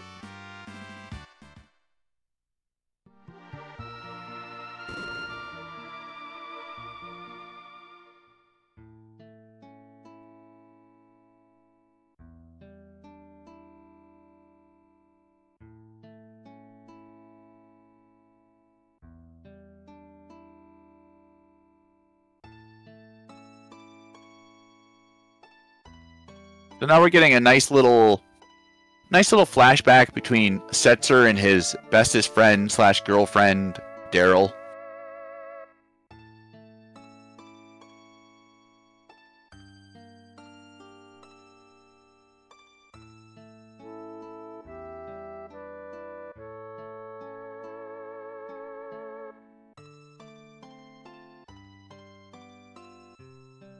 So here we can get a little bit of a backstory on what happened to the poor girl.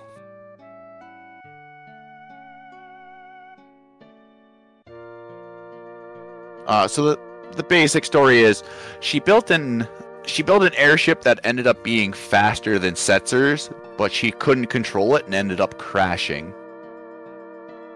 Very tragic death. F in the chat.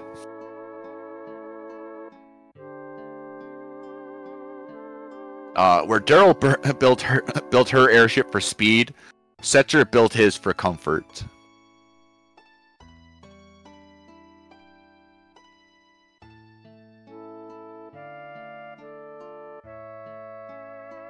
So this one's kind of basic. We got no gambling room, unfortunately. But it does the important role of getting us from point A to point B.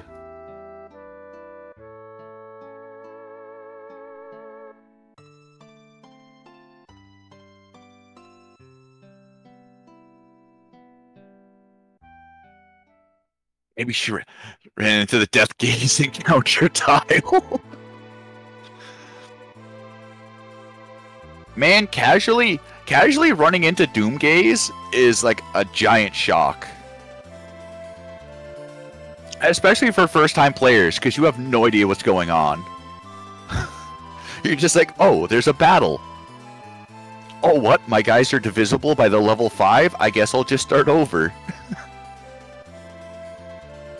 I'm pretty sure Setzer is down there throwing rocks at the hull, and he's betting on it with Umaro.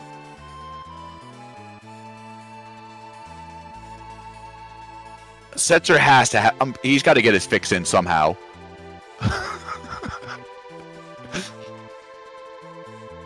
I built the airship. Flying is the gamble.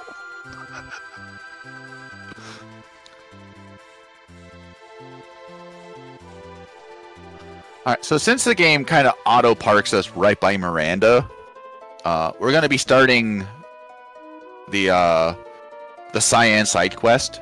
Spoilers are completely out the window now. So all we have to do is really just talk to this woman. Lola, that's her name, sorry. We have to talk to Lola, and then we're going to talk to the seagull and kind of forget about Cyan for a little bit.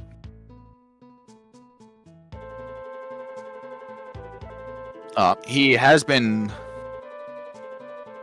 finding his own way to get through the World of Ruin. He's developed origami with silk, making beautiful bouquets of flowers.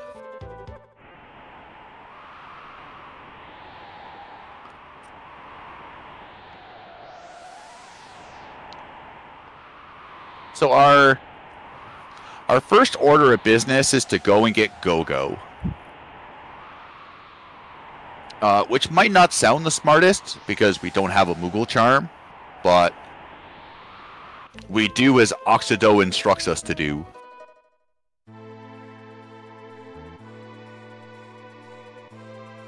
So there's this nice little, like, hidden Easter egg in the Triangle Island, where I'm thinking NPC in Tizen tells you about it. I forget where exactly. But it's like, hey, I got eaten by this monster and ended up in a dungeon. That's kind of your key of like, hey, something magic happens here. So we just set the battle speed to 1. Because we're looking for Zone Eater to get its turn more frequently. So I believe it's a 33% chance for Ingolf and a 66% chance for Demi.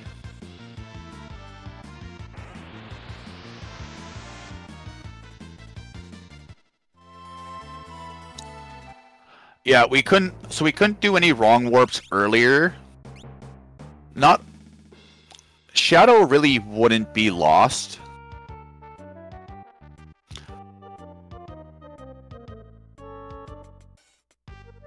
trying to think how to phrase this. Some Espers become unattainable. And the game does some really weird things where it's trying to give you a character you already have. So if we were to do the Cyan Dream Escape with Cyan in the party, sometimes there's a Highlander moment where the character is okay with it, and there's sometimes where the game just soft locks because there's not enough space in your party.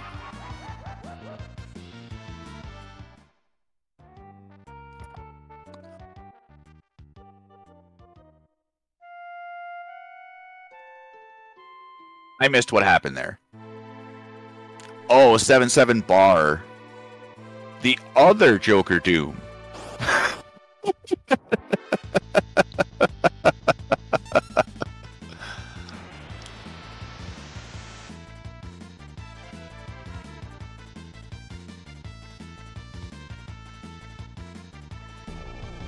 All right, slight hiccup.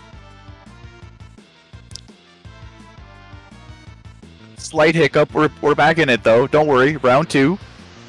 We're just showing. Look, the run has been going pretty decent. Everyone's got to admit that. We had a little bit of a mishap in Serpent's Trench. The sketch glitch went a little wonky, but other than that, it's been a pretty cozy run.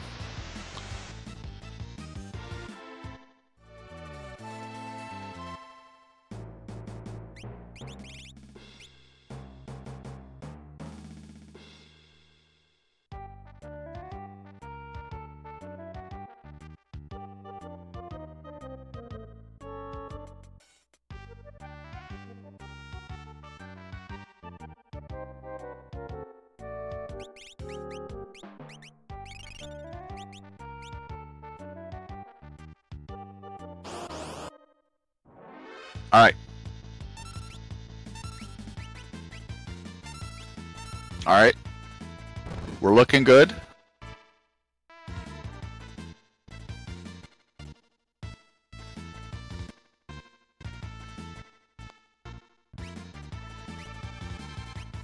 Getting so close. There we go.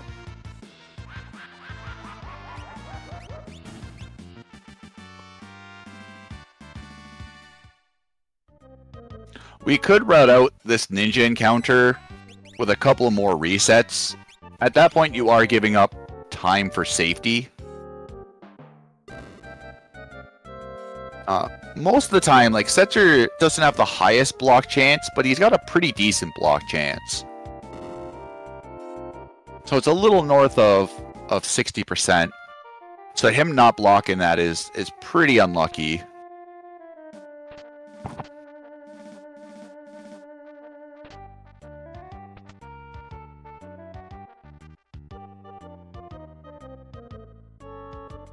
At least the Green Soldiers played pretty nice. None of them kind of stood in front of you and taunted you for a while.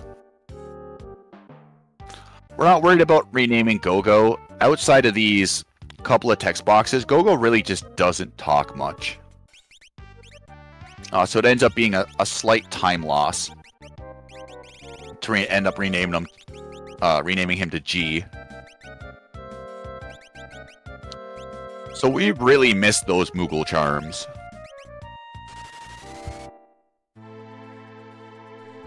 So the reason to recruit Gogo is just the fastest means to the sketch command. So now we're gonna go just outside of South Figaro, and we're gonna look for a no rabbit fight with 3 of them. And we're going to do a little bit of magic again. You want to stay on the light green grass, because they won't spawn on the dirt piles or the forest.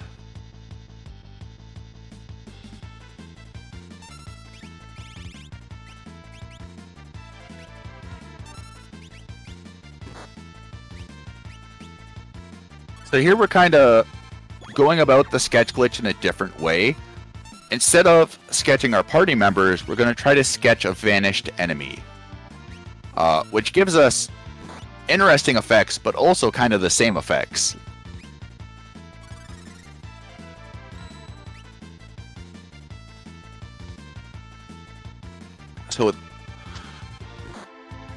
Setzer is a little bit of a pain to imp in these situations.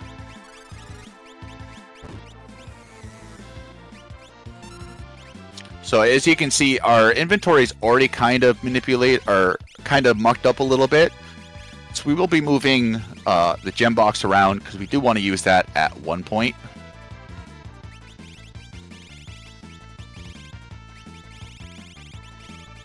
So as you can see, we lost a couple of our sword breakers, but we got some gem boxes. We got Tau robes, Magus rods, poison rods, which will be beautiful to throw.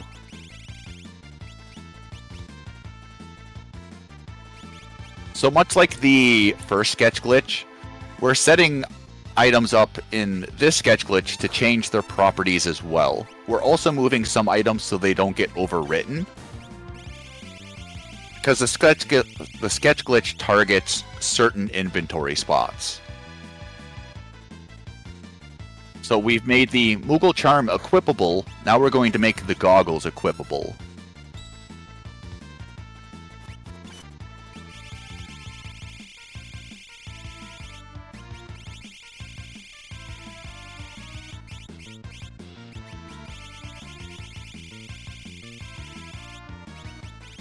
So we will be giving the Moogle Charm to basically these three characters, and then for a vast majority of the run, we're not going to be worrying about encounters.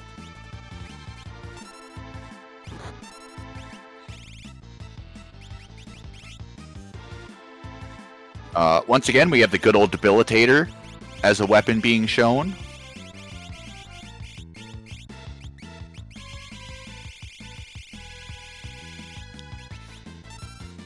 On this, pretty much, we're almost at the setup we want for the complete World of Ruin. We just need one more Esper, and we're on our way to cheesing pretty much every encounter along the way.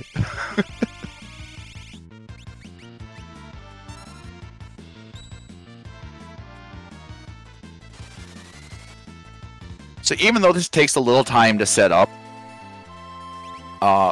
much like the World of Balance, we don't have to worry about encounters anymore.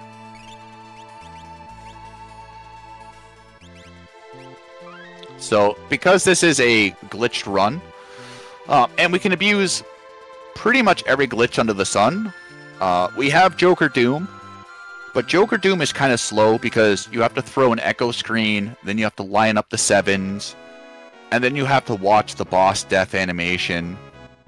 But you know what's better than watching the boss death animation? Skipping the boss's death animation. So for a good chunk of the World of Ruin, we're going to be abusing Vanish Raiden. Because Raiden bypasses that animation, which saves about 12 seconds a boss. Which also explains why we bought 91 tinctures.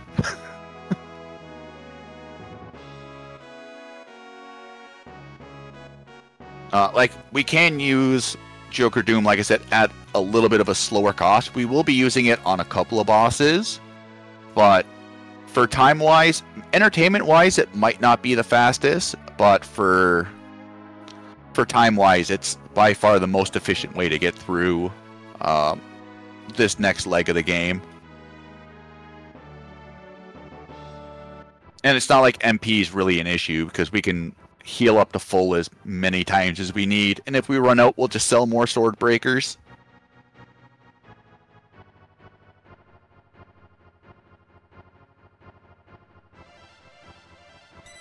I'm loving chat talking about the jail cells.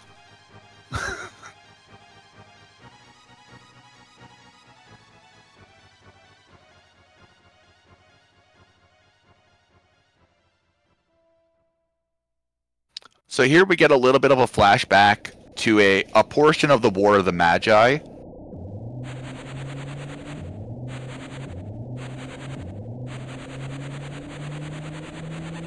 Where humans fought the Espers for supremacy.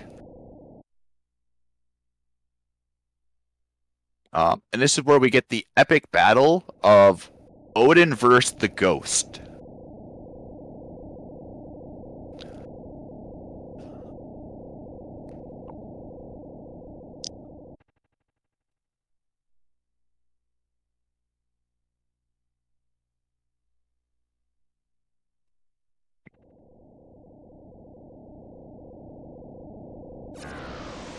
Oh, statty.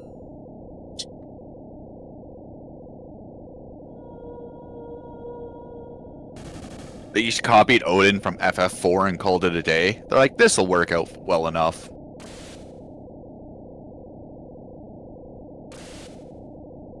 And on FF6, can't say it's for me.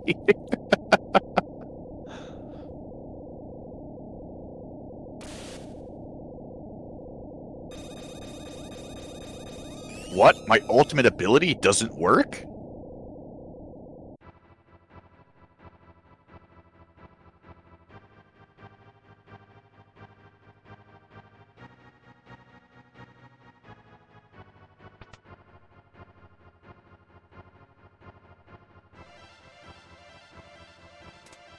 So because this is all characters and Espers, we will be grabbing all 26 Espers and all 14 recruitable characters.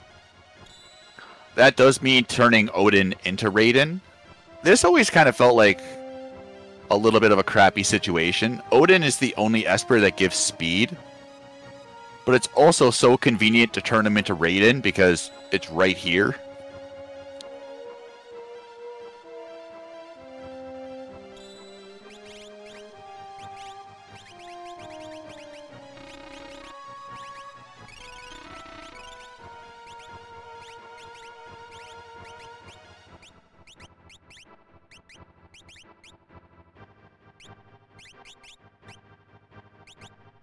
No, we don't go that route of getting Odin back. Just by the category's definition, it's having that Esper at one point, not having it at the end.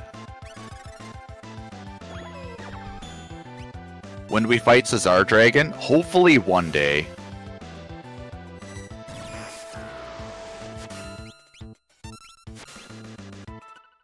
One day when at least the two of us are smart enough to figure out how to bring him to life.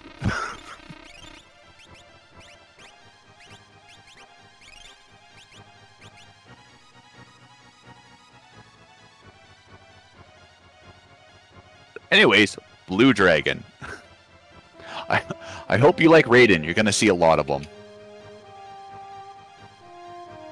So now it's kind of just, what can we clear in the area we're in? The float cast is, the next little leg is, we're going to be grabbing Palador off of Sid's Island and then going to the Opera.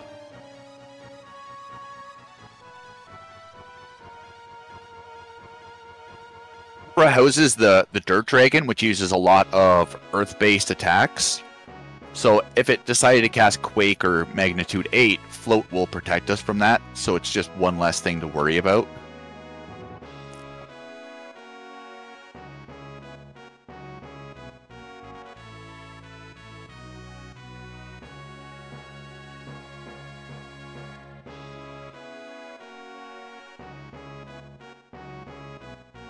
Anyone with a pulse?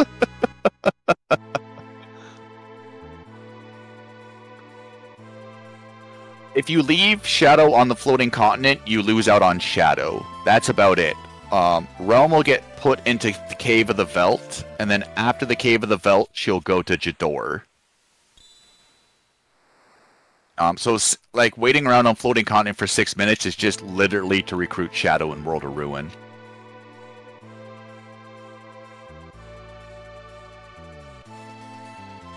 And no other reason outside of that. Shadow's not really tied to an Esper, thankfully.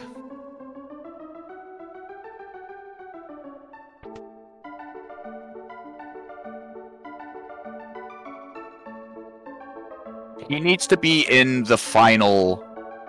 The characters need to be in the final party.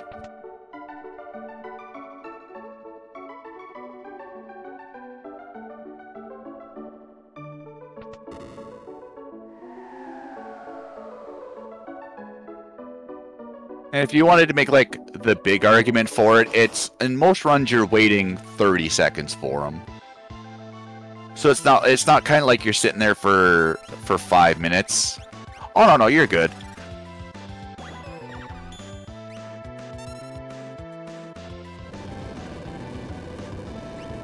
It's more so because of the reason we need to wait for Shadow is the ending cutscene. Because that ending cutscene needs to be complete. Where if Shadow ends up staying on the floating continent, you just get his icon instead of it playing through. So it does seem like there's two different categories for the beginning and end. But in like a glitchless run, for instance, there's no real way to get Odin back without kind of breaking. Ooh. Goodbye, Go-Go.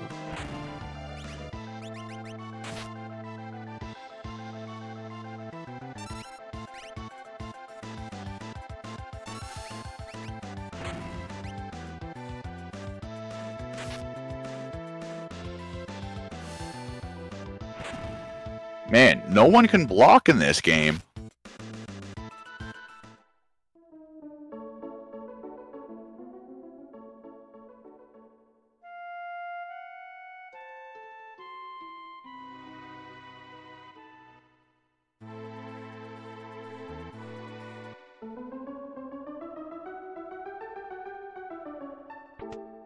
Perfect Quake cast.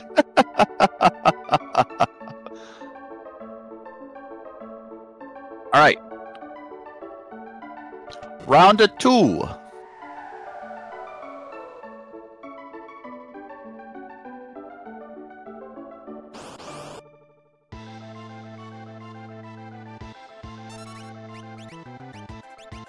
All right, now we get a preempt, of course.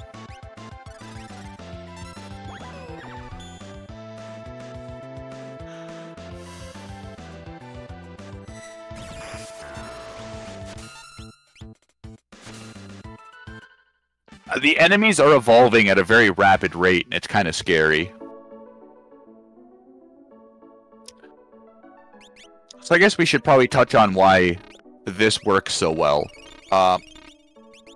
Because the game's kind of spaghetti code, when an enemy is vanished, they have a 100% hit rate with magic. So even though a lot of these enemies have instant death immunity, because of the vanish, the game looks at it and goes, okay, this ability has a 100% hit rate, and it kind of ignores every immunity past that. So this was one way as casually where like Vanish Doom or Vanish X-Zone or Vanish Raiden became so popular because you were able to, as long as the enemy was susceptible to vanish, you could basically insta-kill it. There's only a few bosses that are immune to vanish, Guardian being one of them in Kefka's Tower. For this area in Jador has 2 Espers, Zone Seek and Golem. So what Bdewd is doing, he's really shy. And Bdewd just wants the girl in the lower left to really like him. So he keeps just playing peekaboo and hoping that she'll recognize him. So what he's doing is, much like with the Burning House, he's just priming the NPC value. So what we're looking for both Espers in this run, thankfully, is her to go down, down, right, up. And when we see that pattern of walking, we know that an Esper is guaranteed. It kind of just funnily works out in this run that both Espers have the same walking path.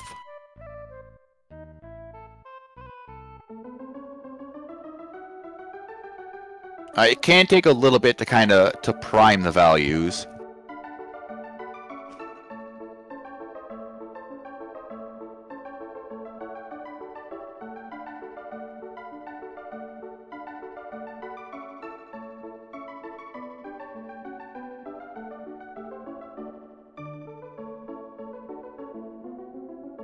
That little walk around setup worked.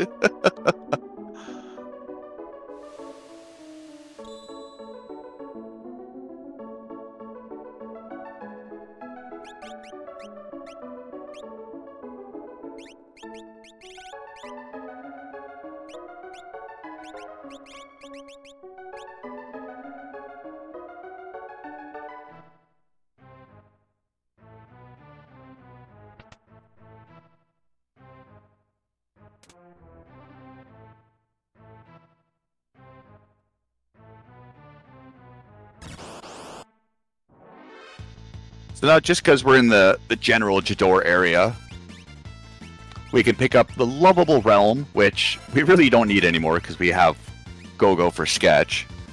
But we also end up getting an Esper.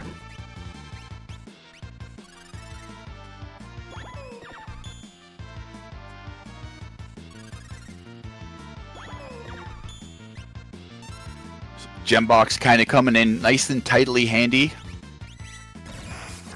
If you don't have the gem box, you can do some workaround stuff with casting Muddle on the character, and then that character queuing up Phantom during it.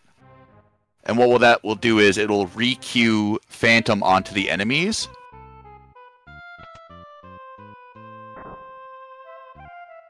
So we will be seeing it coming up on the Dream Stooges, but it is a nice way to get a enemy-wide vanish going off.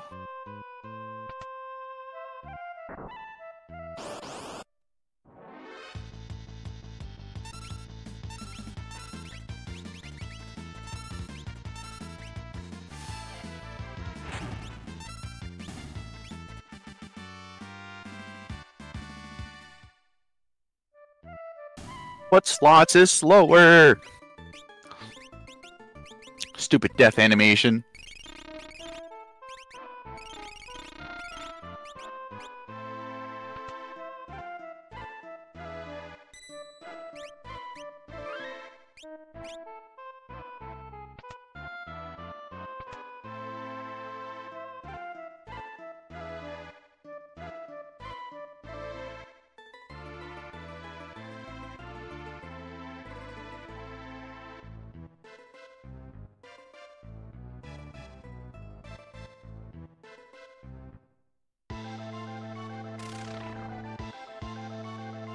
Foo foo foo.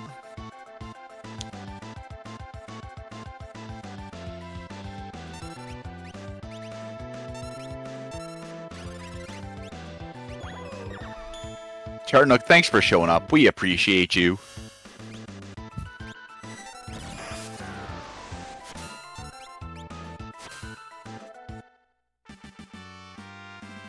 The Cheddar Nook.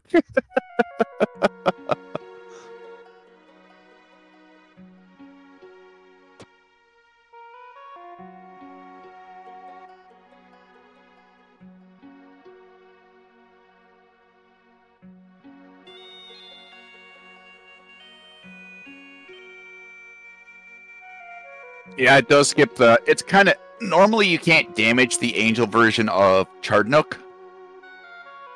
But with the power of Vanished Doom, we just don't care.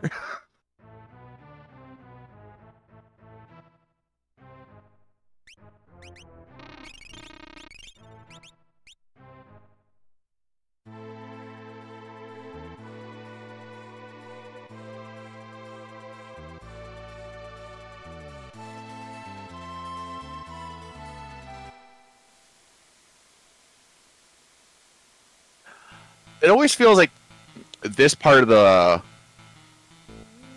exploration is a little misguided, because the game kind of points you here as soon as you get the airship.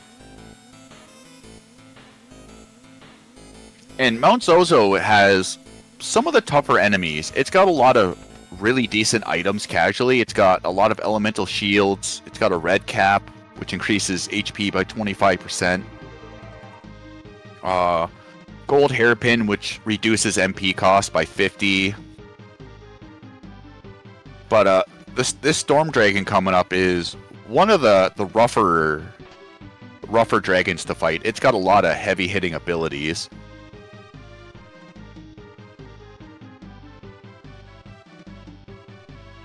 Especially if you're trying to clear everything in like the one-stop shop.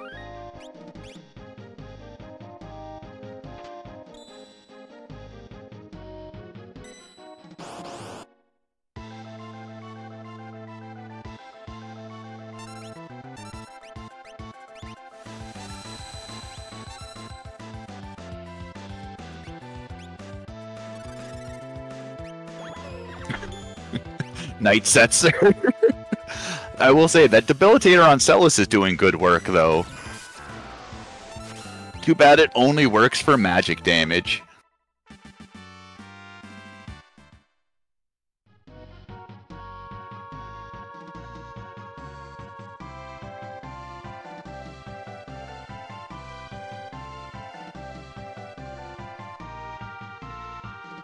The Moogle Charm does kind of make...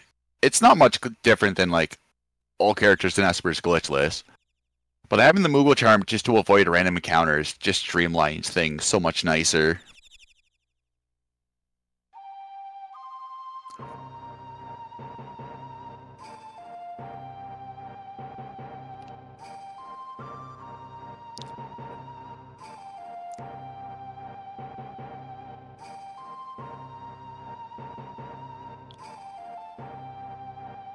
Yeah, when enemies are hitting you for 3k and you only have 400 HP to your name.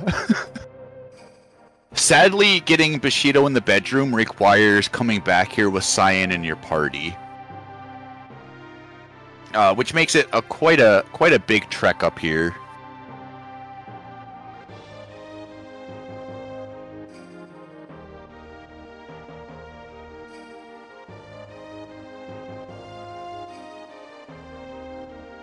Oh, 100% it's worth it. There's a lot of memes stored in that treasure chest.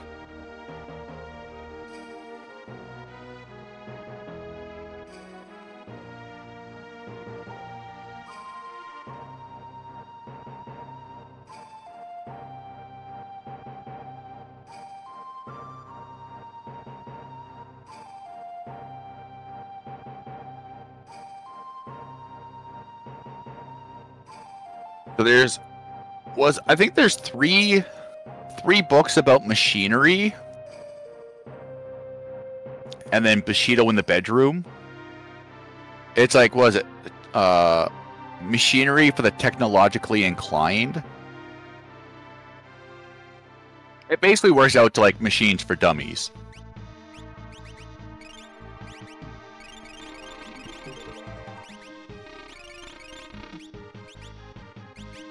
Sortex 69.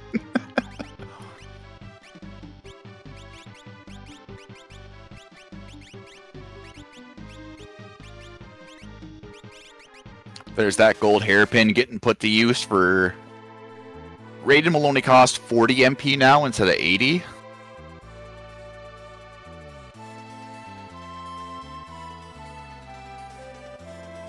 So now we're just back onto the... Goodbye.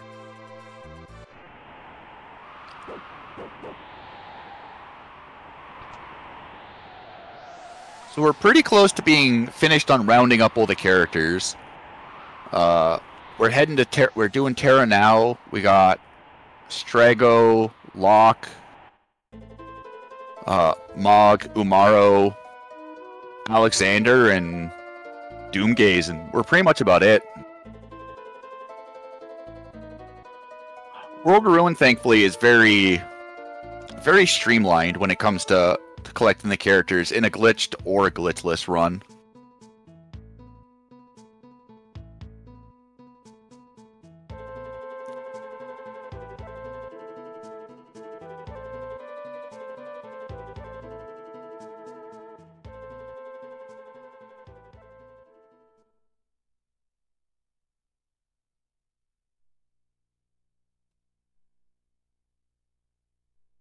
Here we get the little flashback of basically after the world kind of went to heck in a handbasket. Terra finds her way into the village of Mobliz and just kind of ends up becoming like pseudo mom. So she's kind of lost the will to fight in terms of she just wants to be with the children and protecting her.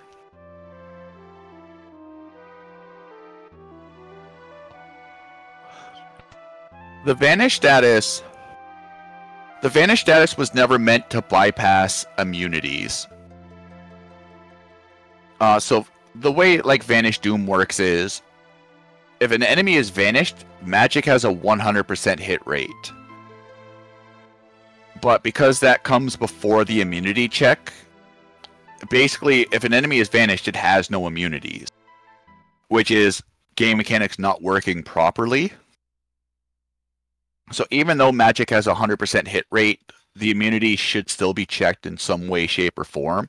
And it is fixed in every other version from GBA onward. So it's more of just a like you could say it's more of a coding oversight than anything else.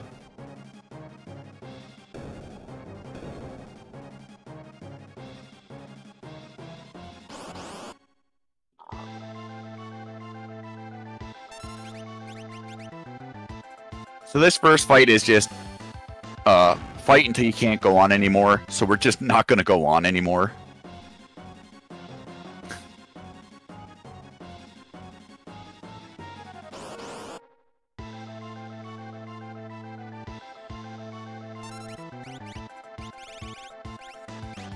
And can anyone guess how we're going to handle this fight? If you guessed Vanish Raiden, you're correct.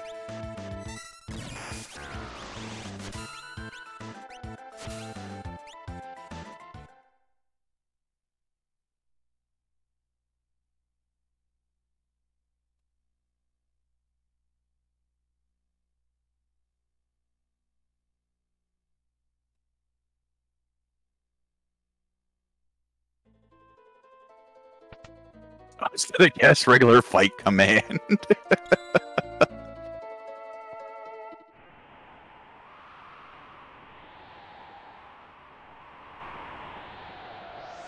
So thankfully with queuing the second part, you don't need to fully leave the village. You just need to hit an event tile the game has basically near the exit. And then by taking the one step to the left, we skip triggering the dog, which it loses a couple of seconds. By stepping to the left, the dog's never queued, because the dog is supposed to show us the bouquet stare down. But since we already know where it is, because we're smart,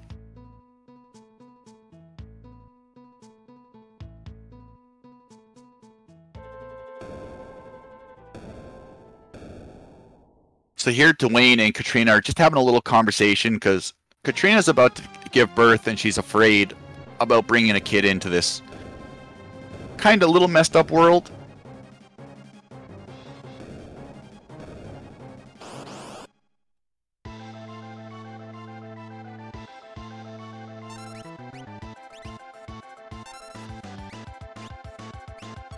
Now we use the fight command later on. Not quite yet.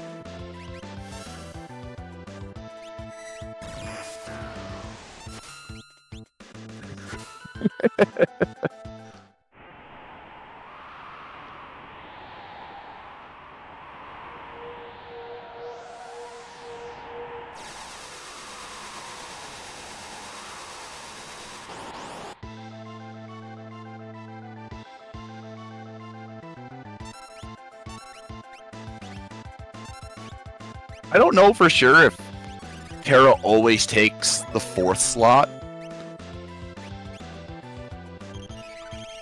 It would be kind of cool to come in here and just not have Celis.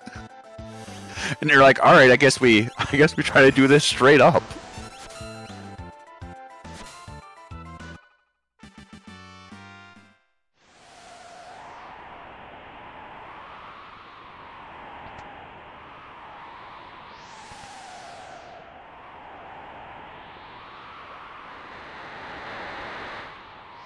This cutscene kind of loses a bit of the lackluster now.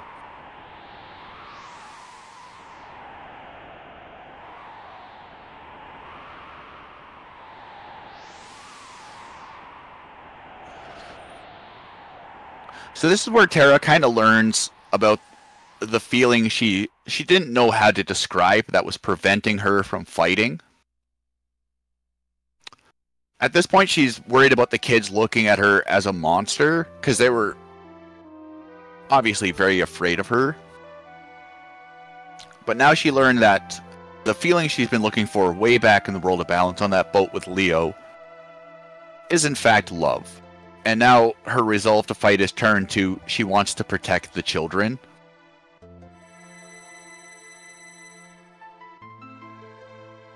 So she just needed a little nudge in the right direction.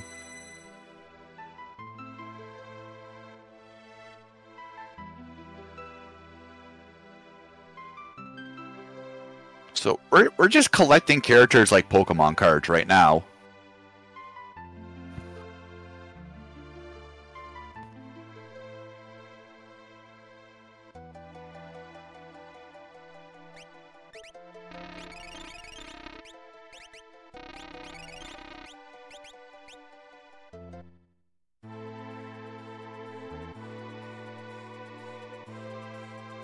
Stars shooting out of her butt. I think they're supposed to be tears.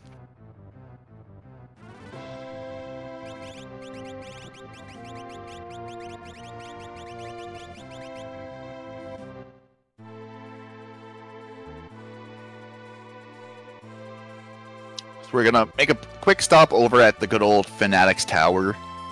Realm is the party. She's the requisite to kind of snap Strago out of the cultist mind meld.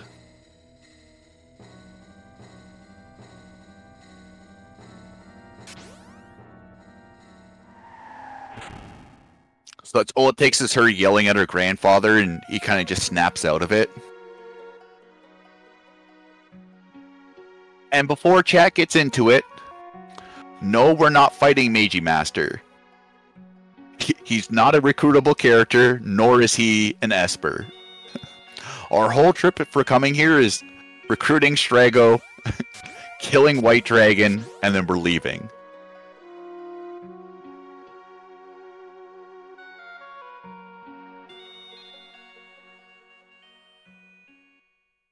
We'll spare him, don't worry. We'll come back for him later on when we're better prepared. In a different run. 99% run. Look, there's a good chance we forget about Alexander. So that kind of run is still on the table. There'll be no Meiji Master, there'll be no hit-on. There's no Gao cutscene.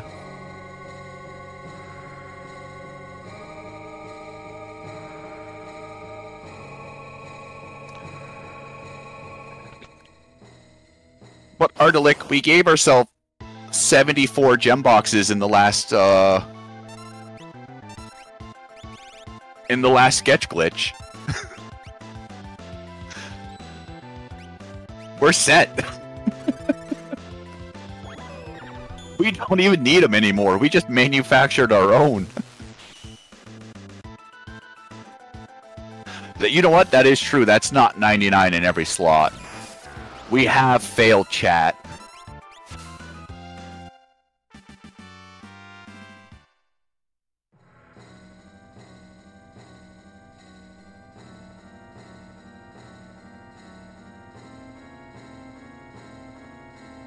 Alright, Bdewd, time to go back and fight the Noah rabbits. Time to get ourselves some more gem boxes. I don't know what other items we'll lose in the process, but...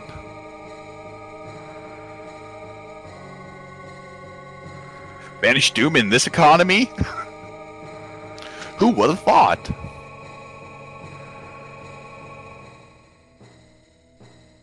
Yeah, sadly you can't warp out of this tower. That would save so much time for speedrunners and casuals. Is there any time reasonable run? No. Getting all of Gao's rages is roughly 18 hours. Not including the extra time it takes to find all the encounters. Connor Cordell did a true 100% run, which involved all of Gao's rages. And it's a lot of time just resetting on Velt over and over again.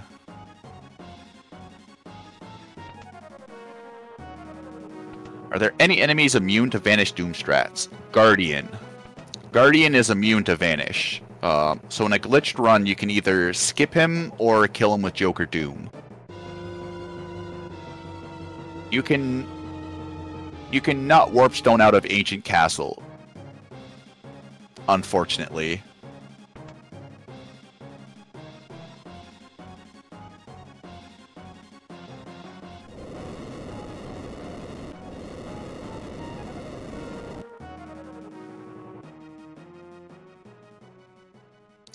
When Cord asked me the efficient method to route all rages, I told him to have fun.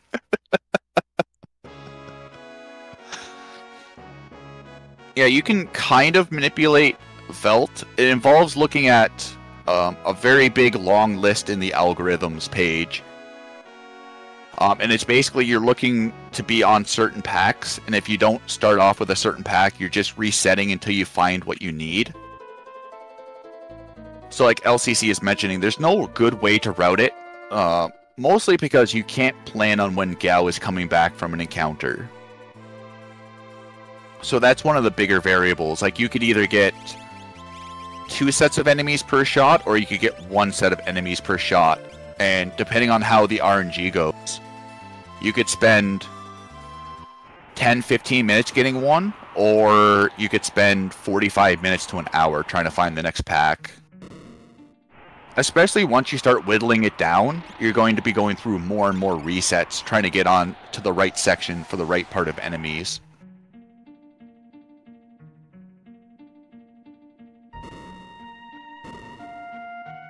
In a task setting, you could definitely reduce the time, because you can manipulate when Gao comes back, with either like slow down or frame advanced.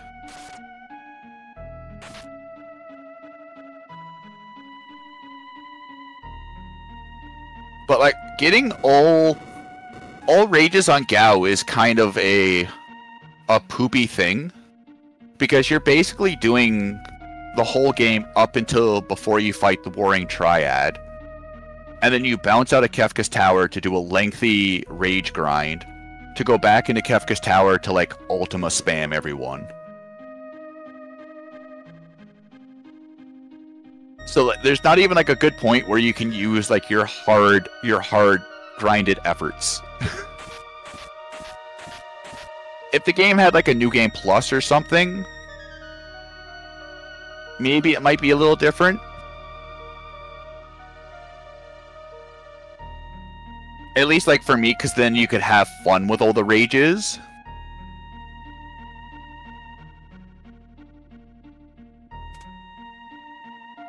Iris percent, honestly, I think Iris percent might be faster on average. Actually, I don't even know about average. I wouldn't say that. Iris percent can also be a giant time sink.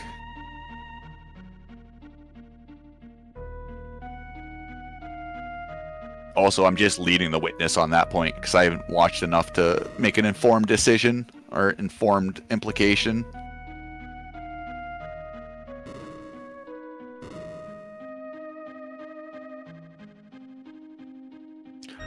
Yeah, there is a Manipped Iris run. I think it's like 9.5 minutes. Which is endlessly hilarious to watch. But if you're doing it unmanipped, you're praying for the skies.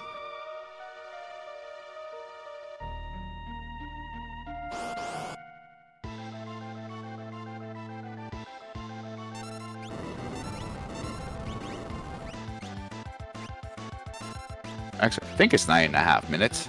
To speedruns.com.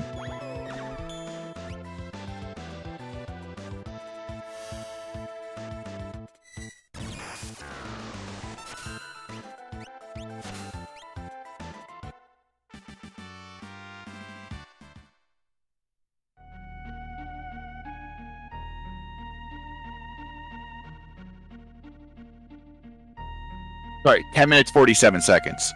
I lied.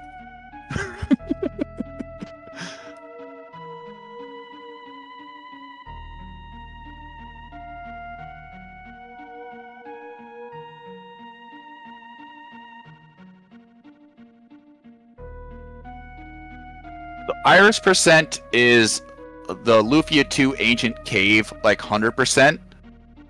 I think there's 12 treasures. 8, 12, 10. I don't know the exact amount. But they spawn from only certain treasure chests, and it's randomized. I don't know if it's like a fixed 1 out of 128 or whatever. But they're notoriously very difficult items to get. Oh, there's 10? Okay. I was right in the middle of the mayhem.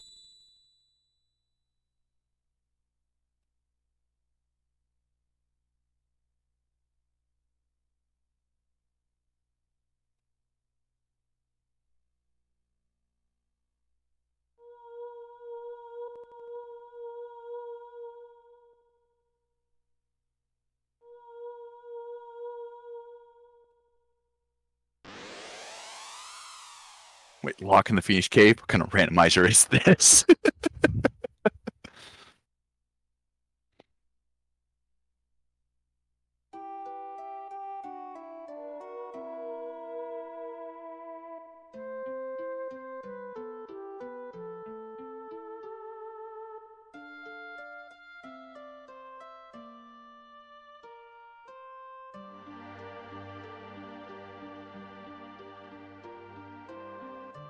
Kind of catching up on Locke's story here because we took a little detour.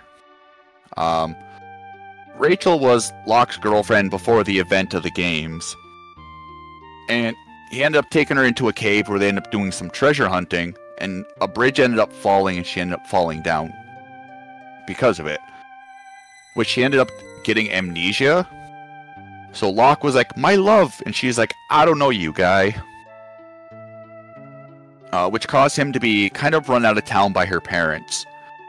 Because they're like, every time you come around, she just gets worse. She gets upset. She doesn't know what you're talking about. Maybe it's the best thing if you leave.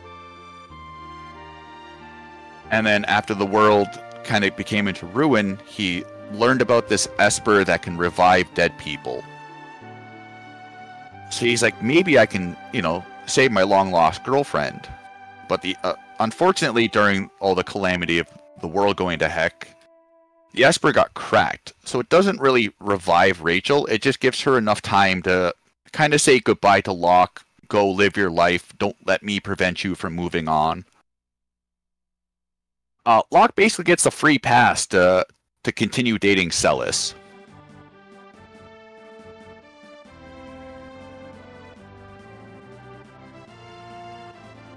And if you're going through the cave casually, it's a little frustrating because a lot of the treasure chests are empty.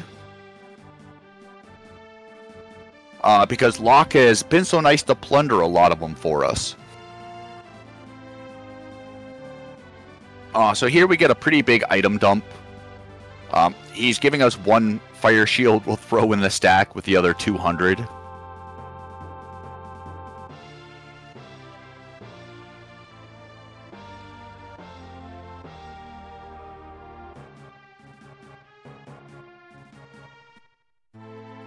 We're kind of on that last day of Christmas where we have like 45 golden rings kicking around and someone's trying to offer us 5 more.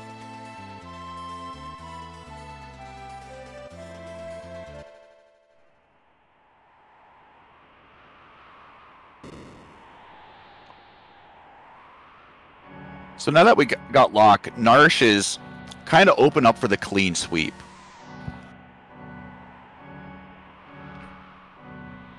So we will be knocking out quite a few things here. We'll be recruiting Mog, getting the Ragnarok Esper, recruiting Gogo. Oh yeah, and the Ice Dragon. We get, for all the randomized runners here, there's a lot of checks in this area.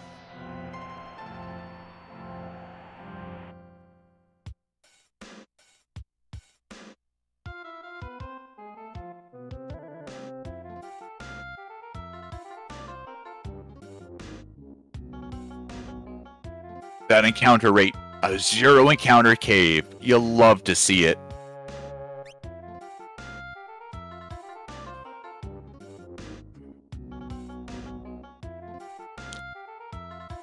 So Mog, we're not going to bother renaming just because he doesn't talk a lot, and even if we do rename him, the next text box after is bugged where it'll show his quote-unquote proper name no matter what.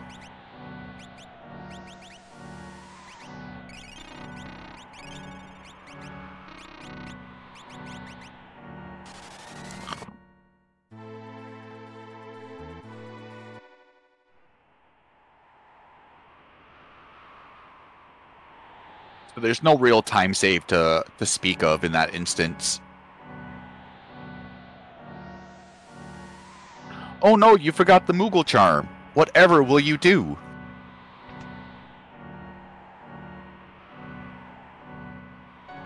How will you complete this run?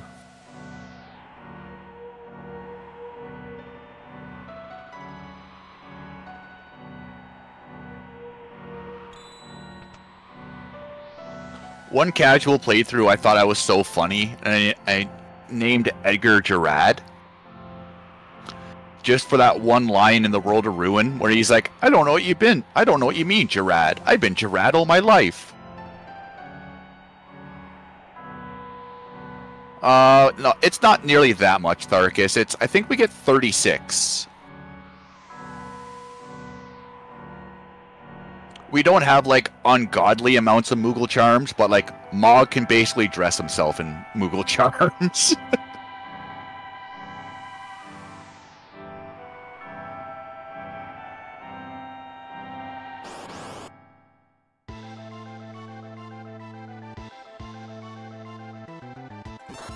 Named him Pinhead.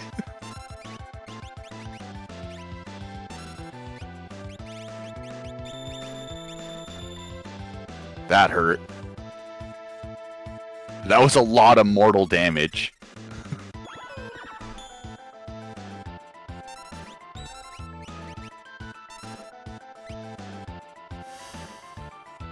See, Celis, take lessons from Mog. Learn to block stuff.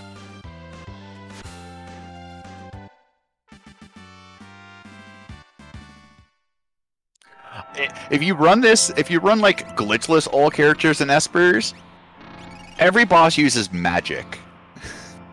And in this category, it feels like everyone just uses physicals.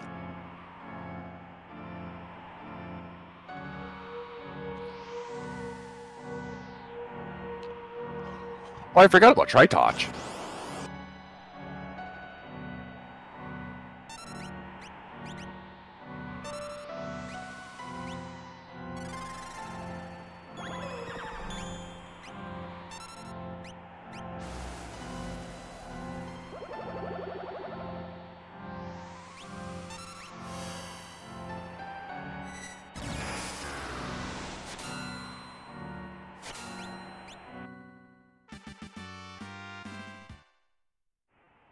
Cat, please stop going. Bye-bye. I forfeit from this. There's too much shame, high spirits. I forgot the checks. Tried to go off memory and it just backfired.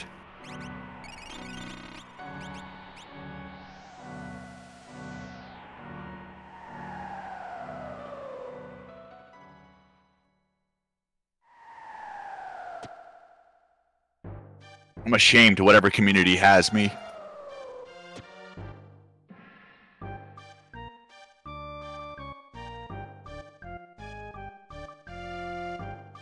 So people were asking about bosses that are immune to Vanish. Umara was also immune to Vanish, so we have to kill him the au naturel way. Like the Triad intended. We're gonna break some flame shields.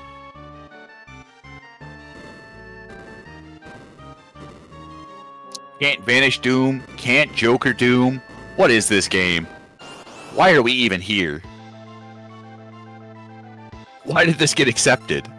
If I can't glitch fully, then it's just a waste of time.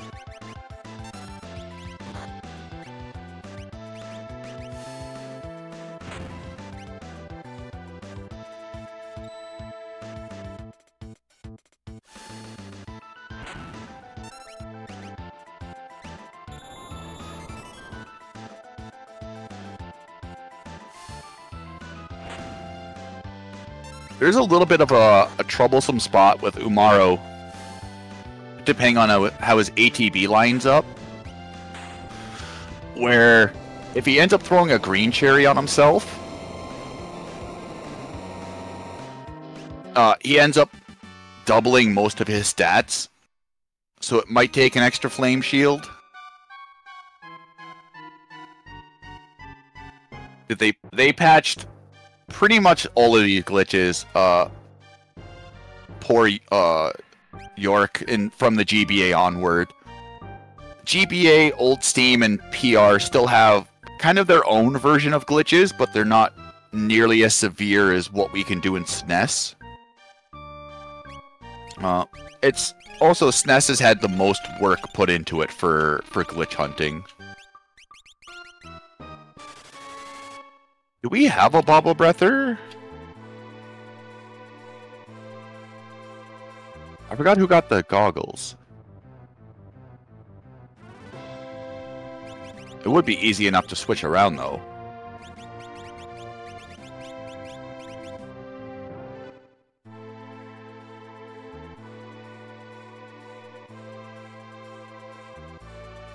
Setzer?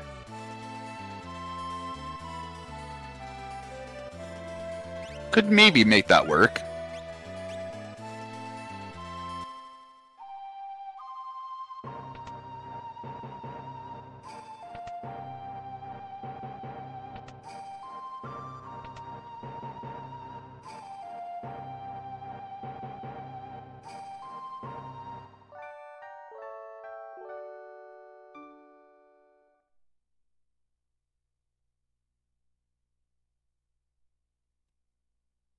Yeah, there's not much left, Tharkus. We got Doma, we got Doomgaze, and then Kefka Tower time. We're pretty much in the final stretch now.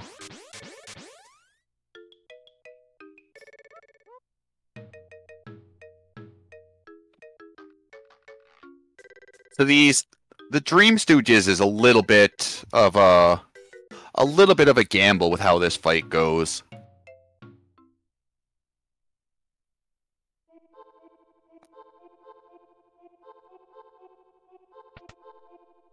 You're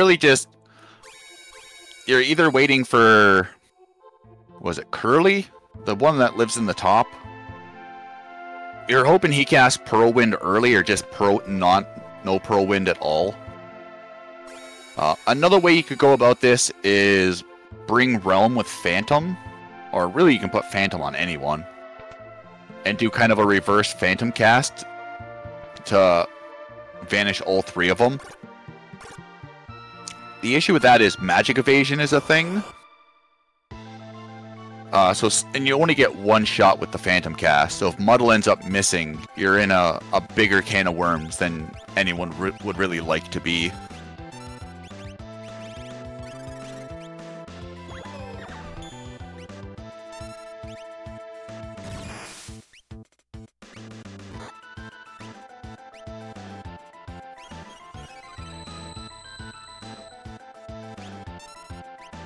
Unfortunately, we see the Pearl Wind, but we now know he won't get his second turn off, and he's the only one that can really heal the party at this point.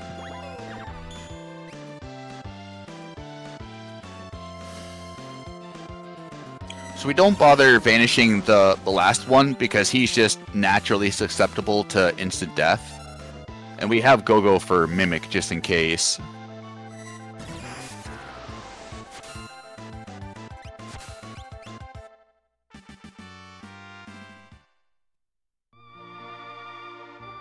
Sometimes it takes a couple of casts. Raiden has a pretty high hit rate to begin with, thankfully, which helps us out a little bit.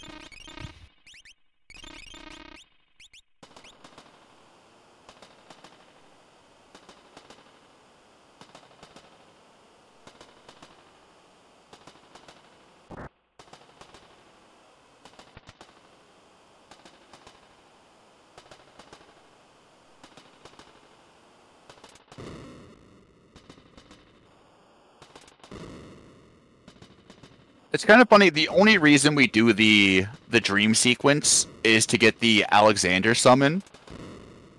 And as soon as the dream sequence done, most runners' first instincts is to just get directly out of dodge. So it's usually, you'll notice it where the streamer will start looking over in chat, and chat's just spamming Alexander. You end up doing the 180 back around for it.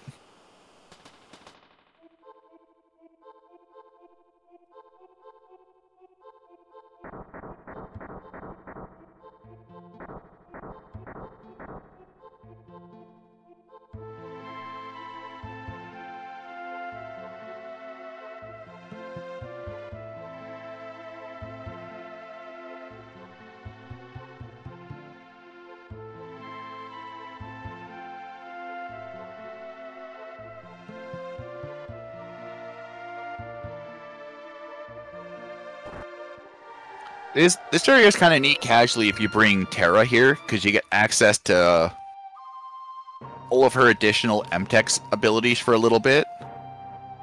M-Tech Missile is by far one of the best abilities once you're around like level 30 with decent magic. It outputs just so much damage.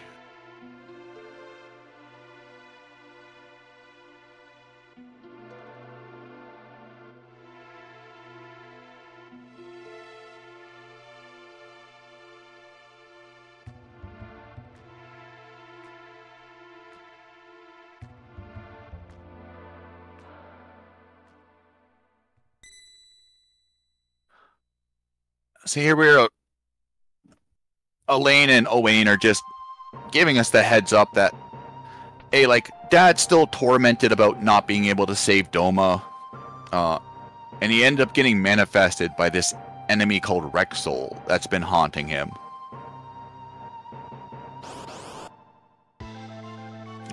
Thankfully in the SNES version, once again fixed in every other version from GBA onward, Rexol is technically not on the screen when he possesses one of your characters, which means you can just instantly kill these guys and the battle's over. Rexol is... It's not hard to set up the fight to kill him, but Rexol just has a metric ton of magic defense. I think he's sitting at like 180 or 220 out of 256. So like, unless you have very high stats or magic defense ignoring abilities, you can be here for a while.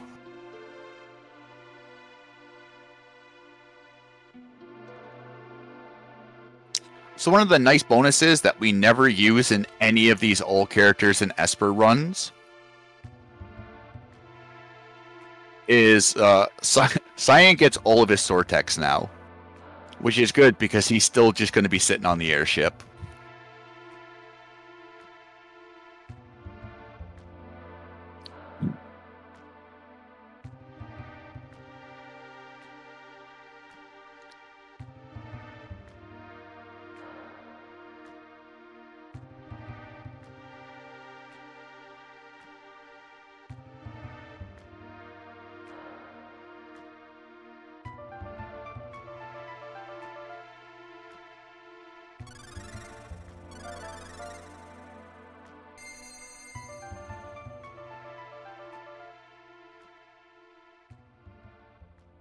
I don't see a reason why Sortek 8 and Vanish wouldn't work, Honeydew. In theory, it's the same principle as using like Vanish Raiden or Vanish Doom.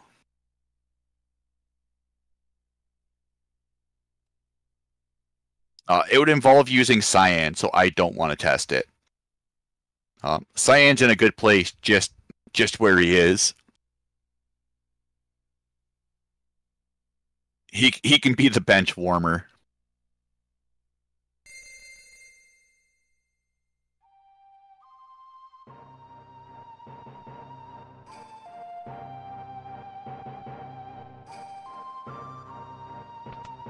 Alexander, backtrack.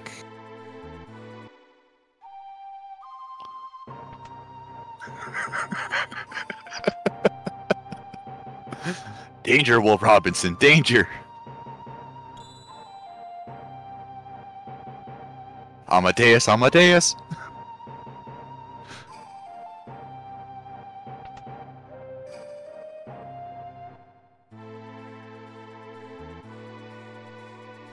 So normally you unlock... Sortex get unlocked at certain levels, much like Saban's Blitzes. So once you get to level 45, you'll unlock Sortex 6. Once you get to, whatever, 53, you'll get Sortex 7. Not numbers, I'm just randomly throwing out numbers. But the vanilla way you can do it is, you can actually grind so high that you unlock the level 8 before ever doing the dream sequence. Same thing with like Saban's Blitzes. Like you can learn Bum Rush just naturally through leveling up. It just takes quite a long time.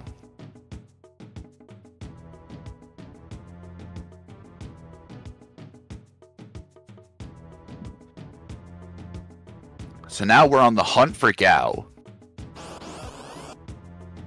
Did you remove the Moogle charm? Yep, you did.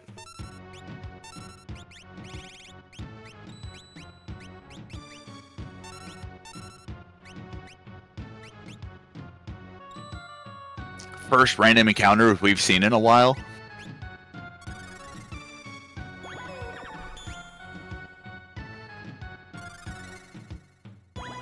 But thankfully, we now have Mog.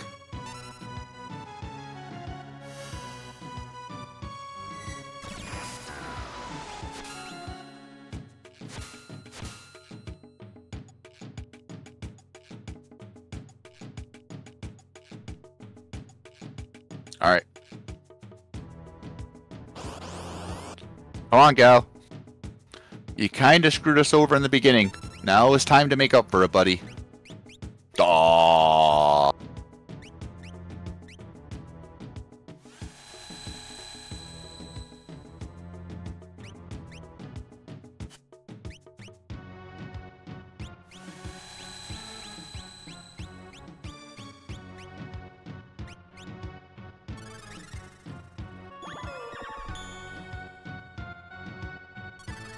No, we, as soon as the World of Ruin happens, you get locked out of learning Mog's Water Rondo dance.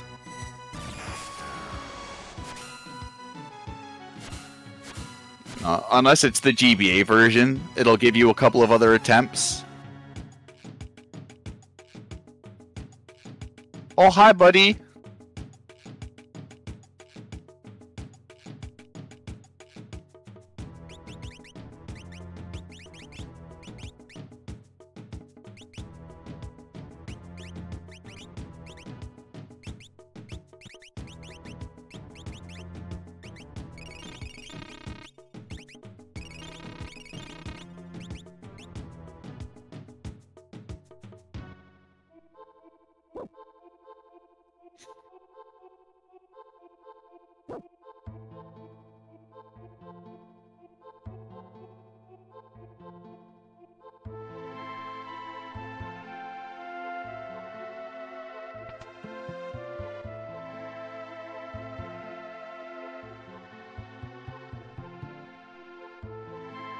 If we didn't end up saving Shadow on the floating continent, this is the place we would have to go for first. There is a bug in the dialogue where they end up calling Shadow her.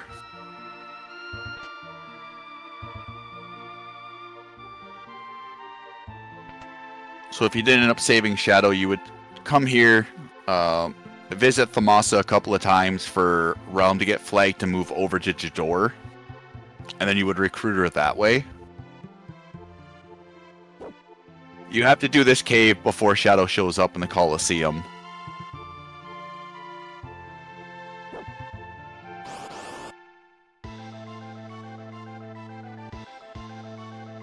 So the Colosseum is how you recruit Shadow. Coming here is kind of just how you, in a sense, unlock them.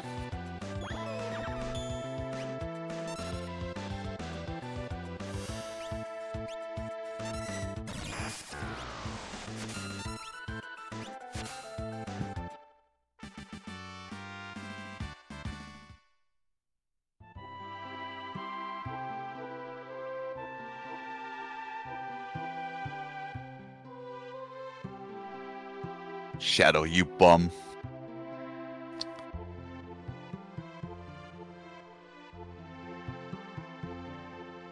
Let's take her back to Thamasa. Surely nothing will go wrong.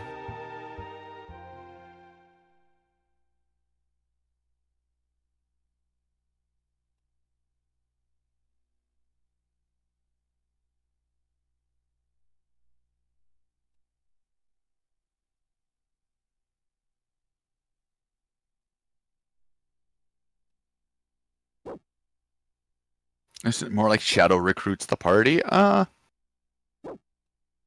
Could be. I don't remember the dialogue well enough, Dankle, to say anything about it.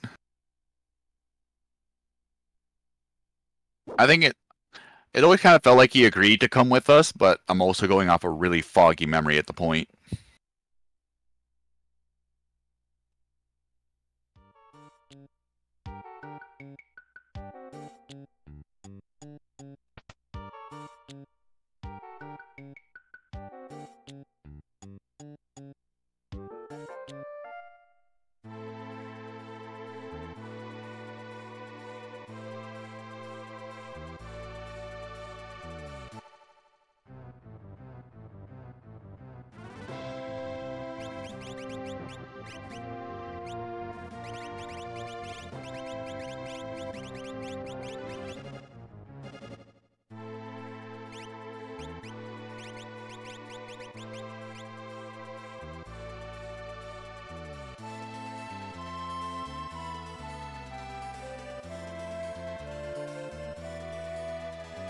with the power of Umaro. Umaro is... He's definitely not the best character you can bring, but he's guaranteed to do physical attacks.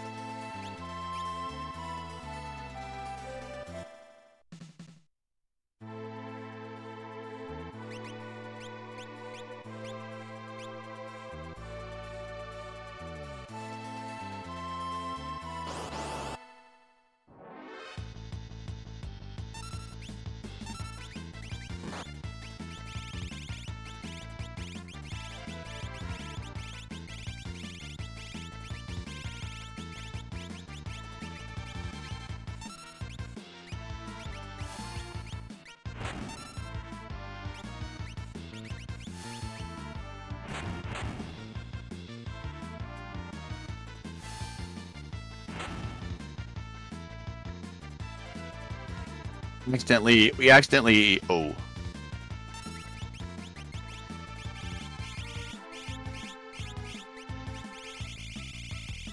We accidentally didn't optimize on Gogo, which ended up removing his Flame Shield. Alright, his Moogle Charm, sorry. So here we're just doing a Death Warp to kind of... to get us back to the good state.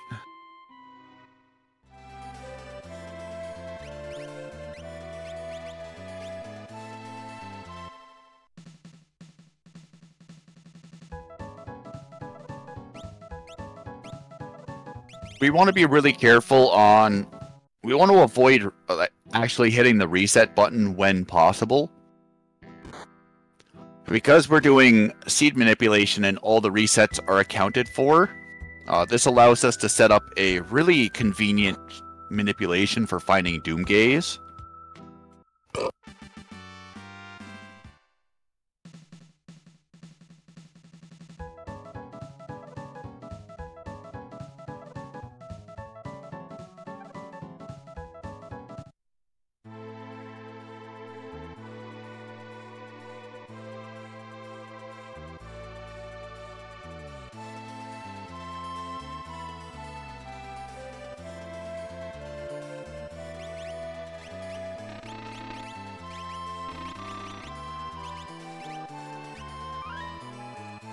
So can anyone guess how we're going to be fighting Doomgaze?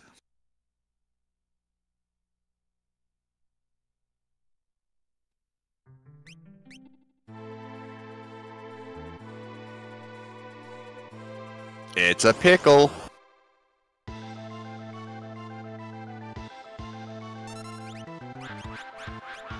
Wind God Cow.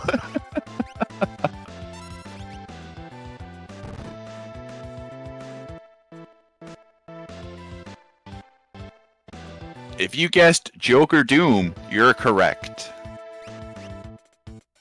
Auto crossbow we sold a long time ago. So if you end up using Vanish Doom or Vanish X-Zone or any of the Vanish cheeses on Doomgaze, the battle instantly ends and you don't get Bahamut. So Doomgaze is kind of just relocated to another tile. You have to go find them.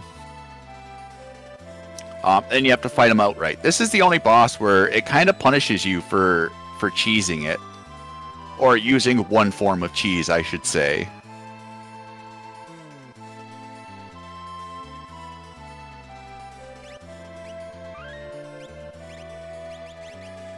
Because we can just use another form of cheese and call it a day.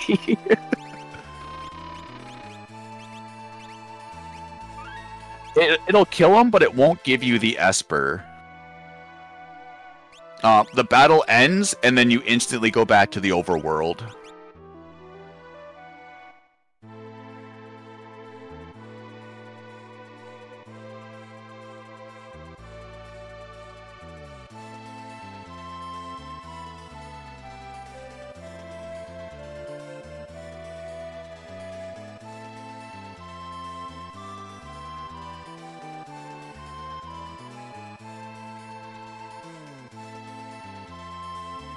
I don't know.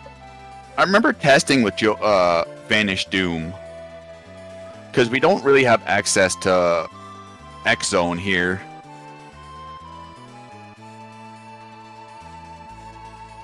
Oh wait, we don't even access to Doom.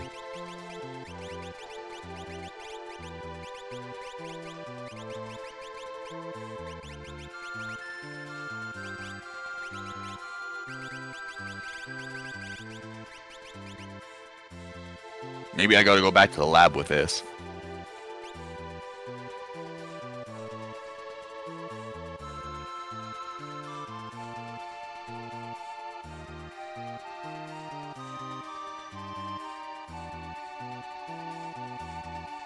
Alright. Back on track. There are a couple of maps where we can kinda, or a couple of areas in the games we can kinda end up stealing coordinates. So while we're going on with the Doomgaze talk, Bdewd went to a specific tile in Mobliz and swapped his party leader a couple of times. What that did is it wrote that party leader or those coordinates into memory. And they're kind of just going to sit there dormant for a little bit. We do have a little bit we need to do in Kefka's Tower. We need to find a way past Inferno. And then we need to fight the 2 dragons to unlock the final Esper Crusader.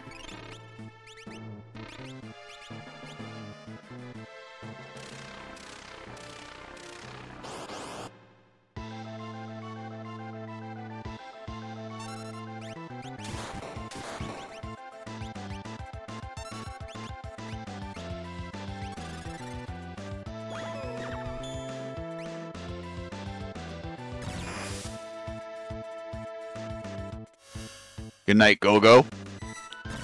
Thank you for your service.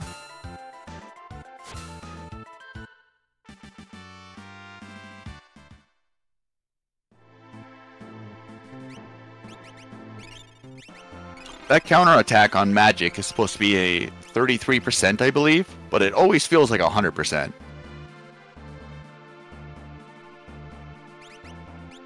So now we're going to go back out to an exterior plane.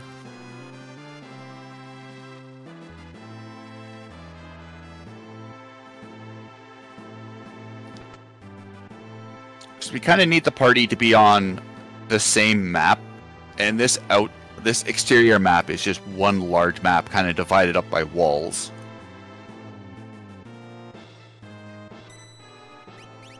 So here we're going to use a glitch kind of similar to what we did in the beginning of Lock scenario to bypass Inferno, just with a little more steps.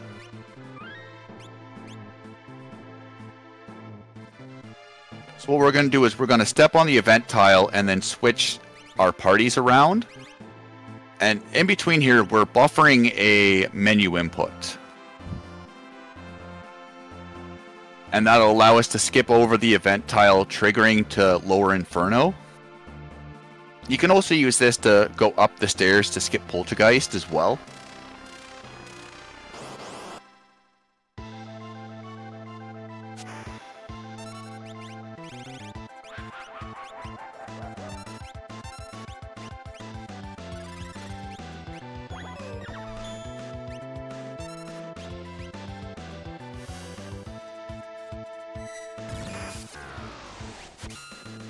So now this should be the 8th and final dragon, which will unlock the Crusader Esper.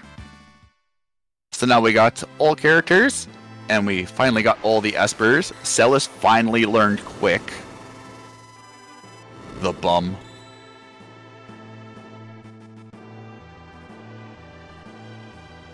So now we're going to end up doing something called tent warping to get us to the top of Kefka's Tower once we get back to a save point. Another Inferno skip, just a little more difficult because backwards.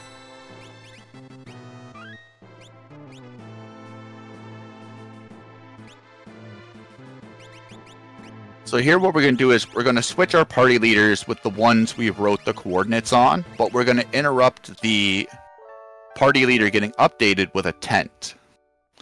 So even though Umaro is the party lead, Realm is still the leader on the screen until we end up refreshing the game.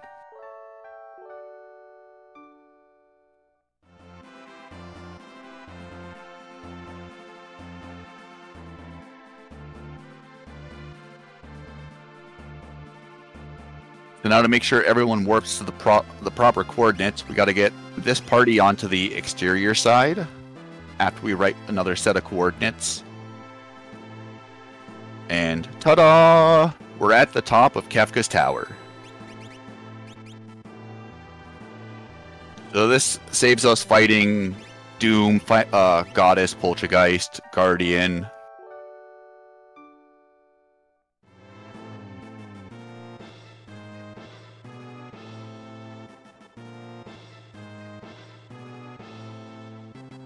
Oh, that sucks. Soft lock.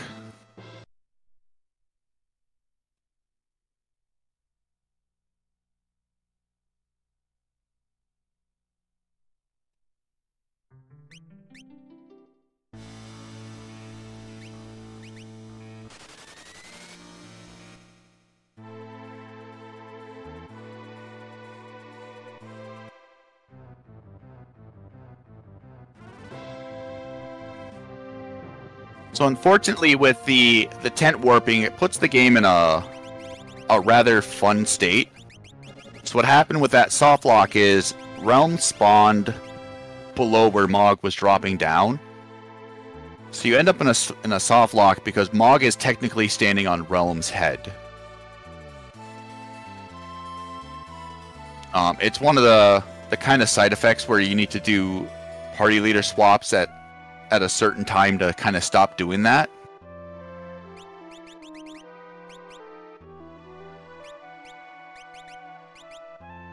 But quick setup, we'll be right back there.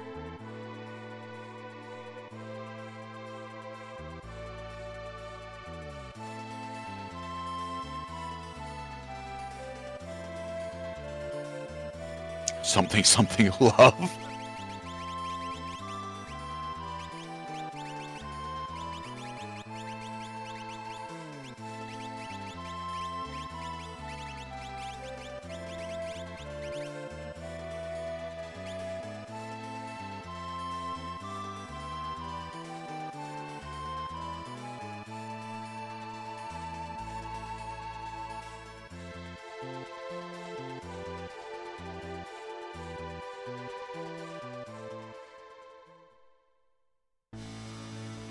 Do a quick Illumina run. You can avoid that occurrence just by switching party leaders.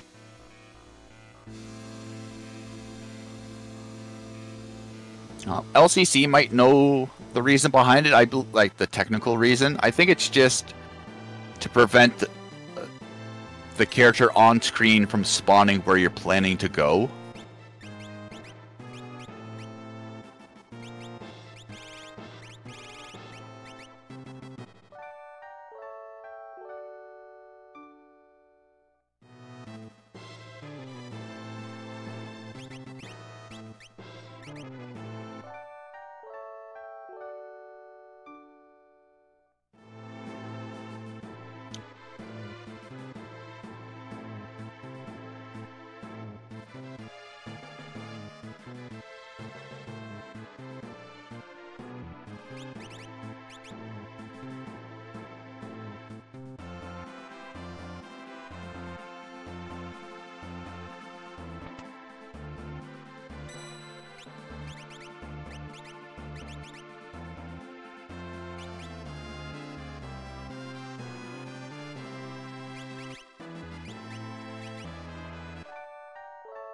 How does switching the party leader prevent that?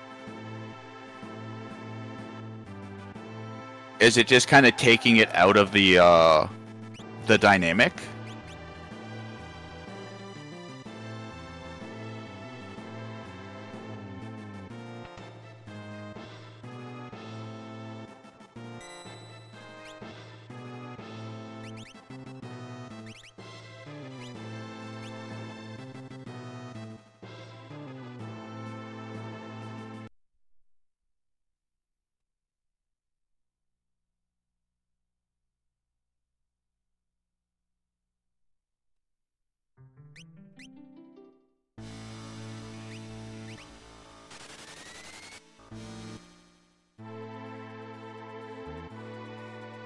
It's resetting and fixing. Oh, okay. Now I got it.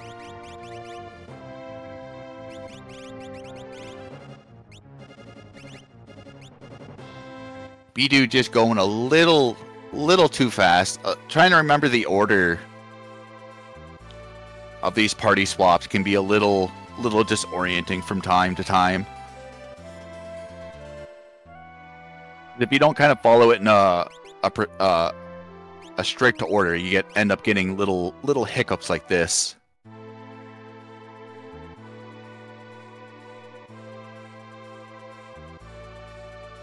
And it's all it takes is that one little second guess and everything kind of falls apart.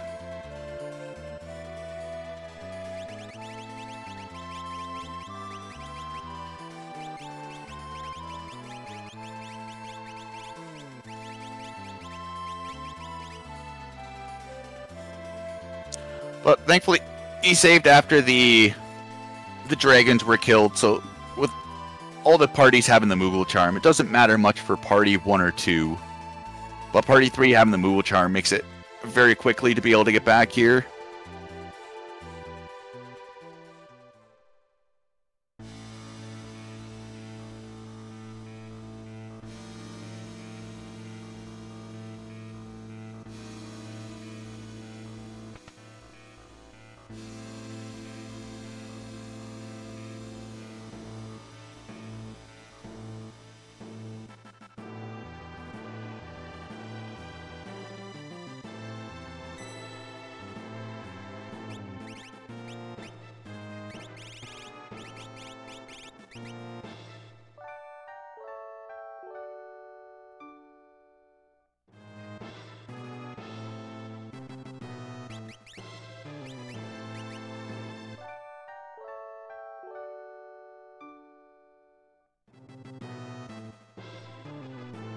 Okay, just showing off a couple of things that can go wrong.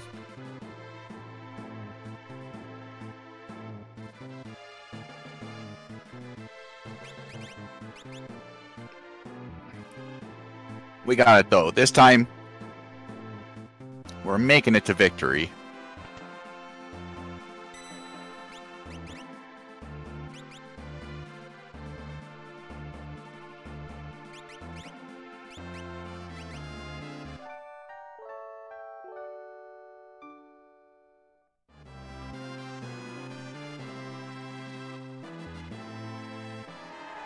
Oh yeah, I guess we can do this game. How are we killing tiers?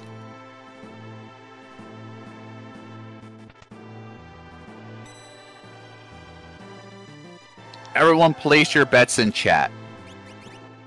Are we doing Vanish Raiden? Are we doing Joker Doom? Are we doing Reverse Joker Doom? Are we doing Baba Breath?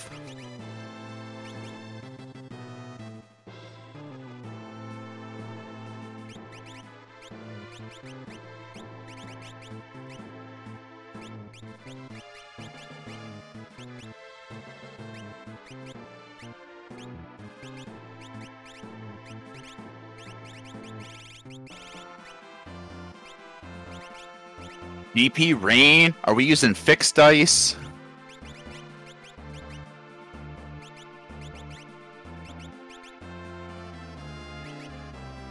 Outrage Mog Dance. People Die as Yuna Dance. Sabin Suplex.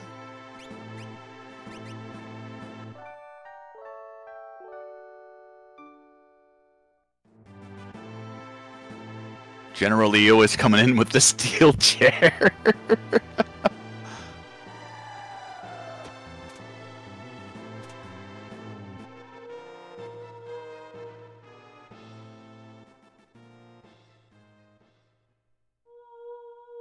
Berserk on Gal for true chaos. I like it. Alright, we got through it. We got 3 people on 1 switch. The game really doesn't care if we push all 3 switches or just the same switch 3 times, which is another kind of added benefit to the coordinate storage tied in with the map warping. Is we can't walk people onto the tile, but we can have the game teleport those people onto a tile.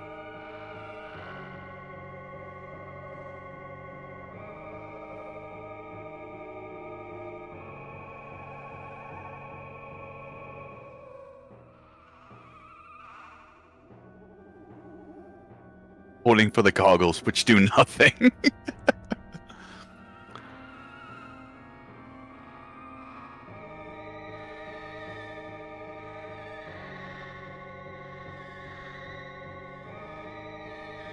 We throw a door.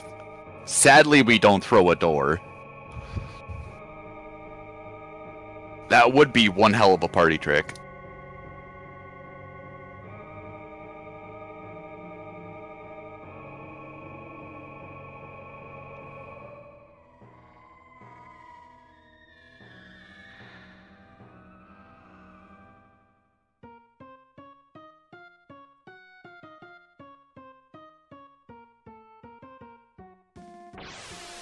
Go, go, go, go, go, go, go, go, go.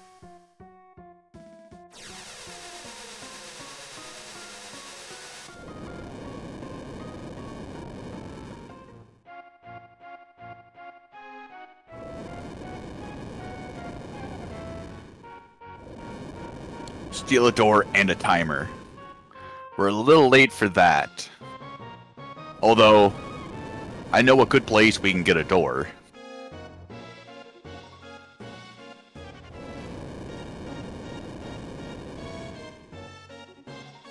Sadly, getting the door, it means we don't recruit Sabin, which means the run doesn't fulfill the criteria.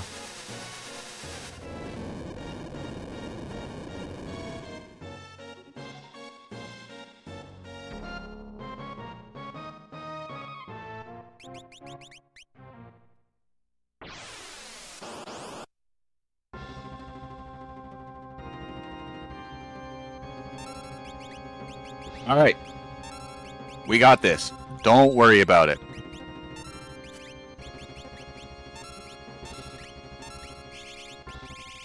Nice. Blocks all the way around. Little early on the menu merge. Oh. We got it. Locke's had enough of everyone. He's just leaving.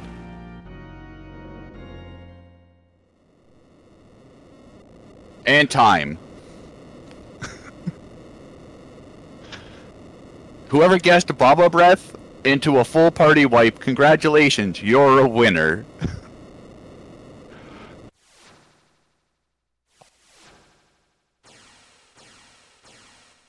So Baba Breath is queued, from my understanding of it, Baba Breath is queued to end the fight when you can't do any more actions. So with Locke, or Baba Breath throws that character out of the battle. So with Locke out of the battle and the other three incapacitated, it just goes, well, you didn't wipe in the battle, so you must have won. Kind of an anticlimactic way to end the run, but it is good for a little bit of a head twister.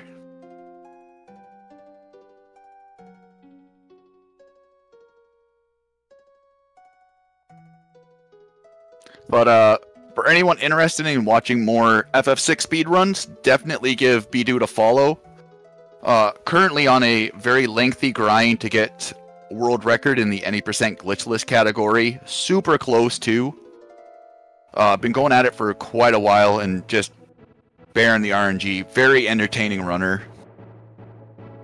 Very unpredictable. So if you definitely want to see some more FF6 runs, drop him a follow. Hey guys, thanks for watching. Thank you for High Spirits and the admin crew of Questing for Glory for including this run. We never thought we'd get a glitched all-character to Esper run into a marathon, and it's been a treat.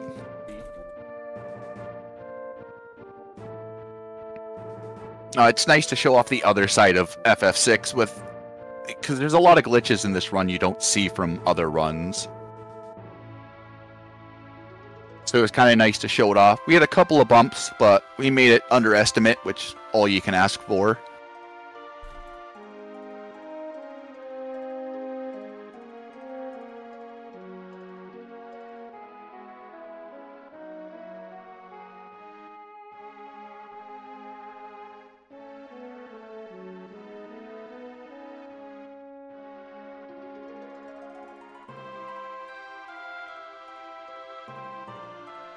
Alright, everyone stick around. We got Leggy Starscream coming up. A lot more runs coming down the pipeline, which will interest everyone. Hopefully you have a good day, you enjoyed the run, and we'll catch you later.